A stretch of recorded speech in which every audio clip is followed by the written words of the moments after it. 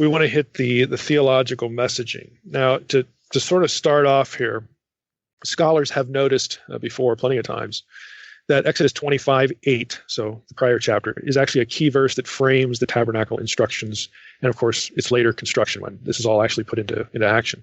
And that verse says, "Let them make me a sanctuary that I may dwell in their midst." Now, the verb translated dwell in that translation, which was ESV, is shakan. It's the verb equivalent of the noun mishkan, tabernacle.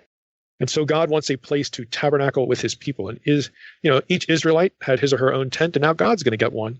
And it's this idea of God's presence returning to live among his people. Well, again, that should sound familiar, especially if you've read Unseen Realm and you're used to following biblical theological trajectories from Genesis onward. That should sound familiar. The language there, and of course, lots of other items in these chapters, Exodus 26 and 27, inform us that Eden is being kickstarted. Eden is being restored in some sense. It's, we're starting over with that. God is going to dwell among his people. He has redeemed the new family he created from Abraham after divorcing humanity at Babel. And of course, Abraham's lineage goes back to Adam. Heaven is returning to earth. Again, these are the big picture ideas that go with the tabernacle that we're going to drill down into.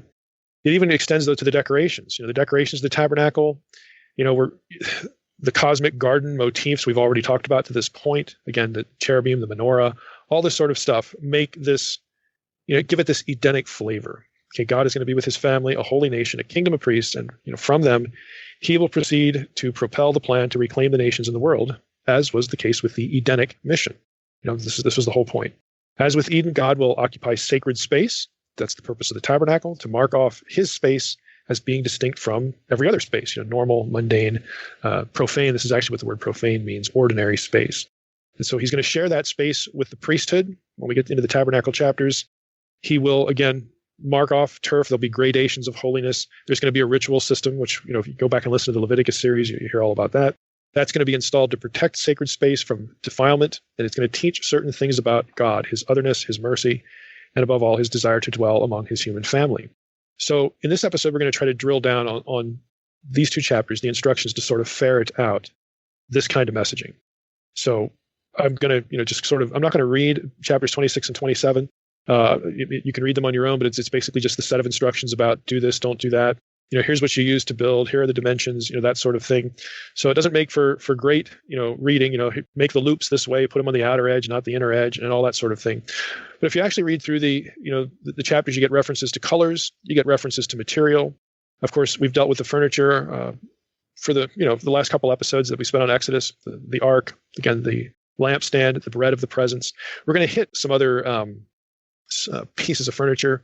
In chapter 27, there's the bronze altar, again, the outer court, oil for the lamp. So you get some of that in these two chapters, but I'm not going to rabbit trail on the furniture. We'll go back and pick up the altar that's mentioned here in the first few verses of chapter 27. We'll hit that when we hit chapter 30.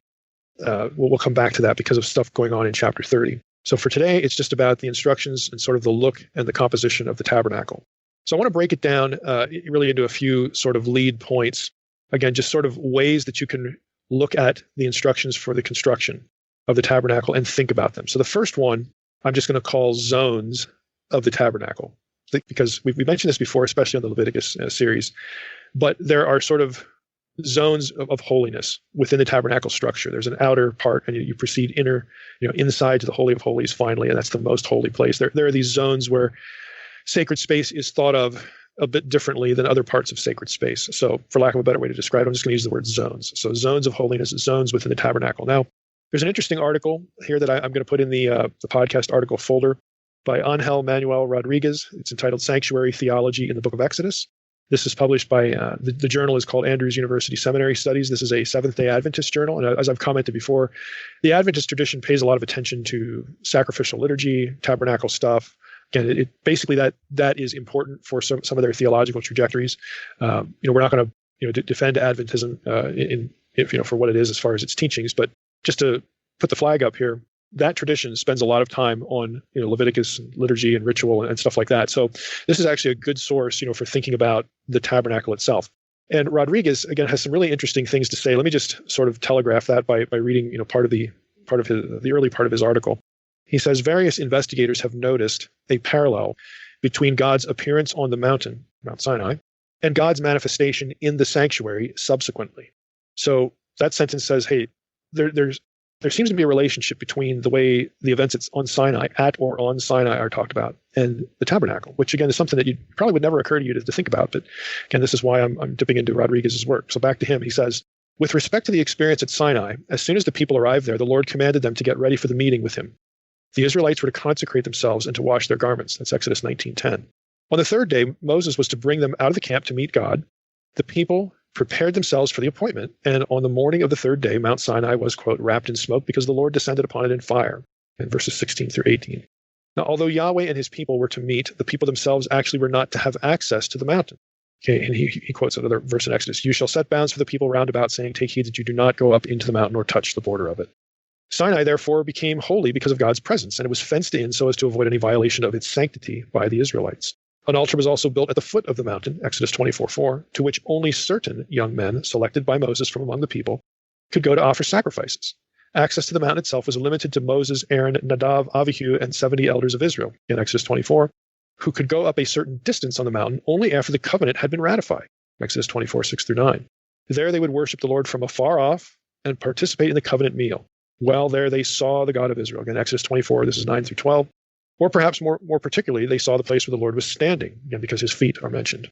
Moses alone could ascend all the way up the mountain near to Yahweh, where the glory of Yahweh was manifested in a special way. He went up there to get the tables of stone containing God's law. So I mean, you have this, you can just read through that and you can kind of see that, okay, that there's gradations here. There's certain people only allowed in certain places. There's different things going on in different places in Sinai. And yeah, we can see that. That's kind of like, the tabernacle sort of gets zoned off as well. Rodriguez adds this note. He says the similarity of arrangement here with that of the subsequent tabernacle is striking. The fence around the mountain, with an altar at the foot of the mountain, would correspond to the court of the sanctuary with its altar of burnt offering. Again, it's the outer court. The limited group of people who could go up to a certain point on the mountain would correspond to the priests of the sanctuary who could enter into the first apartment or holy place. And the fact that only Moses could go up to the very presence of Yahweh would correspond to the activity of the high priest, who alone could enter into the presence of Yahweh in the inner apartment of the sanctuary or most holy place. The theological implications of these structural parallels should not be missed. First of all, as indicated above, the ancient Israelite tabernacle was to be a perpetuation of the Sinai experience. Now, I'm just going to stop there. I hope you get the point. You could sort of, if you were looking at a picture of a mountain, you could say, okay, at the base of the mountain, that corresponds to the outer part of the tabernacle. Then you go like halfway up the mountain, that's the inner portion of the holy place. And then at the top of the mountain, again, where Moses was allowed, well, that's the Holy of Holies. I mean, you get these three sort of zones, three structural distinctions, areas on Sinai and in the tabernacle. And Rodriguez's point is that that's not an accident. This is intentional on part of the writer. We're supposed to think of the tabernacle because God's going to dwell there. He's going to, quote unquote, move from the mountain, and his presence is going to abide with Israel via the tabernacle, and most specifically the ark in the most holy place. So God's domicile, mountain, and now it's going to be this portable sanctuary. This is important. These parallels are deliberate because we've already talked about when it comes to the ark and the lampstand and the bread of the presence, how this is cosmic garden imagery. Well, it's actually also cosmic mountain imagery because of the way these zones parallel the experience at Sinai. And so Rodriguez's argument, and again, I think this has coherence to it, is that the Israelites, would notice this sort of thing, at least the literate ones, at least the ones, who had read this or knew about these gradations or remembered them in the early days before this was codified in Scripture. And they're going to be able to see, in transport at least, the decorative elements to the furniture inside the holy place and the Holy of Holies and whatnot.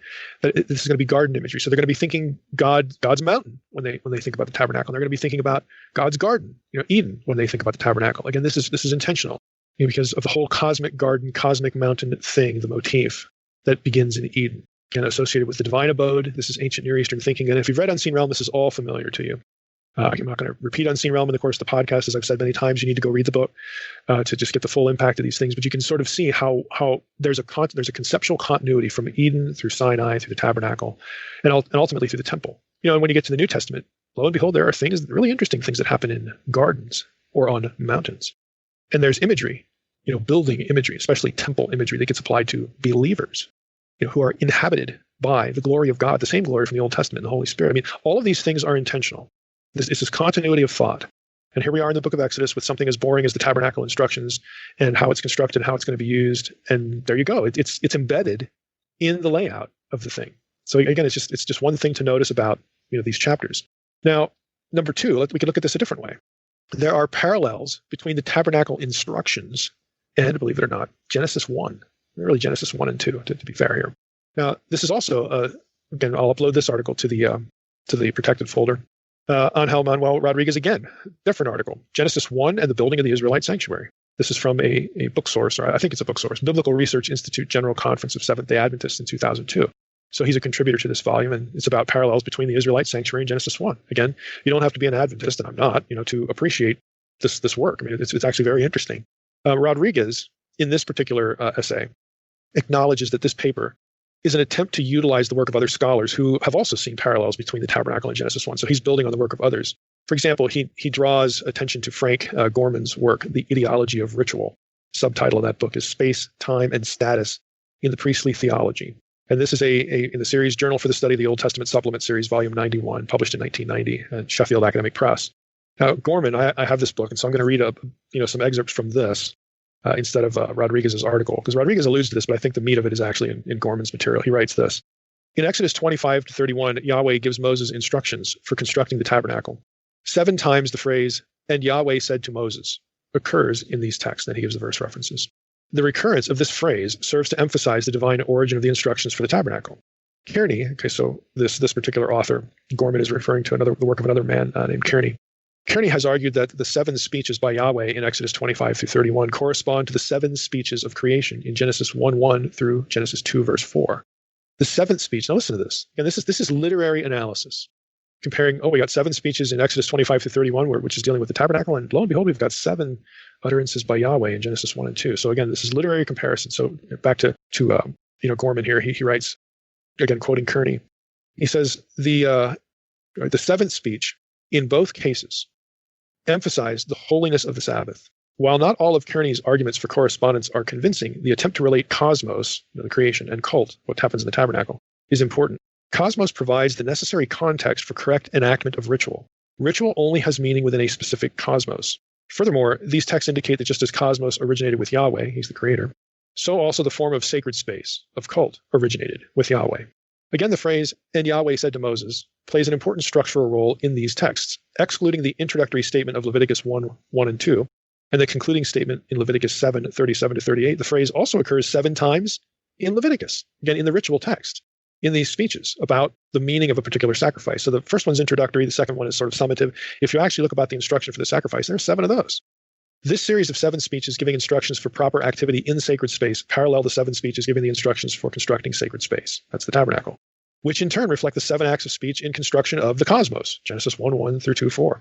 That the priests understood sacrificial activity in the context of sacred space is clearly supported by the repeated emphasis that such activity is to take place, quote unquote, before Yahweh, before the Lord, at the door of the tent of meeting.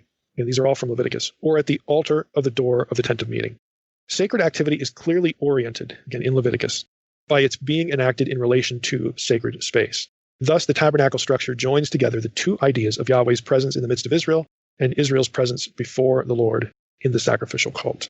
Now, the work of Kearney he's referencing is an article, Creation and Liturgy. The P, he's a JEDP guy, the P redaction of Exodus 25-40. And that's in the German journal, it's the Zeitschrift für die Alte Testamentliche Wissenschaft, 89, in 1977. Again, the whole idea, let me summarize it this way. What these scholars are saying is there's a parallel in terms of the instruction, the verbal instruction, between the 7 speeches in Exodus, talk about the construction of the tabernacle, the 7 speeches of creation, and then if you go over and look at Leviticus as to how the tabernacle being constructed here in Exodus was used, and the meaning of the sacrifices, which if you go back to our series here in the podcast, to Leviticus, the sacrifices were not about the forgiveness of mortal sin. They were about the purgation, the protection of sacred space from defilement, and the curing, the wiping away of defilement from the worshiper so that he would be fit for sacred space. It's all about sacred space. That's what the sacrificial system is about, and we often misunderstand it. So he's saying that there are these 7s, 7 speeches, 7 sets of instructions, 7 explanations for the meaning of the ritual that takes place on this sacred space. And again, these scholars are saying, look, that's just not coincidental. It's supposed to connect creation, the cosmos, with sacred space in the tabernacle, and with the rituals that happen in the tabernacle. It connects these things. So to summarize it, I think more succinctly, I'm going to be selective because Rodriguez, in his article, when he getting away from Gorman now, which is one of Rodriguez's sources, he actually has a listing of these things. And I'm going to be selective here. I'm not going to go through all of them for the episode here to save a little time. But being selective, here's some examples that he notices. He says, you'll notice if you look at these parallel 7s, just the passages themselves, You'll notice another pattern. There's 6 days plus a seventh day. So according to Exodus 24:15 through 17, he writes, Moses climbed Mount Sinai to receive instruction for the building of the sanctuary. Then he waited for 6 days. And on the seventh day, the Lord spoke to him from the theophanic cloud. The sequence of 6 days and a seventh day is the same as we find in Genesis.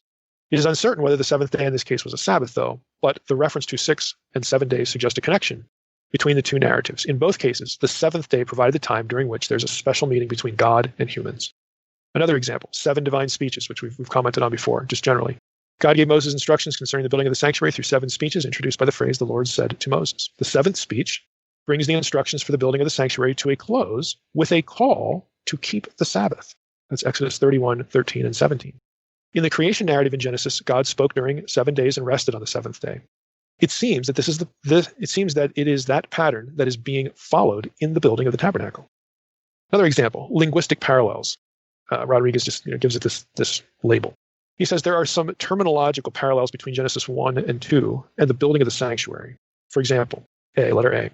God saw everything that he had made, and behold, it was very good. Genesis 1:31. Well, Moses saw all the work and the construction of the tabernacle, and behold, they had done it. Exodus 39 through 43. And what he's drawing attention to is that in Genesis 2, the first couple verses there, the same verb to say that everything was made, and then God's comment that it was very good. Moses approves of the construction of the tabernacle and uses the same verb for the completion. They had done it, they had made it in Exodus 39. So again, he's noticing that we've sort of got a bookending of this kind of verbiage. Genesis states that the heavens and earth were finished, Genesis 2:1 and 2, and again uses that same verb. After the building of the sanctuary, it's stated that all the work on the tabernacle, the tent of meeting, was finished. Same verb as back in Genesis 2:1 and 2. So you get the idea, that there's the construction of the cosmos. God said it was, asah, they had made it. It's very good. And then if you go over the tabernacle account, you have the same verbs show up once the tabernacle is completed, and Moses approves of the project. He's satisfied. This is the way we were supposed to do it. Then another observation: God finished his creative work and blessed the 7th day, and Moses finished the tabernacle, and he blesses the people in Exodus 39:43. There's a blessing pronounced. Again, I'm being selective here, but again, Rodriguez's article is full of this kind of stuff where one thing seems to mirror the other. Another one: during creation week, God separated light from darkness, water from water, day from night, so on and so forth. There's this verb of separation in Genesis 1 several times, verse 4, verse 6, verse 7, so on. After Genesis 1, the phrase between and to separate is used again in the setting of the tabernacle. So you have the same phrase, same verbiage used in the setting of the tabernacle. A veil was to separate the holy place from the most holy, Exodus 26:33. The priests were to separate or distinguish from or between the holy and the common, the clean and the unclean. The emphasis is on the fact that the Creator God is a God of order. And so, again, the cosmos is ordered, the tabernacle is ordered. What God's procedurally, when God is ordering the cosmos, he separates things. Well, procedurally, what happens in Leviticus and how the tabernacle is constructed results in separation of one thing from the other, distinguishing holy from the profane. And again, his argument is that the language here, the verbiage, is not coincidental. Another one, last one here for the sake of the episode, the presence of the Spirit of God. The Spirit of God is mentioned in both the creation narrative and in the construction of the tabernacle. Now, in Genesis 41:38, Pharaoh had used the phrase the Spirit of God of the gods, but obviously he's referring to his own deities. Therefore, if we wipe that one off the table, the next biblical reference to the Spirit of God after Genesis 1:1 is guess where? Exodus 31:3, in the middle of the instructions for the tabernacle, or not in the middle, but right there in that section, Exodus 25 through 31. Of course, we're looking at 2 of those chapters specifically today. So again, Rodriguez is like, this isn't a coincidence. You go from Genesis 1, where actually it's 1:2, the Spirit of God is hovering over the waters. And the next time you see a specific reference to the Spirit of God is in this section when they're building the tabernacle. So he's like, okay, again, when we think of one thing, we're supposed to think of the other, and this is intentional on the part of the writer. God enables certain individuals to build a sanctuary by filling them with his Spirit. Those are the references. So you get Exodus 31:3, 35:31. It sort of ties the two things together by virtue of the language used. So, you could go through a bunch of these, and Rodriguez does in his article. There's a lot more to it than this, but it raises an obvious question. So what would the point be? What's the point of conceptually and psychologically linking the tabernacle to the Genesis creation? Well, again, Rodriguez would argue, just generally, I'm summarizing here, he would say that by doing this, the reader would see the tabernacle as the Creator's hand guiding the Israelites. In other words, just as God's hand was in creation, God's hand is in the construction of the tabernacle. God is there with them. He's guiding them through the Israelites, through his Spirit, to being a new creation. Again, and that's a familiar way of thinking about the Exodus, the deliverance from Egypt, the covenant at Sinai. We have a new creation here. So he's saying that's really what the writer wants the people to think about. So in addition to being the visible abode of God's presence, the tabernacle therefore also would be a visual emblem of order being brought out of the chaos of Egypt's bondage and the battle against her gods. It's a new creation. Third one, I'm going to add a third one here, and this is a bit. It'll feel a little bit off the radar, but we're going to go into this because, again, I think you're going to find it quite interesting. Third way of looking at the tabernacle instructions is to think about the tabernacle, the possible relationship between the tabernacle and, believe it or not, the divine council. Now you're probably thinking, what in the world? Again, if you've read Unseen Realm, you probably already have an inkling of the trajectory here. But if you haven't, this is going to sound like, what in the world? There's Mike. We've heard he has two heads, and this is proof. Well, again, go back and read Unseen Realm if you haven't. And for those of you who have, let's just jump in here a little bit. And again, I think you already kind of sense what's going to happen here. So evangelicals typically think of the tabernacle only in terms of it being the place God met with Israel's leader, like Moses or high priest, or God never actually meets with the high priest, but that language is used of Moses and in theory his successors. Okay, that's typically how we think of the tabernacle. This is where God meets with Israel's leader, or on occasion, the people, in a bigger, more corporate sense. When people are gathered, God, the glory cloud descends, and so on and so forth. That's typically how we think of the tabernacle. It's God and the people, or God and the leader. Most, therefore, would be surprised that the tabernacle would give us anything to think about in regard to the divine council. The point of connection, though, is the fact that the tabernacle is a tent. Serious Old Testament scholars know that the high god of Ugaritic religion, El, lived in a tent. Consequently, they have taken note of this pretty obvious parallel as part of the wider discussion of how biblical writers in various places repurpose El language, the Canaanite El, Ugaritic El, how the biblical writers repurpose El language and El motifs for Yahweh. And of course, they do the same thing with Baal motifs, Baal phraseology, attributing that to Yahweh. Again, if this is totally unfamiliar to you, this is standard Old Testament scholarship. The biblical writers don't want their people to worship El and Baal. They are the regent and the co-regent of the heavenly host in Canaanite religion. Instead, they want to make the point that Yahweh is God, not these two dudes. And so they will use scenes from Canaanite literature and epithets, labels, titles of these deities, and say, no, it isn't. Baal isn't the one who rides the clouds and gives us rain and keeps us alive. It's Yahweh. Yahweh is the one who rides upon the clouds. There are 4 references of that phraseology applied to Yahweh in the Old Testament. So this is what they're doing, and biblical writers do this a lot. They repurpose El and Baal, again, motifs, imagery, phraseology, whatever epithets, and they attribute it to Yahweh to teach theology, to teach who the real God is behind whatever thing that El or Baal is getting credited for. Well, if you realize that this happens, and it happens a lot in the Old Testament, you have to also be struck by the fact that El lives in a tent, and Yahweh is in a tent because we have the tabernacle. So we can't really ignore that. So back into the Ugaritic material here, more specifically, El lived in a tent on the cosmic mountain.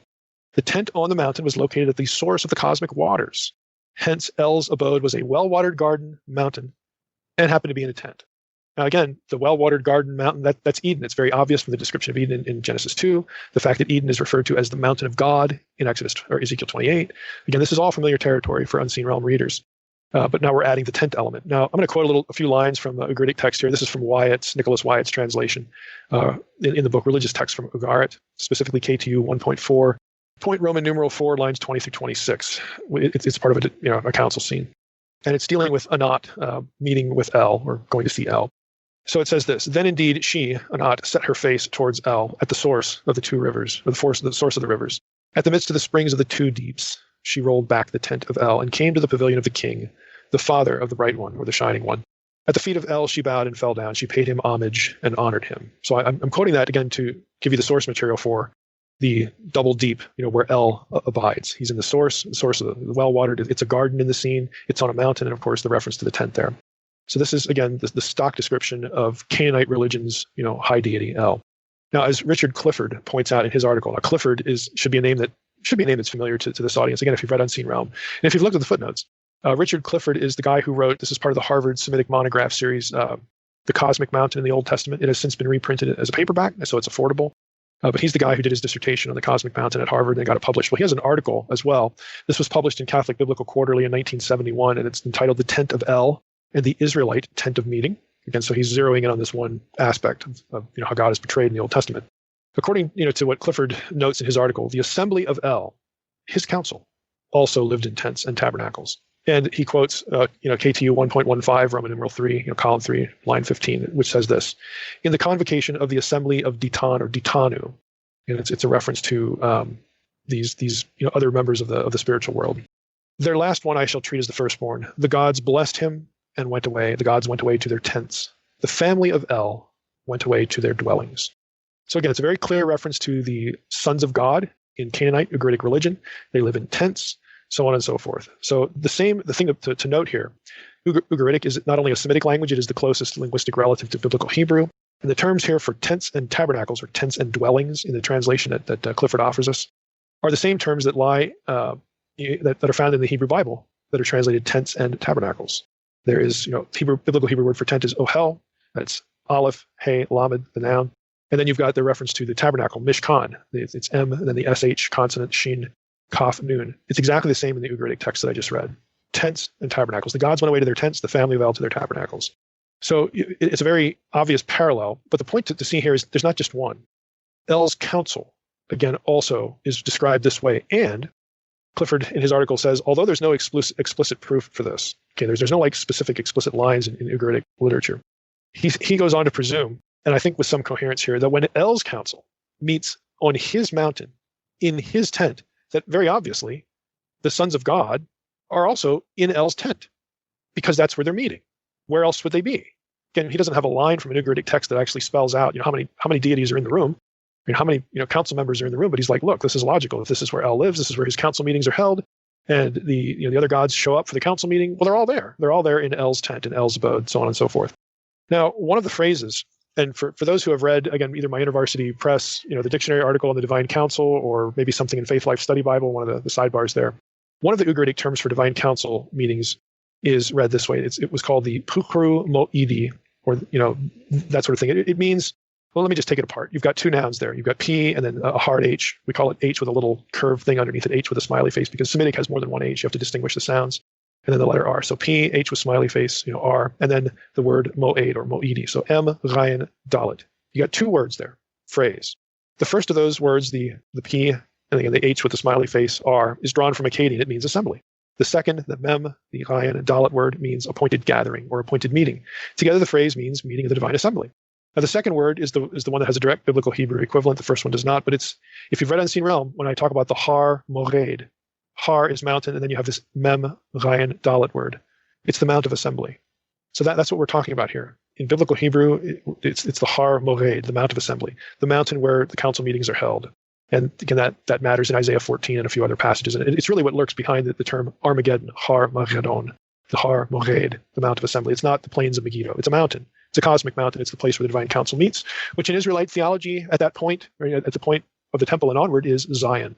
So Armageddon is a battle that takes place for and at Zion, okay, Jerusalem, if you will.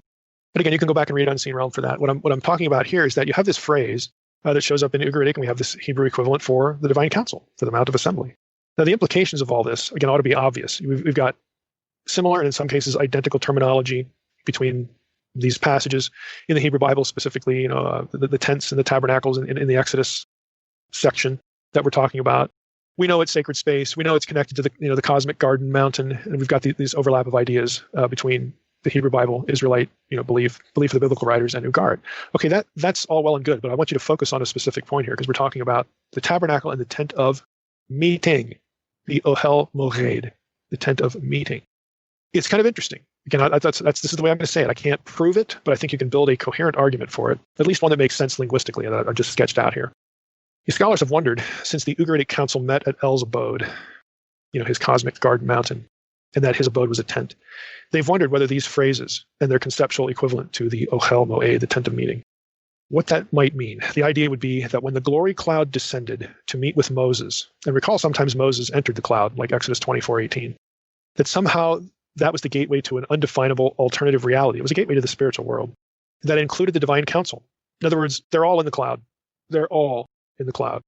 Now, we know biblically, it says that the Lord was in the cloud. So there's the obstacle. There's the thing that makes it somewhat uncertain.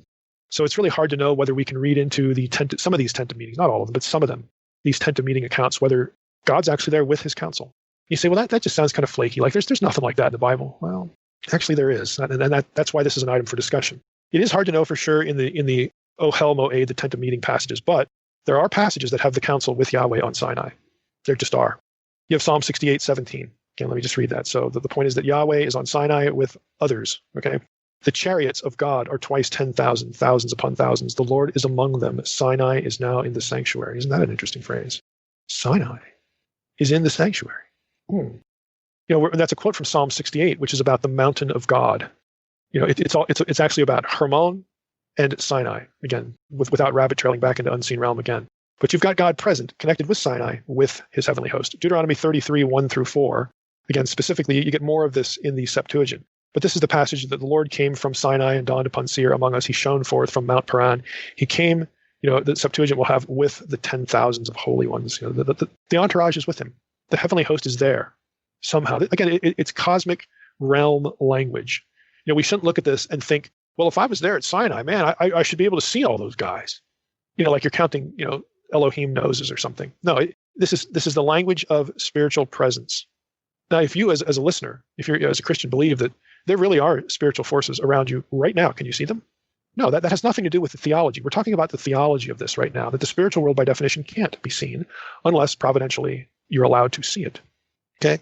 So could that idea that the divine council was present at the tent of meeting, at some of these, not all of them, but some of these passages, some of these situations that you actually have everybody in the tent. It's a full tent, okay, in a manner of speaking.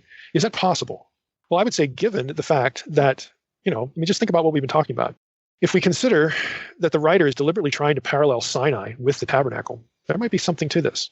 And consider as well God's instructions that the earthly tabernacle was to be modeled after a heavenly prototype. After all, God does say, hey, I'm giving you the heavenly pattern. Exodus 25:9, Exodus 25:40 say that specifically. See that you make all this stuff after the pattern for them, which is being shown you on the mountain, okay? We know this is part of the idea that what's being constructed here is an earthly counterpart, an earthly equivalent, an earthly, a mirror image, or however you want to describe it, to something in the spiritual world, to the heavens, okay?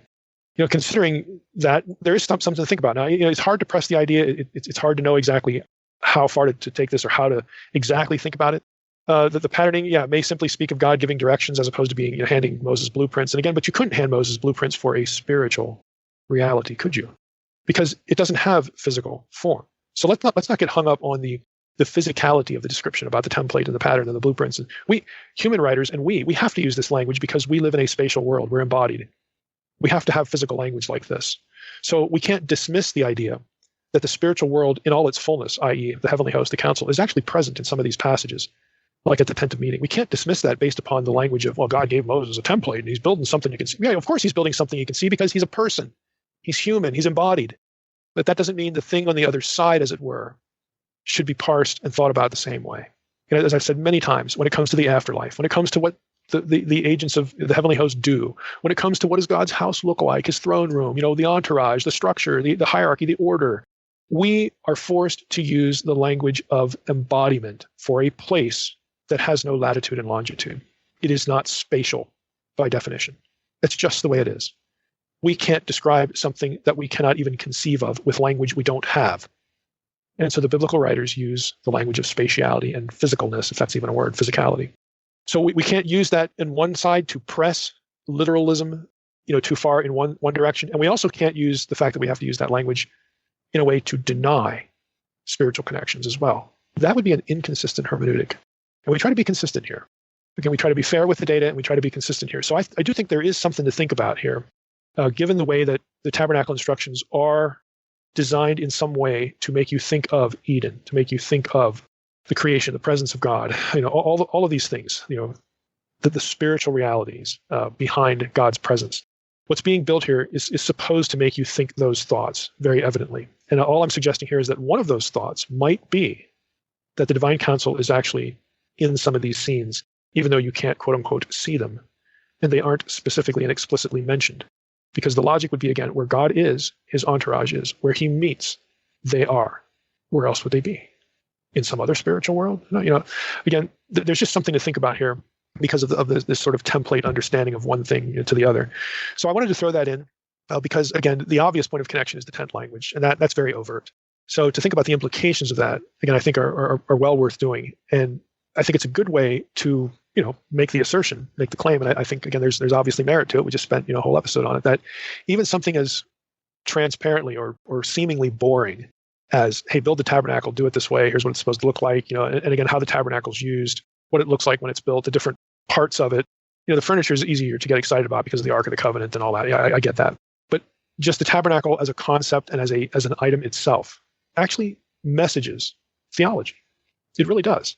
So there's a lot to think about here and a lot to sort of notice in terms of the way that the biblical writer wants you to be thinking. This is why, as I've said in Unseen Realm and lots of other occasions many times, I want the Israelite living in your head, because what the biblical writers are doing is they're writing to people of their own day. They're not writing to you. They're not writing to me.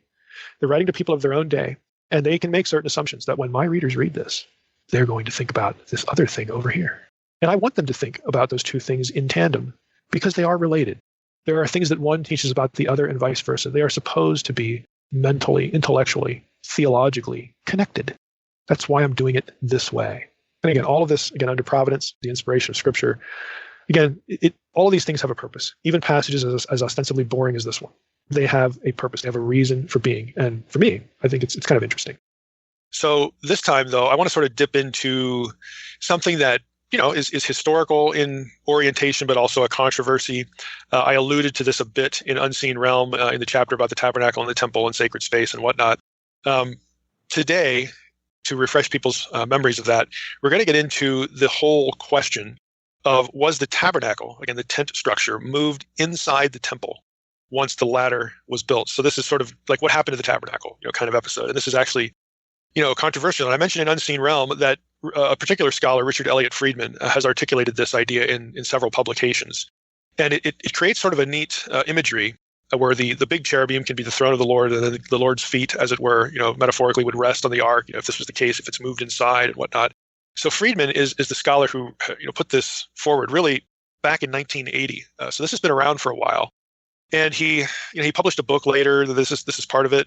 It actually works its way into his Who Wrote the Bible book, which was a big bestseller back in the day, which popularized the JEDP theory, the approach to the Pentateuch.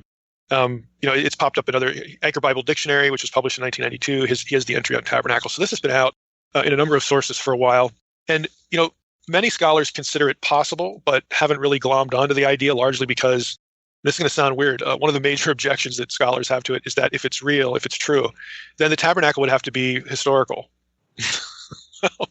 Again, in the world of critical scholarship, scholars tend to believe that there was no tabernacle, just like there was no Exodus. There's no tabernacle. This is sort of a mythical story that people who were living during the era of the temple sort of take the temple and they retroject it back into Israel's earlier history. They sort of make up this predecessor. That, since people are so married to that, because of either how they date the presumed sources of the Pentateuch or just how they operate with this evolutionary perspective of Israelite religion, since they're married to this kind of thinking, they don't really like Friedman's proposal. Because if he's right, well, then there was a tabernacle and it gets moved in and the temple and so on and so forth. Now, one particular scholar really hates the idea, and we're going to get to him as well. But in this episode, I want to summarize what Friedman is arguing for and really why, kind of what prompted it. And then we'll get into the guy who just hates it the most, Avigdor Horowitz, and see what criticisms he levels at it. So in this episode, we're going to be talking about like what happened to the tabernacle. Was it still around when the temple was here? Does it actually get moved in? And why would we even think that? Why would we even presume that? Because you would think, well, when they had the temple, they just get rid of the tabernacle. Who cares? We've been there, done that. Now we're on to this new thing. Again, there are certain things that prompted Friedman to wonder about that. So what I've done in the, if you're a subscriber to the McLeod newsletter, you can get access to the protected folder. I've uploaded one of Friedman's publications, The Tabernacle in the Temple. This is from Biblical Archaeologists way back in 1980. And then when we get to Horowitz's response, I've also uploaded his article so you can get both sides of this. So Friedman's proposal, let's just jump in there. His Biblical Archaeologist article begins this way. Okay. He says, in the September 1947 issue of Biblical Archaeologist, there appeared Frank Moore Cross's study, The Priestly Tabernacle, in which Cross challenged the prevailing Wellhausian view. So when you hear Wellhausen, think of the evolution of Israelite religion from polytheism to monotheism. So Cross challenged the prevailing Wellhausian view of the biblical tabernacle in the Wellhausian scheme. The portrayal of the tabernacle, which is the central place of worship for the Israelites in the wilderness, that this is fiction. That's Wellhausen's view. It's the product of the imagination of post-exilic priestly writers. Cross suggested, rather, that the priestly tabernacle account reflects a historical structure, the tent of David. The purpose of the present study is to pursue further the actual and portrayed history of the tabernacle, looking especially into the years subsequent to David, when Solomon's temple succeeded David's tent. It is argued here that the priestly tabernacle description does indeed reflect a historical pre-Solomon structure, which was placed in the temple and was located there until the destruction by the Babylonians. Let me just stop there. When Friedman is defending the historicity of the tabernacle, to him, the quote-unquote original tabernacle was a tent that David made. All right? So let's keep that in mind. Now, I'm going to reference the original tabernacle as being something different. That's something that was actually real back in the days of the Exodus. Okay? So original tabernacle, that phrase might mean something when it reflects me, or as opposed to cross and then Friedman, what they're arguing for. But the point is that most scholars, just don't believe that there was a tent structure at all. And so they find Friedman's thesis either questionable, uncertain, or they just plain hate on it. So let's go back to Friedman. In the rest of his abstract, he says this: if a tabernacle shrine existed and was popularly and royally venerated until the construction and dedication of the temple, then one might well expect some textual indication of the fate of that shrine after the temple arose. The biblical histories do not report explicitly that the tent of meeting was brought up to the temple of Solomon on the day of the temple dedication, together with the ark and the sanctified vessels. And he references 1 Kings 8:4 here, which I will read. They brought up the ark of the Lord, the tent of meeting, and all the holy vessels that were in the tent. The priests and the Levites brought them up. Now, that, again, looks like it does reference the tent of meeting, but you have to realize that there's a whole argument in scholarship about the tent of meeting being different than the tabernacle, and the tent of meeting being the tent, again, that David built, not Moses, because we don't even know if Moses was real, or there was no Exodus. Okay, so there are going to be certain verses that to your ear will sound like they say one thing, but again, scholars are critical scholars, those who don't feel the need to sort of have a high view of Scripture. They don't have a high view of Scripture and therefore don't see the need to affirm lots of things as being genuine. That's where the bulk of the world of biblical scholarship is. They're going to be thinking something different when they run into these verses. So back to Friedman's abstract. So you have this verse, 1 Kings 8:4, about what was brought up to the temple. And he says, this verse has, since Wellhausen, been regarded as a gloss, like just something added later, because of the infrequent references to the tabernacle in the history of the land prior to this report. So in other words, once Israel gets into the land in the biblical story, he's saying, since the tabernacle is really not referred to much, when it is, scholars tend to just say, oh, they're making that up. They're throwing that in, again, to retroject the temple back into earlier biblical history. So that's just how they look at it. So that's the end of Friedman's abstract. Now, just that bit, even though Friedman is obviously not in anything we would call the evangelical world, or the world of scholars who do assign historicity to an Exodus and the tabernacle in the days of Moses. Friedman's not there, but his sentiments run quite contrary to accepted dogma. Again, especially Wellhausen, whose research provided a religious rationale for JEDP in its classical formulation. And again, JEDP is the idea that the Pentateuch was totally not written by Moses. Again, typically they would say there was no real Moses. If there was, he didn't write anything. But rather that the Pentateuch, the Torah, was written much later, and it is a composite of source documents named JEDNP. So the documentary hypothesis. So, Friedman is a documentarian. He's just disagreeing with this part of the sort of the general consensus. And he does assign historicity to the tabernacle, at least the tent in the time of David. So we want to know who Friedman is. He's a critical scholar, but he's running against the grain here. Now, from this point, Friedman gets right into his thesis and its trajectory. So I'm going to read what he says, just lay it out for you. Here's his argument. Scholars generally have thought the dimensions of the tabernacle, that they comprise a reduced scale imitation of the Jerusalem temple. But these dimensions are by no reckoning proportionate to those of either the first or the second temple. In the standard estimates, the tabernacle, as described in the book of Exodus, is 30 cubits in length, 10 in width, and 10 in height. In my own calculation, he says, the tabernacle is 20 cubits in length. So there's a difference there, 8 in width and 10 in height. And he illustrates this in his article with pictures, how he gets to his dimensions. Because this is important, because for it to fit inside the temple, it has to be 20 in length and 8 in width and 10 in height, not 30, 10, and 10. So he's going to argue how this can be done based on the description of the tabernacle in the book of Exodus. And he has his own way of laying out the language there so that the dimensions turn out this way. He says, the first temple, as described in 1 Kings 6, is 60 cubits in length, 20 in width, and 30 in height. It is thus 3 times the height of the tabernacle, but twice its length and width. Suggestions of correspondence of the dimensions of the tabernacle with the second temple are groundless, as the dimensions of the second temple are not reported anywhere in the Hebrew Bible. According to Ezra 6:3, Cyrus had directed that the second temple be constructed 60 cubits in breadth, but there's no report concerning whether this direction was followed, and again, the tabernacle dimensions don't correspond.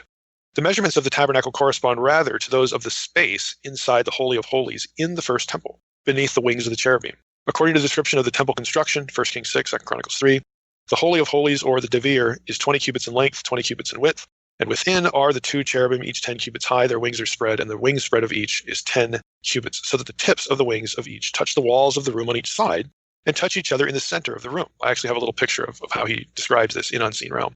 Thus, the space between the cherubim is 10 cubits in height, 20 cubits in length, and less than 10 cubits in width, as the bodies of the cherubim take up a portion of the center space. The measurements of the tabernacle as pictured in Exodus 26 and 36 are just this 10 cubits in height, 20 cubits in length, and 8 cubits in width. Scholars until now have reckoned the tabernacle dimensions differently owing to the manner in which the tabernacle construction is portrayed in the book of Exodus. The exact measurements are never stated outright, one must rather derive them from the description of the materials and structure. So we'll end there. So what he's going to say is like, look, we get these instructions, but we're never really told, again, precisely, how it, what the size is once it's constructed and so on and so forth, and so he's going to take that plus this space within the later temple, and he's going to argue that he can align them, he can match them so that the tent structure will fit inside the temple. And now there's a reason why he's doing this. There's a reason why he feels that this is important. I mean, you can, as far as the construction, what it would look like and how he puts things together, you can reference the article and look at the pictures. You have to ask, why does he care? Is he just like fixated with measurements? Is this guy an engineer or a carpenter, in his other life? No, he appeals to certain passages in the Old Testament to justify the idea, just basically to justify the whole question and the whole endeavor. What he's really trying to do is to make certain statements in certain passages make sense. For example, there's a controversy naturally over whether the actual Old Testament tabernacle was still around in David's time, or whether David made a new tent for the ark. Again, I've mentioned that division before. I think a lot of scholars don't believe that either of those is historical, but for those that would think the tabernacle is historical, most of them are going to land with this tent that David makes, because there are references to David making a tent to house the Ark of the Covenant. Now, 1 Chronicles 16, 1-6, and verses 37 to 38 seem to suggest that there might be two tents. Now, to understand those verses, though, we have to look at some other ones first, earlier than the Chronicles reference. So let's look at 2 Samuel 5, 8-11. We're just going to read a few passages and just kind of notice some things in them. So 2 Samuel 5, 8-11 says this. I'm reading ESV. David was angry because the Lord had broken out against Uzzah. This is the incident when the ark, he reaches out his hand to steady the ark so it doesn't fall off the cart, and God strikes Uzzah dead for touching the ark. So David's upset. And that place is called Perez Uzzah to this day. And David was afraid of the Lord that day, and he said, how can the ark of the Lord come to me? So David was not willing to take the ark of the Lord into the city of David, but David took it aside to the house of Obed-Edom the Gittite. And the ark of the Lord remained in the house of Obed-Edom the Gittite 3 months. And the Lord blessed Obed-Edom and all his household. Next chapter in 2 Samuel, this is 2 Samuel 6, 16, and 17. This is the short account of the ark being brought to Jerusalem. We read this. As the ark of the Lord came into the city of David, Michal, the daughter of Saul, looked out of the window and saw King David leaping and dancing before the Lord, and she despised him in her heart. And they brought in the ark of the Lord and set it in its place inside the tent that David had pitched for it. And David offered burnt offerings and peace offerings before the Lord. Now, the question is, how could the ark? I mean, apparently the ark in 2 Samuel 5 didn't have a home. It's outside the tabernacle, and so David's going to take it, to Jerusalem. But then the Uzzah thing happens, and so they leave it at the house of Obed-Edom. He puts it somewhere for 3 months, and then David goes and gets it out, and he puts it in a tent that he had pitched for it. So there is evidence again that David, has made a tent, for the ark. Now let's go back to 1 Chronicles 16, 1-6, and read that. This is again, similar, the Chronicles version of what's going on here. They brought in the ark of God and set it inside the tent that David had pitched for it, and they offered burnt offerings and peace offerings before God. And when David had finished offering the burnt offerings and the peace offerings, he blessed the people in the name of the Lord, distributed to all Israel, both men and women, to each a loaf of bread, a portion of meat, a cake of raisins, so on and so forth. Then he appointed some of the Levites as ministers before the ark of the Lord to invoke, to thank, and to praise the Lord, the God of Israel. Asaph was the chief. Second to him was Zechariah, Jael, Shemi Ramoth, Jehiel, Mattithiah, Eliab, Benaiah, Obed-Edom, and Jael, who were to play harps and lyres. Asaph was to sound the cymbals, and Benaiah and Yahaziel, the priest, were to blow trumpets regularly before the ark of the covenant of the Lord. So that's the first 6 verses. You go down to verses 37 and 38, we read this. So David left Asaph and his brothers there before the ark of the covenant of the Lord to minister regularly before the ark as each day required. And as Obed-Edom and his 68 brothers, while Obed-Edom the son of Jeduthun and Hosa were to be gatekeepers. Now, you look at that. Before the ark, they're ministering before the ark of the covenant of the Lord to minister regularly before the ark as each day required. Friedman is going to seize on that and say, there were required elements of service before the ark that are described in earlier portions of the Hebrew Bible, where it seems like the tabernacle structure itself is required. Like the structure itself has some sort of role to play in some of the rituals. And so he's like, okay, if they're doing this, if we take this seriously, that they're ministering regularly before the ark as each day required, then it seems like the original quote-unquote tabernacle is there. Or maybe, this is how we should read, this wording that David builds the tent, and then that sort of becomes what later scripture or other scripture calls the tabernacle, or you've got 2 tents. So there's something going on here. There's a tent that David builds. Is it the same as the one that the Bible elsewhere calls the tabernacle? Now, again, those who think that the Mosaic tabernacle was real and historical would say, well, maybe David did build a tent. Maybe there was a temporary structure somewhere in Jerusalem for the ark. But if you're going to do this ministry, that implies that the tabernacle has to be used. And maybe this tent that David built, maybe it's just David commanding that the original tabernacle be set up, whereas earlier it wasn't. So you have this controversy. And I don't want to get too lost in the tent during the time of David, but it's part of this discussion. Because again, all Friedman is arguing is that, look, there was something going on here that was real, it was historical. Whether David is setting up the Mosaic tabernacle, and that's what the language means about the tent that David had pitched for it, or whether, well, that never really happened, but David himself did actually build a tent in which the ark was kept. Either way, okay, what Friedman is arguing is that whatever that was, and whoever built it, is going to get inserted into the temple. And so we need to sort of figure out what's going on here. Now, there are some verses that suggest a tent is associated with the temple. And this is what sets Friedman off on this trajectory, on this run. So there's this notion that after the temple was built, there's still tent language associated with Solomon's temple. And Friedman's like, look, the only way that can make sense is if this tent structure, again, whether it was David that built it or whether he just reset up the original Mosaic tabernacle, he's going to say we don't know that. But whatever it was, that thing gets moved into the temple complex because there are certain verses that just associate the Temple of Solomon with a tent, which doesn't make a whole lot of sense unless this other thing is real. So let's take a look at some of these passages that sort of set Friedman off, and this will kind of explain why he cares. So let's go to 2 Samuel 7, verses 1 through 6. Now listen to this carefully. This is the Davidic covenant when David has the idea to build a temple, and then God's going to make a covenant with him, and so on and so forth. Now when the king lived in his house, and the Lord had given him rest from all his surrounding enemies, the king said to Nathan the prophet, "See now, I dwell in a house of cedar, but the ark of God dwells in a tent." Now this isn't the word mishkan here, so we need to be thinking about vocabulary. Mishkan is the biblical Hebrew word for tabernacle. So hold on to that. This isn't that word in particular.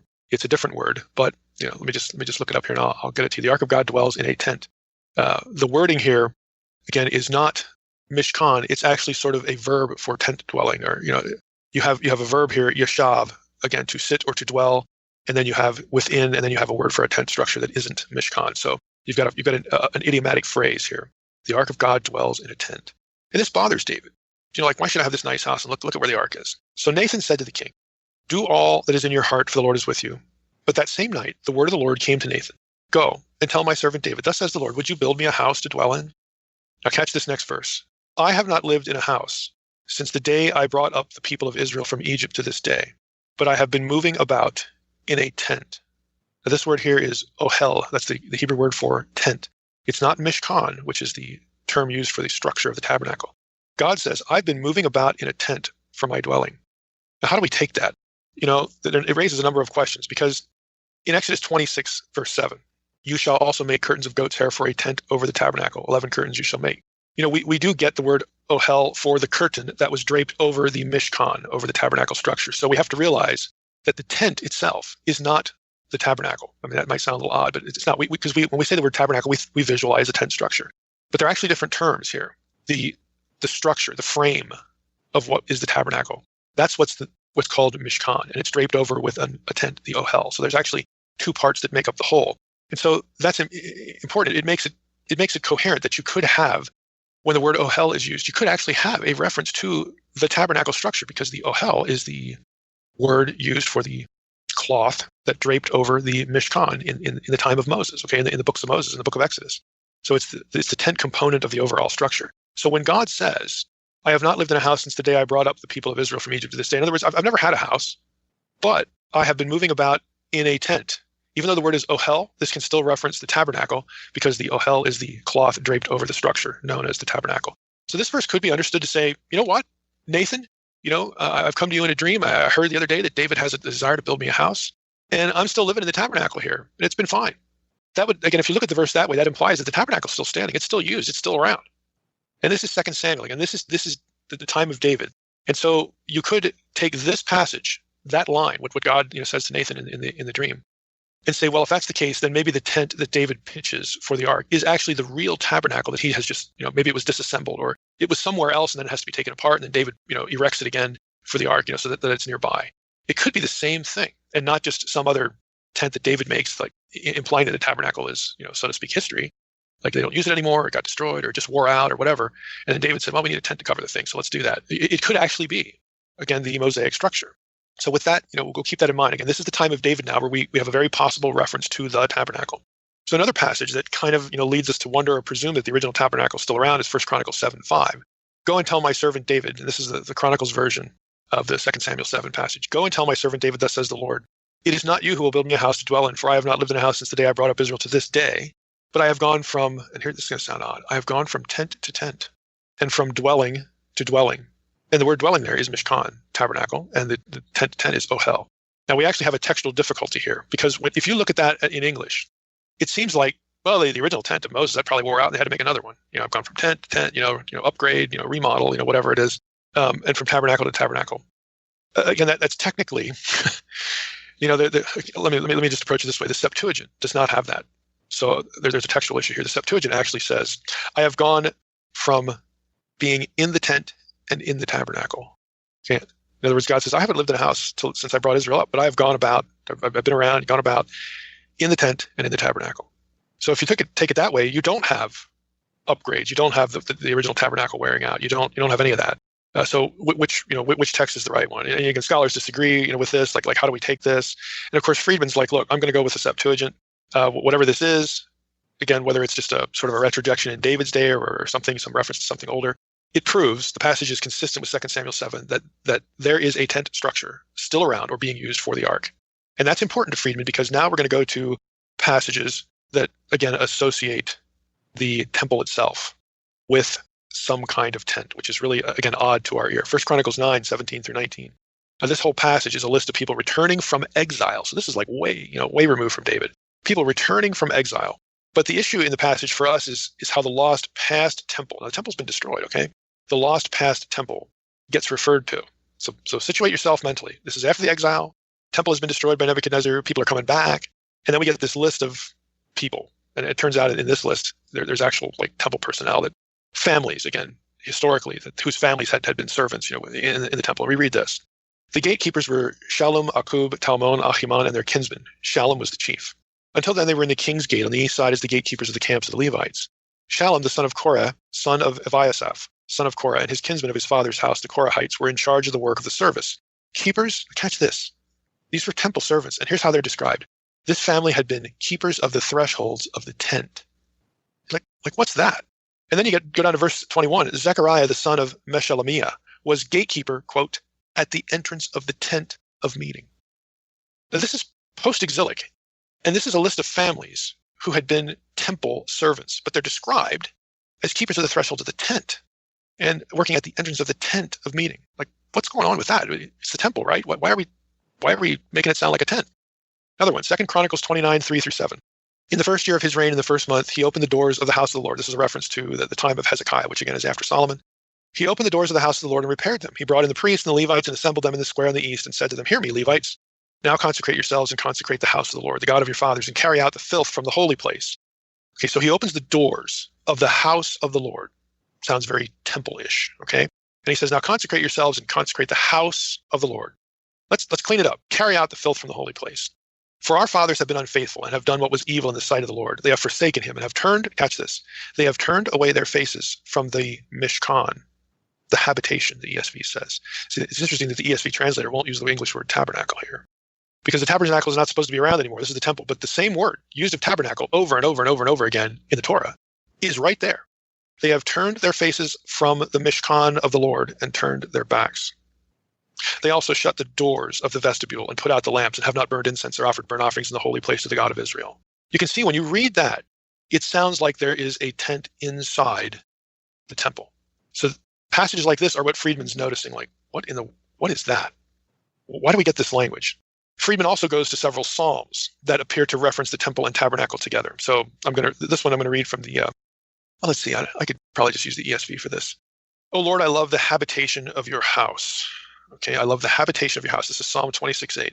The word habitation there is not Mishkan, it's Me'on. Okay, oh Lord, I love the habitation of your house and the place where your glory dwells. Now, the Jewish Publication Society has, oh Lord, I love your temple. There's the house, okay? Your temple abode, the habitation of your house, the ESV says, but here's the second line in the JPS, Jewish Publication Society, Tanakh. And the dwelling place, the Mishkan of your glory. That's actually literally what the Hebrew has. So I love your temple, okay? And then the temple is renamed in parallelism as the Mishkan of your glory, the tabernacle of your glory. Again, it just sounds like referring to two things that are overlapping here. You get other references like this in Psalm 43:3, Psalm 46:4, Psalm 132:7. Let me read that one. Psalm 132:7. Let us go to his, the Lord's dwelling place. Let us go to his Mishkan, to his tabernacle. Let us worship at his footstool. Well, that's a reference to the ark, right? But wait a minute, this is Psalm 132. This is one of the songs of ascent. Songs of ascent are songs that you would sing at returning from exile, going up Mount Zion. You're going back home. What in the world is this? I mean, not only don't we have a temple in the post-exilic period, but when they're thinking about the place, they use Mishkan and the ark, the footstool. Like, what's going on here? So I'm hoping you see that these are the kind of passages that Friedman has come across, in his study as an Old Testament scholar. He's like, boy, that sounds a little odd. Could it be that they actually, whatever the tent structure was, whether it was something David made, and so I don't have to affirm that Moses was real and all this, or again, me speaking, could it be that the original tabernacle was just reconstructed by David or something like that? But either way, that this thing, whatever it is moved inside the temple, and that's why you get this language. I mean, some of these verses are really kind of suggestive of that. So in Unseen Realm, I actually kind of like this idea. I think it does make sense, this, but ultimately it's going to come down to one or two things. So let's just transition here. You might ask, well, how in the world can anybody deny this? I mean, the verses look kind of clear. I mean, Mishkan used in these late verses, and this is clearly the word in Exodus 26 and 27 for the structure of the tabernacle. And Ohel is also used in some of these passages, and that would be the tent that's draped over the structure. It seems like the language is pretty clear. How can you object to this? Well, let me start with a few general ones, and then I'll get to Hurwitz, who really hates the idea. General objection number one, people will argue that Psalm references to the Mishkan aren't the tabernacle. They'll say the word is just being used to talk about God's dwelling place in general. It's generic. Okay? It's Mishkan, it's the same word, but that can't be really the tabernacle here. It just refers to a dwelling place, wherever that is and whatever that is. Two, they'd oppose Friedman on the textual issue in 1 Chronicles 17:5, tent to tent, tabernacle to tabernacle. And they would say, look, this alone says that the original tabernacle wasn't around. They're just, building whatever they can, making tents or whatever. So this place, this ark has some place to sit. It's not the real thing. Well, okay, I guess it's at least fair, to go with one version of the text in 1 Chronicles 17:5 and to just say that the Mishkan references they're sort of metaphorical or they're generic. Okay, that's all well and good. You could sort of do that, but the reality is that doesn't address the idea that the Israelite priesthood used a tent structure for the ark and effectively, maybe a rebuilt tabernacle or something. They moved some kind of tent into the temple. That's really what Friedman's after. So you can say that again, some of this is generic or again metaphorical or whatever, but you still have other verses like the one where they open the doors and then the references there to the tent and whatnot. It just why even use the language? Why even use that kind of language? It would seem like the writer should have known that would just create confusion with the old tabernacle. Why even use it? So we seem to be kind of at a standstill, or at least that's the way generally Friedman's argument is opposed. And this is why a lot of scholars say, well, that's okay. We'll think about it. We're not really persuaded, but yeah, let's think about it. What's the harm? Well, to Hurwitz, again, he just hates the idea. This has sort of been like a thing that gives him the way he writes. It's like, now I have some reason to get up in the morning so I can go attack Friedman's view. The main voice, again, who has no time at all for it, is Victor Avigdor Hurwitz, and he wrote an article called "The Form and Fate of the Tabernacle: Reflections on a Recent Proposal." It's from the Jewish Quarterly Review, 1995. So this is 15 years after Friedman. His original article is a few years after the Anchor Bible Dictionary article, and so on and so forth. Now, I'm going to read you part of this, and you're going to see why I characterize Hurwitz the way I do. He writes this. Richard Elliott Friedman has argued that the Mosaic tabernacle, described by the Pentateuchal priestly source, stood in the Holy of Holies in the Jerusalem temple. In order for the tabernacle, usually figured to be 10 cubits wide and 30 cubits long, to fit into a space 20 cubits square, Friedman has proposed a radical rearrangement of the tabernacle's components, thereby shrinking its measurements in comparison to standard reconstructions. Friedman's suggestions have met with a modicum of acceptance in scholarly literature, although the details of his argument have never been evaluated. The present article rejects absolutely every aspect of Friedman's proposal. A review of Exodus 25 through 40 reconfirms standard tabernacle reconstructions with some minor alterations. Detailed scrutiny of Friedman's argumentation shows that his innovative plan is based on numerous incorrect and impossible interpretations of crucial passages in the biblical text. The tabernacle proposed by Friedman is consequently completely without textual support. There is also no biblical evidence whatsoever that a tabernacle of any size or shape ever stood in the Holy of Holies in the temple. Post-biblical literature occasionally speculates about the whereabouts of the Mosaic tabernacle, and these speculations represent a topic worthy of future scholarly discussion. But these late musings, these recent musings, are products of exegetical questions raised by the extant form of the Bible and contribute nothing to the historical question of how the tabernacle was disposed of when the temple was built. Now, if you think that's snarky, he later says this. Friedman's reconstruction of the tabernacle is wrong in every detail, has not a shred of evidence in its support, does serious harm to an understanding of the structure and the text describing it, and reflects a total disregard for the most fundamental pillars of sound exegesis and, in particular, concern for the Hebrew language.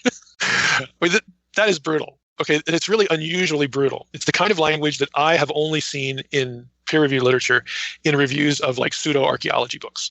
Like the stuff I would do on Paleobabble or Fringe Bop. Where a scholar actually takes the time to read, some book like Ahmed Osman. Moses was, I don't know what I can't remember what his view is, but it's part of the Afrocentric, kind of thinking about the Exodus and whatnot. And when scholars actually get a hold of that stuff, and some of Graham Hancock's books have been reviewed, they are just brutal.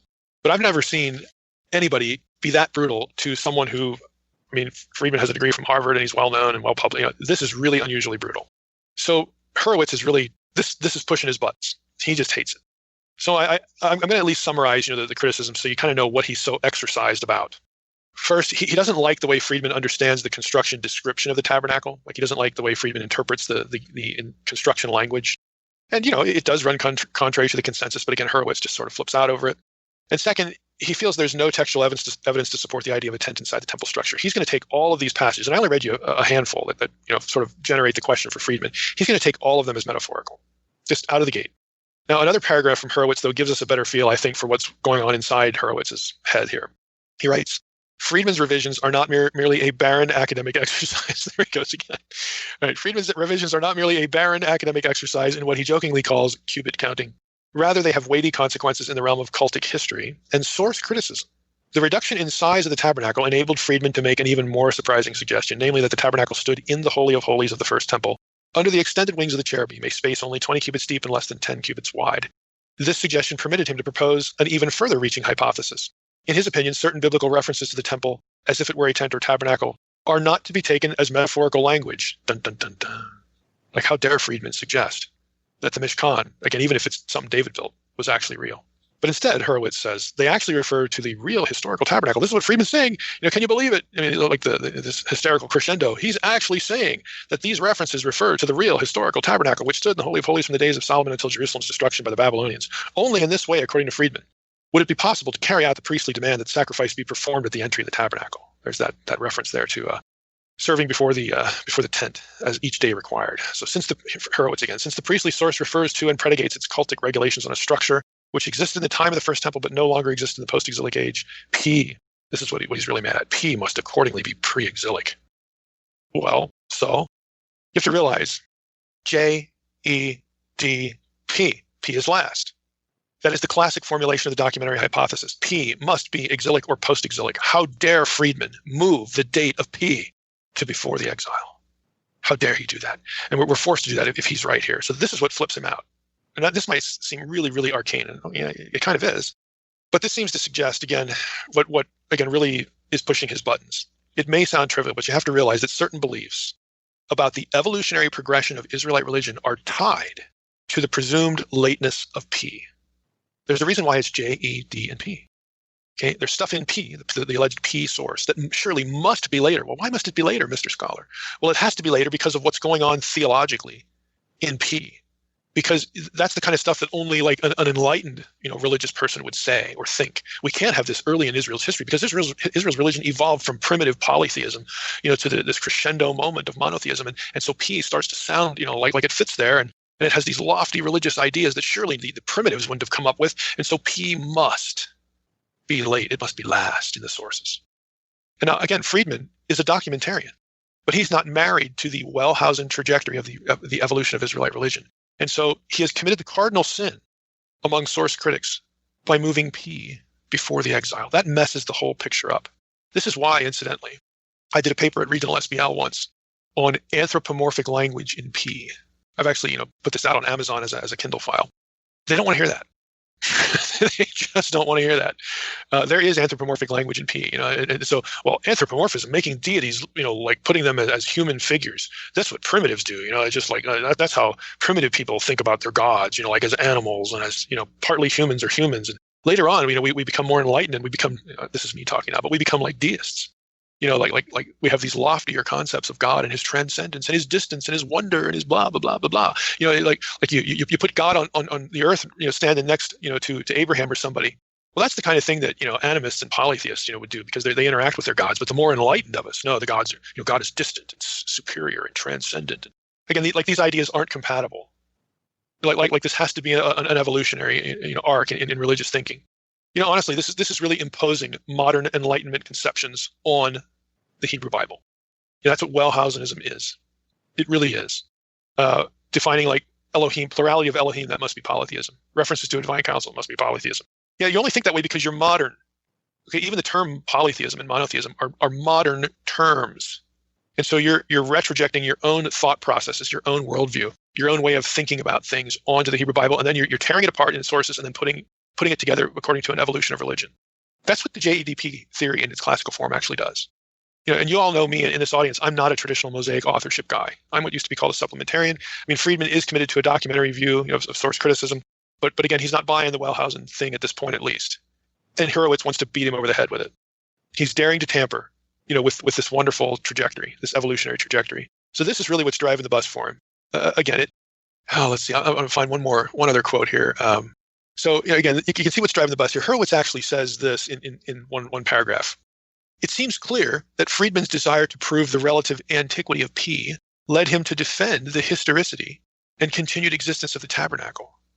So again, he's like, this is what Friedman's really doing. He wants so desperately, to mess with the Wellhausen reconstruction that he's looking for any way he can to take P and move it before the exile. Well, Friedman could just turn that sentence around and say this against Hurwitz. It seems clear that Professor Hurwitz's desire to prove the relative recency of P led him to deny the historicity and continued existence of the tabernacle. This is just tit for tat. This is what Hurwitz has here. He's got tit for tat. But again, it shows, what's really pushing his buttons. And for our purposes here, the real issue, again, are these references to the Mishkan linked in these temple passages, especially if they're exilic or post-exilic? That's pretty clear, like Psalms of Ascent. Are they real or is this metaphorical language? That's really the issue. And rather than sort of, again, I think point out the obvious that Hurwitz has an axe to grind here, that's actually the more honest question that he raises and others raise. Do we have metaphorical language here? And toward proving Friedman wrong in this regard, when he finally gets to, instead of beating up Friedman and calling him a hack, okay, and calling him, God forbid, a defender of the antiquity of P, the cardinal sin here among source critics. When he gets past that and he starts talking about, is this metaphorical or not?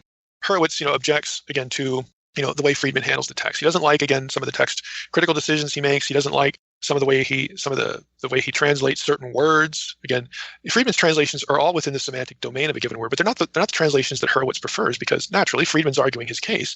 He translates a passage in a certain way to have it work with his thesis, basically showing that it can work. And Hurwitz just doesn't want to put up with that. So we get a little of this, again, tit for tat, or you say potato, I say potato, language. But when he actually gets to the Mishkan references, here's what Hurwitz writes, and this is kind of remarkable. He says, much of Friedman's evidence for the tabernacle in the temple thesis comes from the book of Chronicles. And again, he mentions the Psalms later too. It is curious that not a shred of evidence comes from the older book of Kings. So he's assuming Kings is older than Chronicles. Okay, well, that's fair. Not a shred of evidence comes from the older book of Kings, since the chronicler clearly identifies the temple with the tabernacle in ways too numerous to detail here. There is no reason to assume that when he refers to the temple as Mishkan, he's doing anything else. In general, any independent statement of the chronicler must be assumed suspect, unless otherwise proven. So did you catch that? Since the chronicler clearly identifies the temple with the tabernacle, he actually admits this. The chronicler does do this. Like Friedman's examples, that does happen. But we have to view what the chronicler does with suspicion. Now, what's remarkable, again, from that point and from that point forward in Hurwitz's article, is that he discusses none of the verses that I actually quoted in the episode that Friedman references in his article. Hurwitz doesn't address any of them. He doesn't specifically go into any of them. He only references one particular verse that I didn't include here, or that Friedman doesn't really do much with, Psalm 27:5. Friedman cited it, but he doesn't do anything with it. But this is the one that Hurwitz picks out.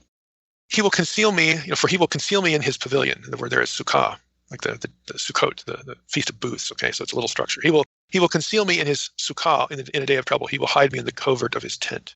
The lemma there is ohel. So Hurwitz, again, there's not a whole lot in there. I mean, like I said, Friedman at least includes this as a reference in his article, but doesn't really develop it. But Hurwitz says this verse proves, at most, just the opposite of what Friedman wants to demonstrate. It is obvious that the entire temple and probably the courtyards are referred to here. Well, I just read the verse. That really isn't obvious. Does Friedman imagine that a person would take refuge in the Holy of Holies, which is where he claims the tabernacle stood? Now, that's actually a good question. Does Friedman imagine that a person would take refuge in the Holy of Holies, which is where he claims the tabernacle stood? The remaining verses adduced by Friedman are likewise misinterpreted and no more convincing. So what Hurwitz does is he pulls this one out and he actually asks a good question. Does the psalmist really think that he can go into sacred space like this for protection? Again, that sounds pretty compelling, but there's actually a problem with it. True, I mean, no ordinary person, like unless you were a Levite sanctified to do this, no ordinary person would think of hiding in the holy place or Holy of Holies if they weren't allowed to. But here's the question. Would they even think the thought of a tent structure if there was no tent structure there in the first place? In other words, how does it even occur to the psalmist to use that language if there's no tent to be seen anyway? I mean, you could argue that the psalmist is just saying this to sort of, it's like heightened rhetoric. He wants to be near God or something like that because God's his protector. You could take the whole verse, Psalm 27:5 metaphorically, the way Hurwitz wants you to take everything else.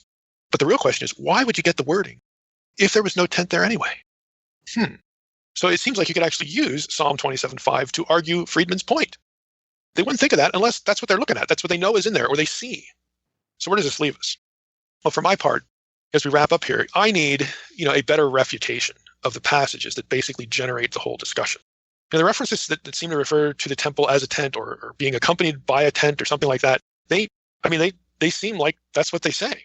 If we have a real tent referred to in these passages, if they can be taken at face value, then Friedman's alternate readings and the way he translates things and the way he constructs the tabernacle, that might be a good way to explain those verses.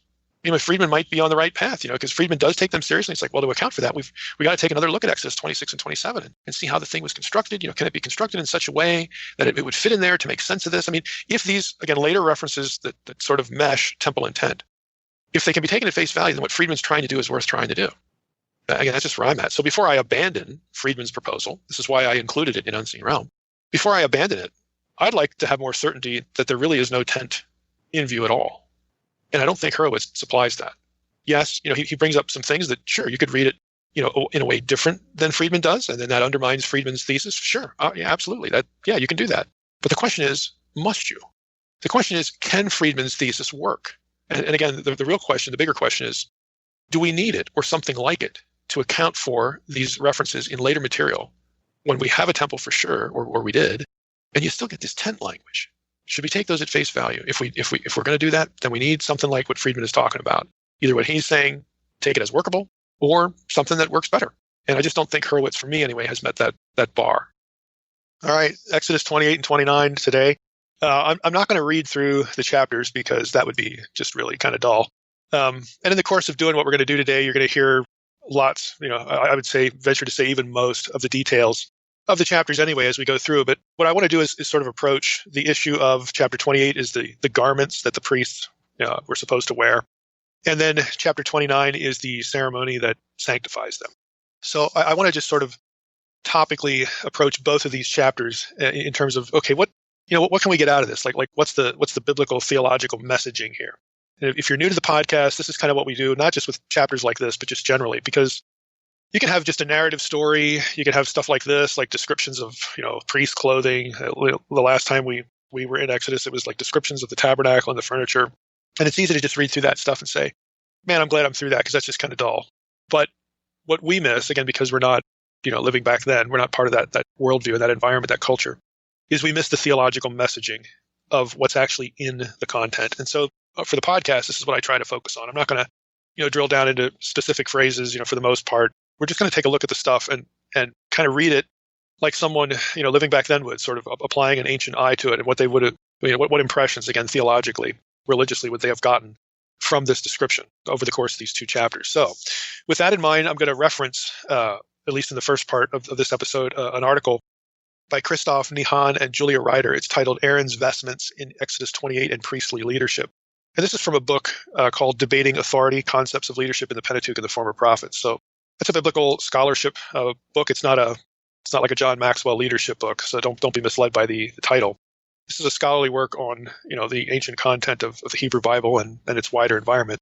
And this particular chapter in the book gets us into the high priest clothing, and in some respects more generally the priestly clothing. But we'll focus on the high priest here because there are a number of things about the description of what he wears that are significant, again, theologically, in terms of the religious messaging. So they jump in this way. They're going to reference Menachem Haran, who wrote a very famous book on the temple and the temple service. And so that's how they're going to come out of the gate referencing his work. But then they're going to veer pretty quickly, again, into some of their own research, more recent. This is a 2018 book, so it's pretty up to date in terms of scholarship. So let's just jump in. They write this. As M. Haran and others have observed the various the various materials used in the fabrication of the tabernacle in the priestly account. That's Exodus 25 through 31. and Exodus 35 through 40 comprise a complex and sophisticated system of classification. Let me just stop there. So we've talked about this before, how there are different gradations of holiness that even are analogous to the gradations of holiness on the mountain itself. So they're referencing that from previous episodes. So they comprise a complex and sophisticated system of classification, which plays a central role in the definition of different grades of sanctity inside the sanctuary itself. The fabrics used, as well as the way in which they are combined with other materials, are integral to this system. The description of the clothes of the high priest in Exodus 28 clearly participates in this logic. But the way in which the fabrics used for these clothes actually index the high priest's agency within the sanctuary has not always been sufficiently recognized. So let me stop there. What they're basically saying is, look, hey, you notice that the tabernacle has these different gradations of holiness zones or whatever. And you notice how those are analogous to Sinai. They're going to say there's things to notice about the high priest's clothing that sort of accomplish the same task, that play into this sort of perspective, this, again, messaging that's in the descriptions of the sanctuary itself. So back to their article, they write, essentially, Exodus 28 differentiates 4 items of clothing that are common to all the priests, namely the tunic, the sash, the headpiece, and the undergarments. That's Exodus 28, 39 through 43. And 4 items that are unique to the high priest, the choshen, the ephod, the robe, and the diadem. That's Exodus 28, 6 through 38.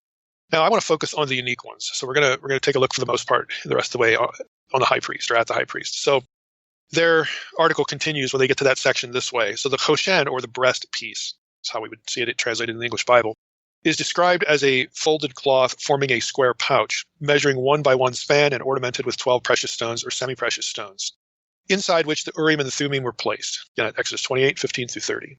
The ephod, for its part, designates an item comprising a strip of fabric around the waist and 2 strips of fabric fastened around the shoulders, each of which is also ornamented with a precious stone. Exodus 28, 6 through 14. The clothes that all the priests share are made of shesh linen, which presumably designates a superior type of linen. The only exception is the undergarments, which are made of bad linen.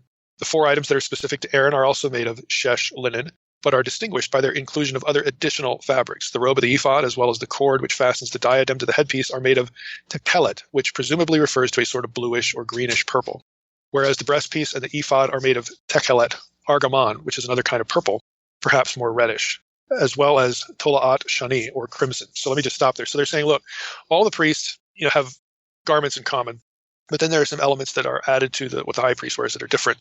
And you probably already noticed, because of the coloration, some of these terms, that there's going to be an alignment with certain parts of the tabernacle.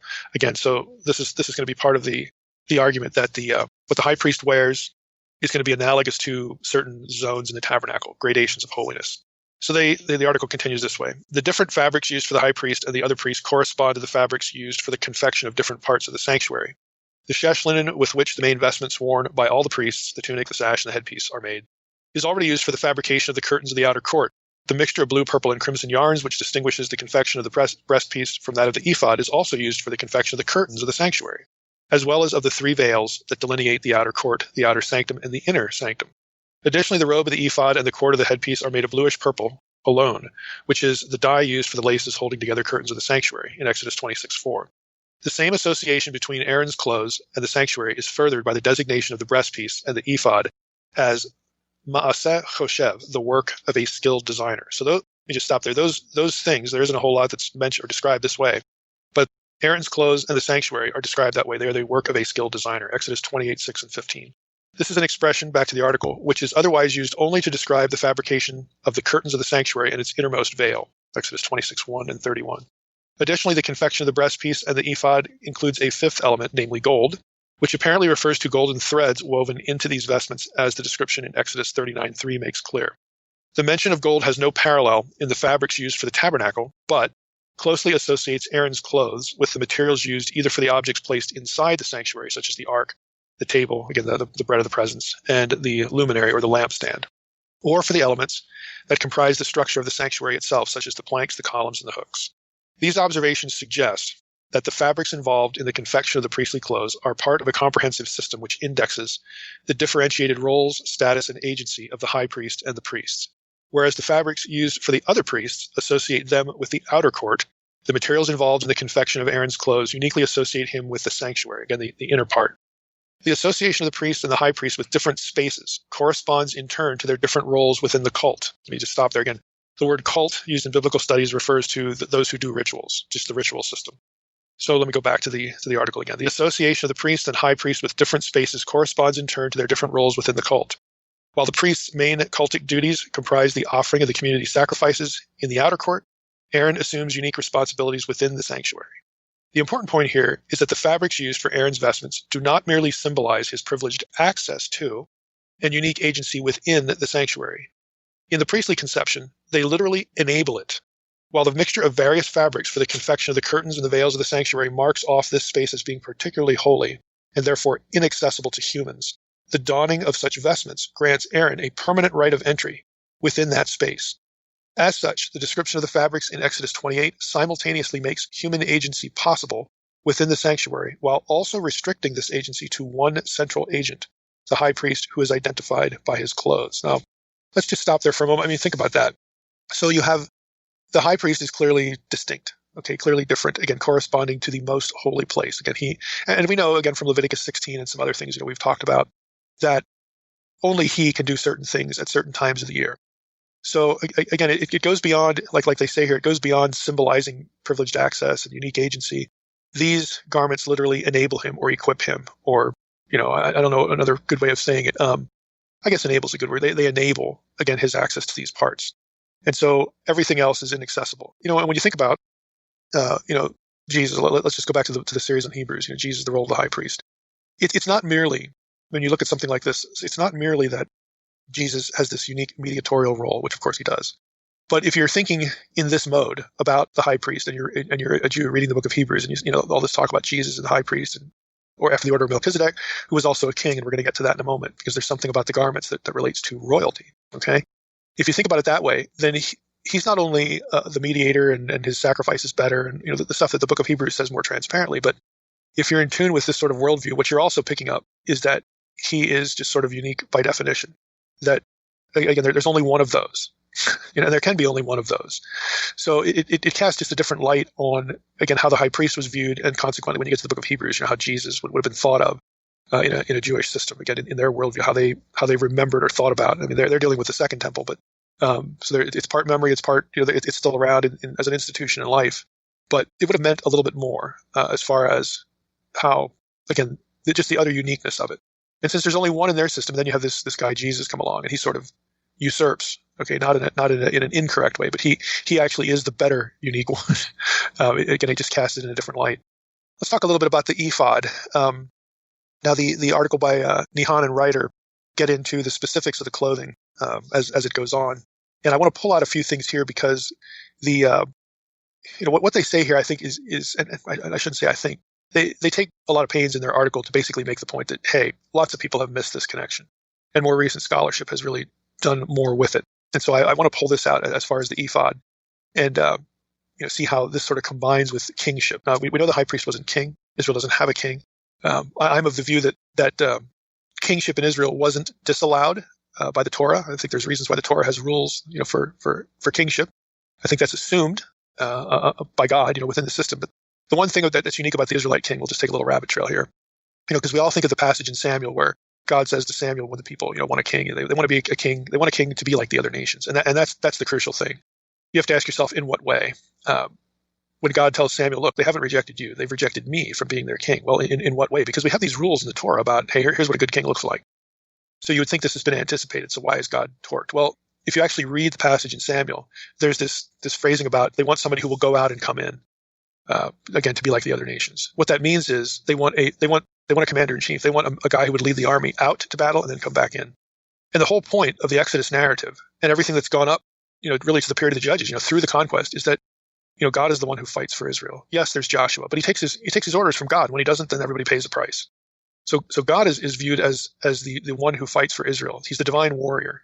And that's important, because when the people say, we don't want that, we want we want only, this, we want to be like the other nations in this particular way, then that's a big deal. Because if you go back to the rules, for being a good king, that language about, going out and, coming in and all that kind of stuff, it really is underplayed, or in some cases, someone would argue that it's not even there, because God is the warrior who fights for Israel. He's the actual commander in chief. He is the Lord of hosts, is the point. And the hosts under his leadership fights for Israel. So when that's rejected, that's the sticking point in Samuel, not just having a king per se. But again, coming back from the excursus there, the rabbit trail, there are things about the high priest that dip into royal imagery. And that's not, again, to make the priest the king or the king the priest, okay? But you can already see kind of where this is going. If you've listened to the podcast for a while, you're going to know that I take the view, and none of this is unique to me, that the priesthood of Aaron was a concession, that originally there was going to be one leader who would be both king and priest and all that kind of stuff, because that was the pattern before Moses and with Moses. And then, we have this problem with Moses in Exodus 4, and, God says, okay, well, we'll put Aaron into the picture. So the priesthood is a concession. But even with that concession, there's going to be things about it that dip into the royal imagery. So you've got Adam, you've got Melchizedek, you had Moses, you have these single figures that combine both elements until you get to Moses and Aaron, then it splits up. Again, you can go back and listen to the episode on Exodus 4 and some of that material just to get the idea. But even with the split up, there are still sort of indicators, and I would say this is theological messaging in the context of what has preceded it in the Hebrew Bible, that there's still royal imagery here. And that's going to become important because later on, you're going to have the Messiah, who is the son of David, and he's not from Levi, but again, according to Psalm 110, and of course the book of Hebrews, he is also a high priest after the order of Melchizedek, who was a king priest. So basically you're going to go back to where the two are fused into one. And if you think about believers as well, another rabbit trail, we are a kingdom of priests, okay? And we also will rule with Jesus. So even us, the two are combined. Moses and Aaron are the anomaly. That's where it gets split into two things. Everywhere else, it's like a fusion. So again, just take that away for what it's worth at this point. But let's go to the ephod and see what Nihon and Ryder have to say here about this, because this is the part that really takes us into this issue. They write about the precious stones on the ephod, on the breastpiece that's part of the ephod and tied together with the ephod, all that stuff. And the ephod itself had stones on it. Precious stones were not only associated with kings and high-ranking officials in the Western Asian world, but also, by the way, Western Asia would be Middle East in our parlance, or Ancient Near East. They were not only associated with kings and high-ranking officials in the Western Asian world, but also, and even primarily, with deities. And this, the two, this is a very recent article, so they actually reference Carmen Imes' book in reference here, but I can't pull that out because it's backed, or I would have read you what Carmen said, but they actually reference Carmen's book in a footnote. So, she's tracking on this too. So we have this thing where precious stones are part of kingship, high-ranking officials, and deities. In particular, they write, the embroidering of stones on ceremonial clothes is reminiscent of the clothes confected for statues of deities. Although in Assyria, this practice was gradually extended to the ceremonial clothes of the kings in the Neo-Assyrian period, it always remained primarily associated with the statues of deities, as A.L. Oppenheim showed in a seminal article back in 1949. The practice of embroidering precious stones on the clothes of deities is well attested in Babylonia during the Neo-Babylonian period, a context which is of particular relevance for P, especially in connection with the kusitu, a garment reserved for goddesses and worn by Ishtar in her sanctuary of Uruk and in other sanctuaries as well. Let me just stop there. Now, P, again, you're familiar with the JEDP, and we talked about this very recently with the whole issue of the tabernacle construction. Most scholars want to see most of what's going on here as very late, JED and P. P is considered the latest, the last source. And so this is reflected in that quotation there as well. Even if you don't attach chronology to it, basically, we can make the comment that, okay, we've got Assyria, we've got Babylon. There are clear parallels. There are clear footholds in this description of the ephod with Mesopotamia. Let's just make our language as broad as possible with Mesopotamia, and not only with their kings, but also again with the practice of deities. And again, it's kind of interesting that you get the high priest sort of dressed like a divine figure or a king. Okay, so just hold on to that thought. While it has occasionally been argued on the basis of these parallels that the description of Aaron's clothes with their ornamentations of gold and precious stones would intimate that the high priest is construed as the image of the deity, this suggestion arguably goes too far. Contrary to the divine image in Western Asian cults, the high priest is not the object of rituals and does not receive sacrifices. Nevertheless, the point remains that the bearing of precious or semi-precious stones can index superhuman agency in the Hebrew Bible. Now, I have a few comments about this here. I would say you better believe it's overstated. Let me go back and read this. While it has occasionally been argued on the basis of these parallels that the descriptions of Aaron's clothes with their ornamentations of gold and precious stones would intimate that the high priest is construed as the image of the deity. Well, in P, again, I think we're missing something. Again, if we adopt JEDP and we go back to Genesis 1, who is the image of the deity? That would be everybody. Okay, the image of God idea democratizes the divine image idea. Now, granted, when Israel gets a cult, they get a ritual system of sacrifices and offerings and other services, basically to teach the people about sacred space, and sanctify sacred space, and protect sacred space, all that stuff we've talked about up to this point. Well, then you have to have a subset of individuals that will do what's necessary to purge the sacred space from defilement, protect people from traversing onto sacred space. I mean, you have to be able to teach the concept of sacred space somehow. because you're not all going to live at the mountain. You're not all going to live at the cosmic mountain, Sinai. The tabernacle is a mobile cosmic mountain on the way to Canaan, where it will be reinstalled in a temple, which is designed to be another mountain, Mount Zion, cosmic mountain. And so then the mobile cosmic abode becomes non-mobile. It's supposed to be permanent. So you have to have these things. And even when it's permanent, just as Sinai, there were gradations of holiness. When you go to Mount Zion and you build a temple, you're going to have the same thing, because the tabernacle and the temple are going to imitate, again, these gradations of holiness that were on the mountain. Why? Well, it's designed, again, to teach the people that there is space that is uncommon because God's presence is here. So they're not at the point yet where we are in the New Testament, where believers, individually and collectively, are referred to as the temple of God. We're not there yet. Believers are living stones. What are temples made of? Stones. Okay, I mean, the language in the New Testament is deliberate. Jesus is the cornerstone. The rest of us are the stones of the temple, which is the body of Christ, which is the church, which is us. And again, this is why I think this whole concept, and it's a transparent trajectory. Again, let me riff again, go off on a little excursus here. All the talk about building a new temple in Jerusalem, if you're fixated on that, and lots of theological systems are, namely like a dispensational approach, chances are all this other stuff is new. And this other stuff is actually in the Bible. To disappoint you, but it's in the Bible. Why do we need a new temple when we've already had the outcome to that? Well, what about Ezekiel 40 and 48? Go back and listen to the 2 episodes of the podcast we did on that. There are significant problems with a viewing that literally, and there's a ton of cool stuff, if you don't view it literally, that hook into the New Testament. And again, just the wider cosmic theological worldview of the Bible. Okay, I'm not one that's looking for a new temple in a millennium. I don't think you need a temple to have the kingdom of God on earth, have the global Eden. In fact, when we get to the global Eden, there is no temple. Revelation 21 actually says that point blank. There is no temple. I saw no temple there because we don't need one. So again, without drifting off into eschatology, that's not to say that a third temple might get built. It might. I don't think it's part of an end time scenario at all. Doesn't mean that the Jews who want this won't have it. They might get it, might set off a war by doing so. But there you go. I mean, we have lots of other temple language in here. And by the way, if you get a new temple built, that one has to be destroyed too, because in the end, there is no temple. John says that point blank in Revelation. So everybody wants to think about the temple, build a temple, do this, do that, and they don't realize that that has to be destroyed too. Again, there's just a lot of other stuff going on here that if you're thinking again wider and honestly more cosmically, rather than just sort of what your eyes can see, like in front of you. Oh, I see bricks in a building and mortar and on. And now I know the temple's real. Well, the cosmic temple is just as real. The whole idea, and to say that if you're not expecting a literal temple, you're not respecting the Bible. Hey, the church is the temple. Paul says that like 5 or 6 times. And guess what? We exist. Okay, believers are literally in existence. So again, this literalism versus non-literalism false dichotomy is just that. It's false. It's phony. And it really sort of deflects attention away from some really important things. And again, here we go. Now, so we've got the high priest, again, who is dressed in a certain way in the ancient Near East. Okay, we've got this association with, okay, he's dressed sort of like a deity, the way other cultures would dress a deity, but he's not a deity. He's a human. But yet he's the only one, the single one allowed on the sacred space. Again, the authors of the article are forgetting Genesis 1:26 here somehow, where that passage democratizes this. And so I think that their conclusion is a little off, again, a little either overstated or incomplete is probably a better way to say it. And for that reason, plus another omission they have in the article, I want to get us into a second article. Because this whole thing about democratizing being the image is important. It is a component part of something else in Exodus that, believe it or not, Nihon and Ryder don't mention, and that is the kingdom of priests idea in Exodus 19. So this idea needs in some way to be consistent with or work in tandem with what we've discovered about the way that the priests are dressed and the high priest in particular is dressed and all this sort of stuff. How that it does. It reflects gradations in sanctity. That's very easy to see because of the materials of the garments that they wear. But when it comes to sort of the messaging of the high priest himself, again, he's not the only image of the deity because of Genesis 1, because of humanity being created as God's image. And he's also, we also can't say he's the only one as well, because Israel's supposed to be a kingdom of priests.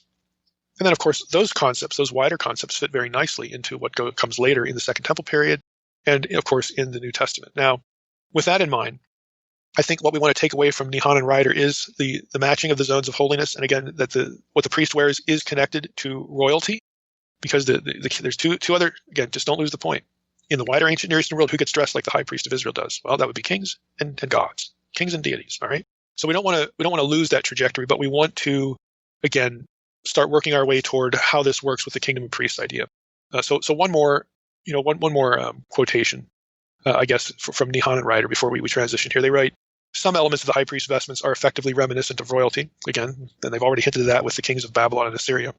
Namely, the diadem placed on Aaron's forehead. Well, that's certainly a royal image. And the association of the koshen, which is the breastpiece, with cosmic order. And other features as well. This is part of their summary. However, this does not mean that this line of analysis can be extended to each and every aspect of Aaron's vestments. It's all true.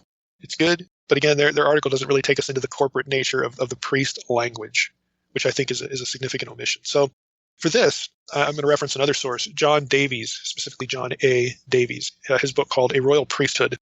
Just catch the title, Royal Priesthood.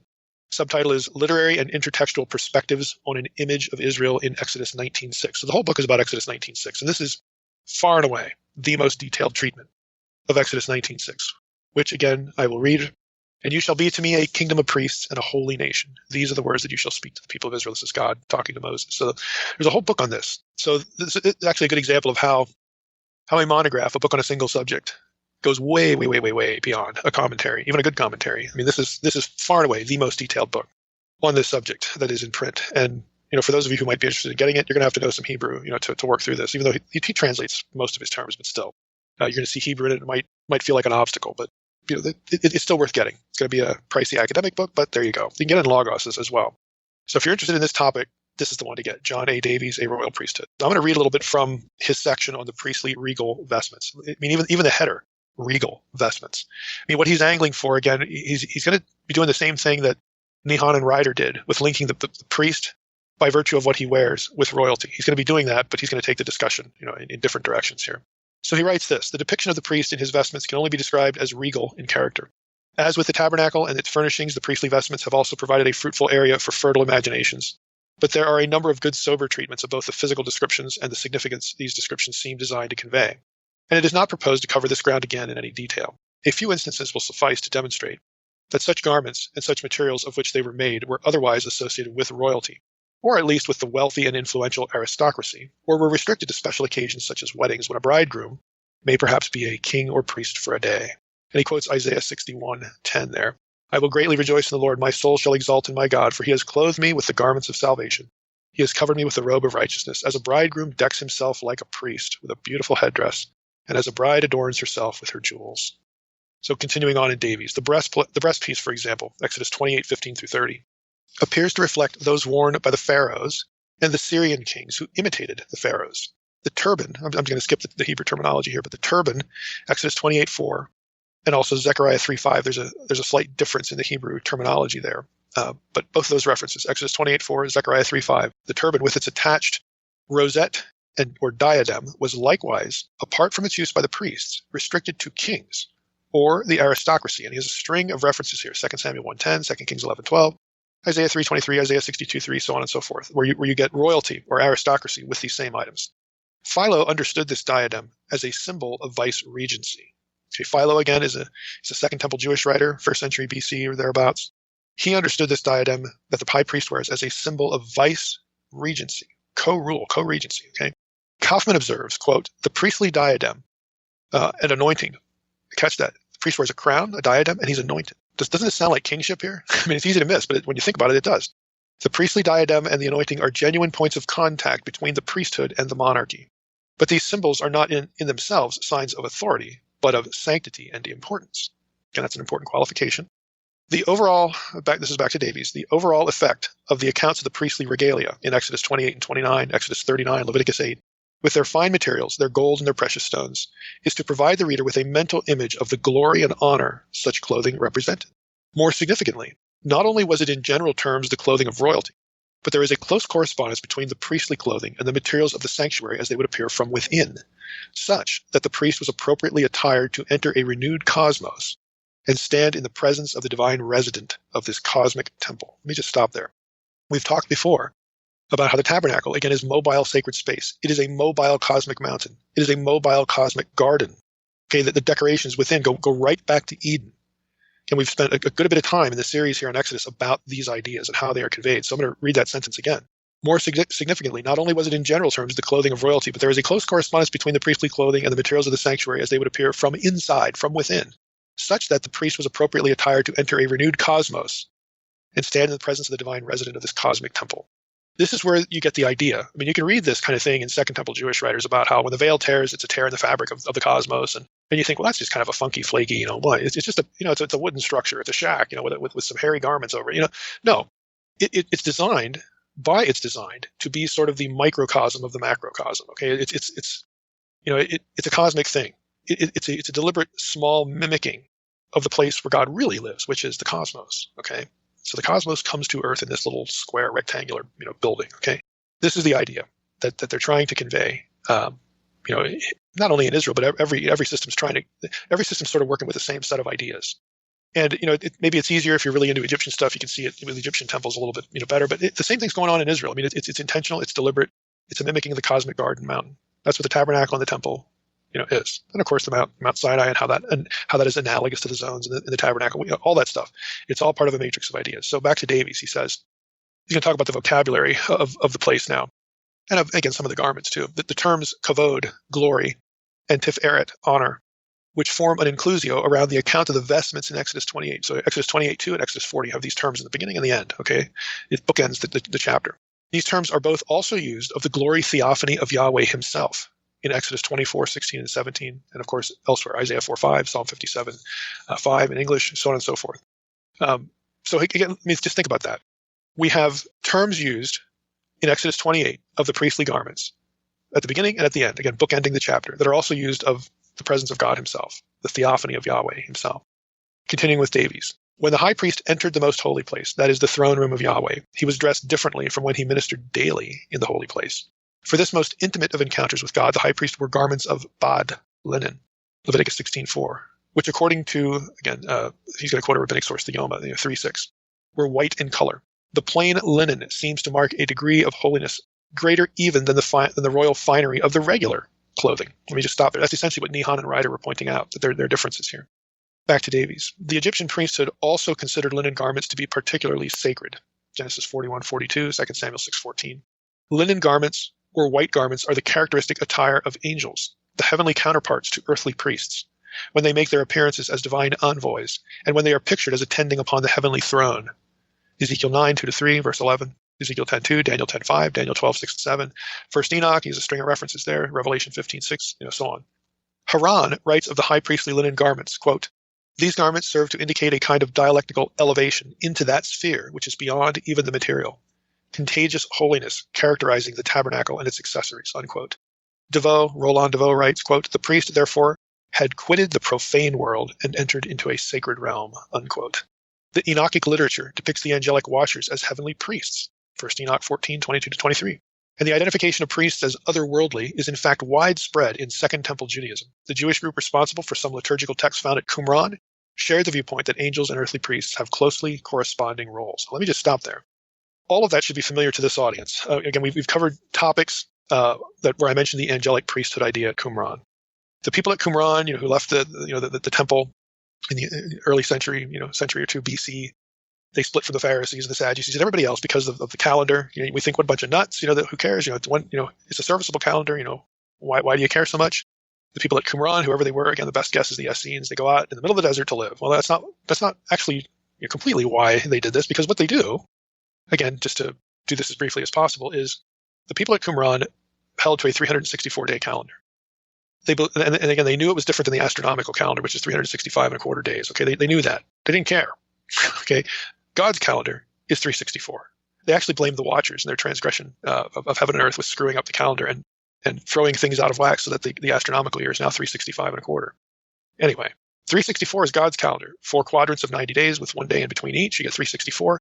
If you start the calendar on day 4, which is when the sun is created and back in Genesis and blah, blah, blah, blah, blah, that means that all the Sabbaths every year will fall on the same day. All the festivals of the priestly calendar, same day every year. I mean, everything is in sync. It is mathematically perfect. It requires no adjustment. They thought it reflected the mind of God because it was perfect. Every year, nothing changes. It's unchangeable. It's immutable.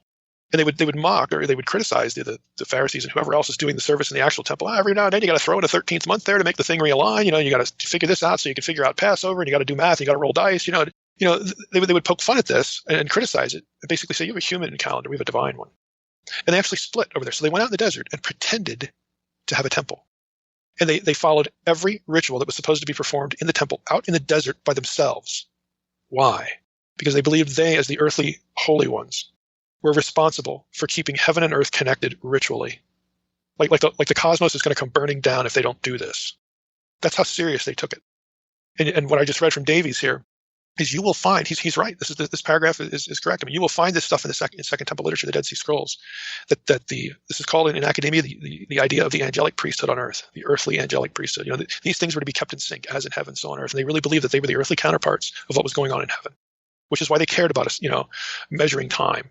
And again, they look up at the skies, and they're like, well, they're those divine beings who are still loyal to God, who are not falling stars. Okay, what's going on up there is we need to be in sync with that, and so on and so forth. And they're going to use what they see as well to align with the mathematical calendar, but not the astronomical one, because that it got thrown out of whack because of the Watchers and so on and so forth. I mean, there's a whole set of ideas here that just are kind of mind blowing actually, and mind numbing in the level of detail that it can take you in.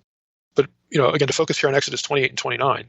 This is what Davies is saying here, is that this is how they viewed the tabernacle, and the way that the high priest is dressed when he's in there, different from the earthly priest, and even on this one day of the year, it's a little bit different. Again, this is why they do it. This is the thought that goes behind it. The holy place, and the most holy place especially, was like entering a different cosmic realm. Now, please don't misquote me and say Mike thinks there was a portal, to another dimension in the Holy of Holies. I don't. That's ridiculous. It's nonsense. We're talking about, again, theological concepts here. How the notion that the two are connected, but we're not talking about, hey, do I have the right jumpsuit on so I don't get burned up when we're not talking about a Stargate here. We're not talking about that. So having said that, the idea of the connection is still important, and it's reflected in the way the priests get dressed, what they're thinking about with their roles, and so on and so forth. Now, Davies goes on from this, and he writes this. The central concern of this work, his book, is with the expression kingdom of priests contained in Exodus 19:6. As noted earlier, again in his book, it is part of a divine declaration which spells out what it means for Israel as distinct from the other nations to be God's special treasure. Of the categorizations of the realistic options for the meaning of kingdom of priests, the list put forward by Scott may be taken as representative. And there's 5 options. What does kingdom of priests mean? Here are the 5 options. It means a kingdom composed of priests, by which Scott understands those who individually have access to God, as may be implied by the New Testament. Okay, a kingdom composed of priests. Number 2, a kingdom possessing a legitimate priesthood. 3, a kingdom with a collective priestly responsibility on behalf of all the people. 4, a kingdom ruled by priests. Or 5, a kingdom set apart and possessing collectively, alone among all peoples, the right to approach the altar of Yahweh, who is the true God. Now, again, he has a lot to say about all these options in his book. He's going to land on number 5, and of course, number one and number 5, are kind of transparently. I mean, there's a lot of biblical theology hanging, in both of those. But again, just to stick with the content of the book as it pertains to these 2 chapters we're talking about, Davies writes elsewhere, he says, though it has been largely and inexplicably overlooked, an answer lies ready to hand in the accounts of royal or divine grant of kingly authority, such as are found in numerous ancient Near Eastern texts, including the Bible. So what that sentence is saying is, look, how do we balance this idea of priestly authority, kingly authority? You've got 2 separate offices in Israel, but then you've got this statement that Israel itself collectively is a kingdom of priests. How does all this work together? And what he's going to do, I'll just cut to the chase here. What he's going to do is say, look, all of the authority is granted by a single king, who is Yahweh, to people. So the authority is derivative. And you actually, again, have number 5 working here, because only Israel is allowed to approach the true God. Only Israel, again, is in this position. Only Israel has been granted this privilege, granted the authority that comes with it on earth, granted the role of mediation that's implied in Kingdom of Priests to the other nations. Only Israel fits all those characterizations. And so he's saying, look, if we look to the analogy of ancient Near Eastern royal grant treaties, which we have talked about before on this podcast, he says that's the way all these ideas come together. Back to Davies, he says, in such texts, these treaty texts, either the great king or the god grants the office of kingship to a specific mortal king or lesser deity, who then exercises his rule under the aegis and protection of the deity or monarch. Israel, on this analogy, would be a corporate monarch, enjoying the grant of this status and the patronage of Yahweh. We may tentatively conclude that there are good reasons to take kingdom of priests to mean a collective royal company consisting of priests. Let me read that sentence again. We may tentatively conclude that there are good reasons to take kingdom of priests, that's Exodus 19:6, that phrase, to mean a collective royal company consisting of priests. So there you combine both elements. Israel is designated as royal by one who supremely holds the position of Israel's king. That would be God. It is the people of God as a whole who bear this royal dignity and honor. Individuals enjoy these privileges only insofar as they belong to the group. Now, let me just stop there. This is why, again, it's not just enough for Israel to be described as royal, the son of God collectively, or, just this filiative language. Okay, son of God. Like, this is how God refers to Israel in Exodus when Moses and Aaron are before Pharaoh. Let my son go out into the desert to worship me. Hosea 11, out of Egypt I have called my son. Okay, but that's not sufficient. Israel also has to be not just royalty, royal sons and daughters, as it were, but they have to be priests. Why? Because initially, the image of God status was conferred to all humans. There was no Israel in the beginning. Israel arose out of the circumstances of specifically the last, but really all three supernatural human rebellions that we get in Genesis 1 through 11. Israel is the kickstarting of an Edenic vision. And so the king, God, kickstarts Israel to be his son, his child, collectively, through Abraham, supernatural assistance to do that. And therefore, it is sort of Adam and Eve. It's the original plan, the original vision in kernel form. It's like an acorn, okay? It's going to grow into something else. But for God to be faithful to his original vision, where he made all humans part of his family, this new rendition of it has to also serve as mediators to everybody else. That's why they are a royal kingdom. Yes, kingdom, the word kingdom implies royalty, but they're also priests. And so when you get Aaron, who is the chief representative, of the Israelite religious system, for sure he's a priest because he's doing this stuff on our behalf with God. We're learning about sacred space and all that kind of stuff. But the way he's dressed also conveys royalty. Again, in this one guy, he's sort of the microcosm of the bigger idea. He's the chief, now catch this, he's the chief representative of what God really wants. God wants a huge family where everybody is royal and everybody has access to his presence. Everybody plays that part of the priestly role, access part. And doesn't it make sense? Isn't it required that the Messiah, who is the king of Israel, also has to, again, play a high priestly role? He has to fit into this mold. And when we get that with Jesus, lo and behold, the Gospels start to talk about Jesus' body as the temple. And after the resurrection, okay, the body of Christ is collectively the children of God, okay, the church. I mean, all of these concepts interlock. Again, these are threads of biblical theology that, again, you have to start to see them. Once you see them, you can't unsee them. You're going to be able to see how ideas connect to each other, how things interlock and intertwine. And it is not an accident. So even in the way that the high priest is dressed, it's supposed to make you think of royalty and priesthood combined, because that's going to play a role in how we view, the Messiah and how we view Jesus and what the writer of Hebrews and other New Testament writers are saying. I mean, it looks goofy sometimes what they're saying in the New Testament. The reason it looks goofy is because we don't have the rest of this in our heads. They're not just making it up at that point either when they're writing New Testament books. They're playing familiar threads. They're putting they're adding their own material again to the thread, to the tapestry. Again, if I can use that metaphor, to what has preceded. They're not innovating. They're being consistent. They're adding to. They're complementing. They're not innovating. So again, the point of what Davies was saying is, look, all of this is consistent. All of it's necessary. The priesthood is a microcosm of the macrocosm. Israel's corporate role to the nations as the priesthood mediated between Yahweh and his human family within Israel. That family, the group, mediated between God and the nations. Again, this is the important point. Now, as far as the ritual itself, we're getting a little long here, so I'm only going to give you like one point about the ritual, which I think is kind of interesting. In Exodus 29, Sarna in his commentary about verse 13. I'm going to read you Exodus 29:13, and then we will call it an episode because we're getting a little bit long here. And again, there's just lots of stuff to talk about and think about. But in the ceremony, of course, you have a sacrifice, and then there's instructions on what to do with the blood and parts of the sacrifice and whatnot. In verse 13, we read this: "You shall take all the fat that covers the entrails, okay, of the sacrificed animal, and the long lobe of the liver, and the 2 kidneys with the fat that is on them, and burn them on the altar." You say, well, that's kind of gross, big deal. All right. Well, what's interesting about this is what Sarna has here. And again, if some of you might be familiar with this idea, because we probably mentioned it a little bit in Leviticus, but here we go again. The Hebrew, translated essentially the lobe of the liver, the protuberance of the liver, literally means the redundance of or upon the liver. In Mishnah Talmud 4:3, the same is called the finger of the liver. And without doubt, the reference is to the lobus caudatus.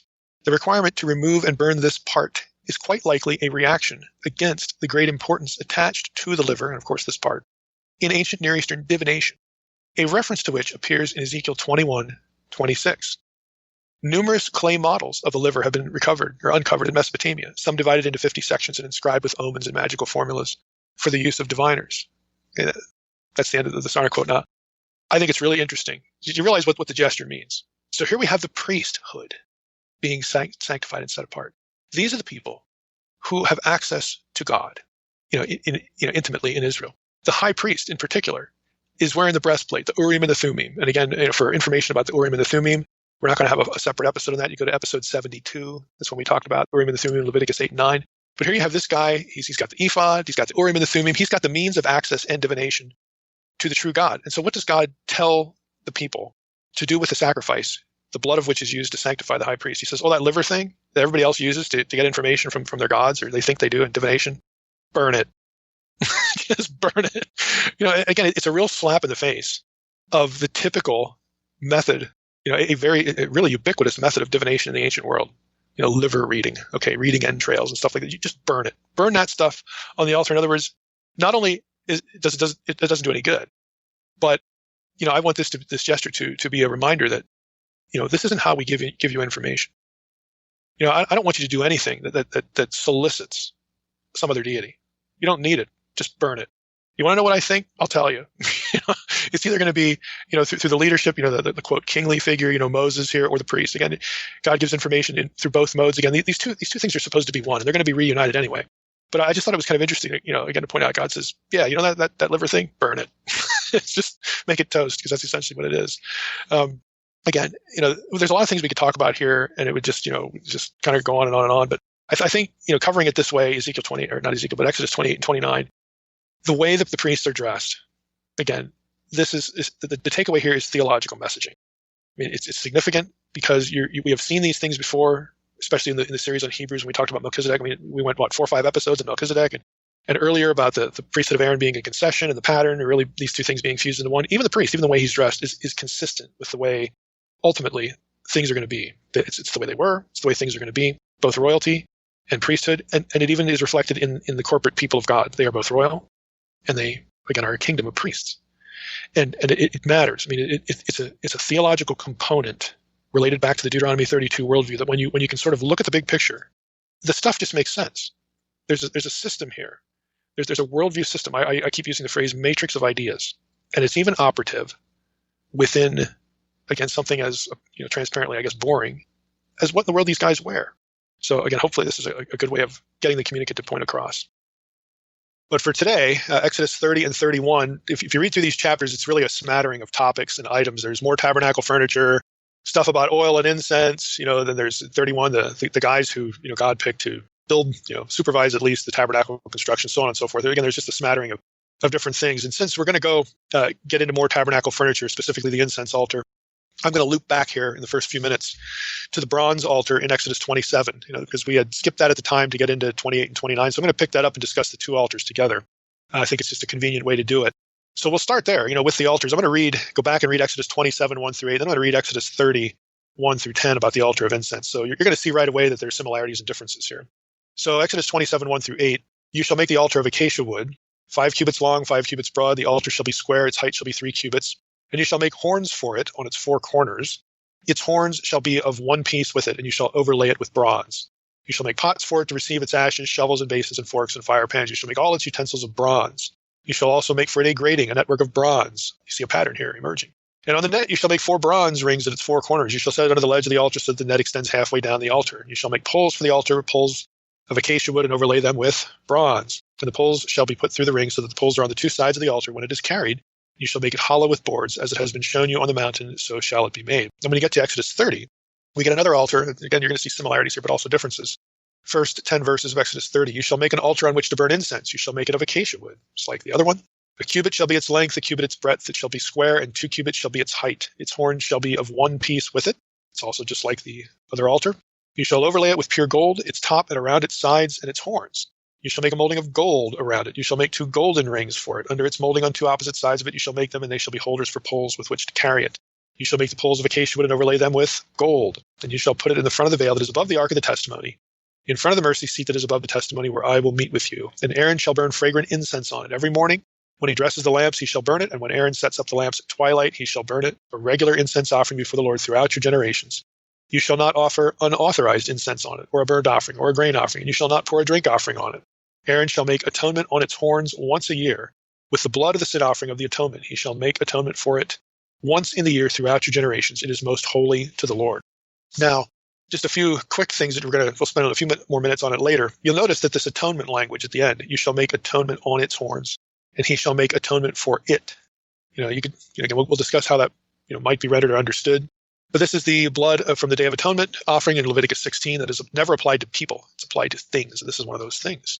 So we need to keep that in mind as we go forward. But you see, again, some obvious differences there. Now, the bronze altar, obviously made of bronze, it was the place of sacrifice, since it was located, I don't know if you caught it, but outside the holy place. Again, think of the tabernacle structure. You've got, this fence essentially surrounding, rectangular fence with an opening, in the front of it, one of the small sides. And then inside it, you have the holy place, which actually has two parts. There's a holy place and the most holy place where the Ark of the Covenant is. And that's the part that's covered over and enclosed with, fabric or skin, the various, overlays that are described earlier in the book. Okay, so that's what we think of as the tent, and also even in some contexts, the tent of meeting. And it just depends where that phrase occurs. So we have the bronze altar outside of the holy place, which is part of the reason why it's bronze. It is there for sacrifice. It's more distant from the presence of God. So it's not a gold object, because the gold is reserved for the furniture items inside the holy place because they're closer to the presence of God. We've talked again about these gradations or zones of holiness and the precious metals of which things are made that are consistent with the proximity to God and so on and so forth. So this is a good way to illustrate the difference there. Now we know really what this looked like because, and I'm going to quote Sarna here, quote, the altar for burnt offerings uncovered in the Judean temple at Arad in the Negev corresponds exactly to the dimensions of the altar in the tabernacle. So, we've got this description in Exodus 27 of the bronze altar. Well, lo and behold, one such altar was found at a different location, Arad in the Negev. That's in the area of land that's between the forks of Sinai. And again, the exact dimensions. It has the horns and everything. So Sarna, again, to quote him again, he writes this. The horn-shaped projections at the upper corners were to be carved out of the wooden structure and then bronzed, so as to become integral parts of the altar. They were not to be made separately. The horns were not to be made separately and then attached to the altar. The golden altar of incense also had horns, and Ezekiel envisages a horned altar for the rebuilt temple. A Canaanite horned altar was found at Megiddo, and Israelite examples have been excavated at both Dan and Beersheba, and then, of course, Arad. All this shows that great importance was attached to the horns, a conclusion reinforced by the ritual connected with them. They were daubed with blood from the slaughtered animal sacrifices in rites of consecration and expiation. The Megiddo altar and others prove that the horned altar was not exclusively Israelite. Its origin and significance are shrouded in mystery. The horn may have been widely regarded as a symbol of strength, power, and fertility. That's the end of the Sarna quote. So before we give you some examples of the horn language, again, the point is, we know what the bronze altar looked like. The smaller incense altar is also going to have horns. We know, again, because of the bigger one, these examples that have been found, again, we know what that's going to look like. The horns were not supposed to be attached, but they're carved as part of the structure itself, and then either overlaid in the case of the one outside the holy place with bronze and the one inside with gold.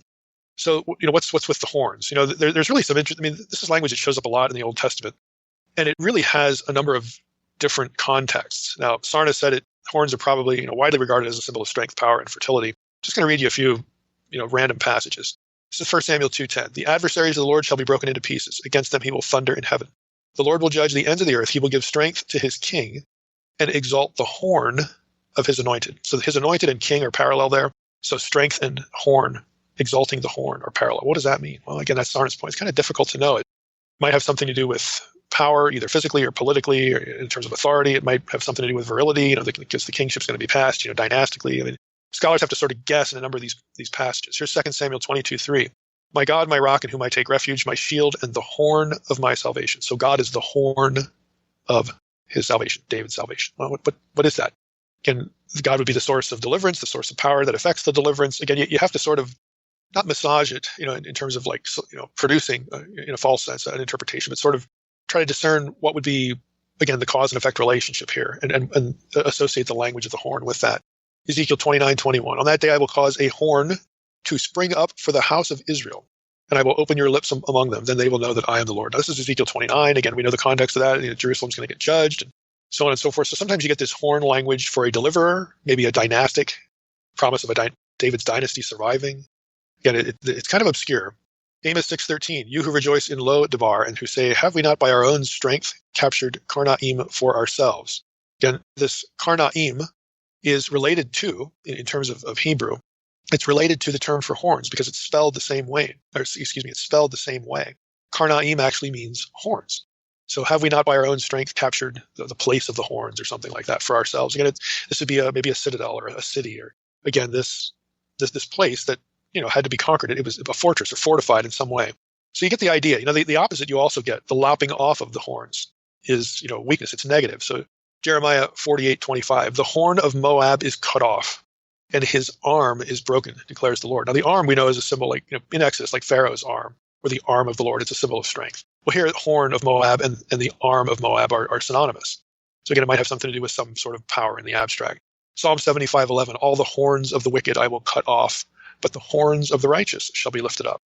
What does that mean? Does it mean descendants? Does it mean soldiers? What children? I mean, again, it's hard to determine exactly, but it has a sort of a broad metaphorical semantic range that, again, Sarna summarized by symbol of strength, power, fertility, so on and so forth. The dictionary of biblical imagery, I think, is helpful here too. In general, it says, the entry says, this is the entry on horns. Horn represents power or status in a social context. In Deuteronomy 33:17, Moses compares the tribes of Joseph to, quote, a firstborn bull whose horns are the horns of a wild ox, unquote. Because Ephraim and Manasseh were large and powerful. They were large and powerful tribes. So again, you get this metaphor. Therefore, the entry continues, lifting up the horn of someone means bestowing power, joy, health, prestige, and a variety of things. Psalm 92:10 is cited here. But you have exalted my horn like that of the wild ox. You have poured over me fresh oil. Conversely, the entry continues, cutting off the horn is the removal of one's power or influence. Since God is the source of strength to those who trust in him, David declares, quote, the Lord is the horn of my salvation, my stronghold, Psalm 18:2. In Revelation 5:6, this is New Testament, the Lamb has 7 horns.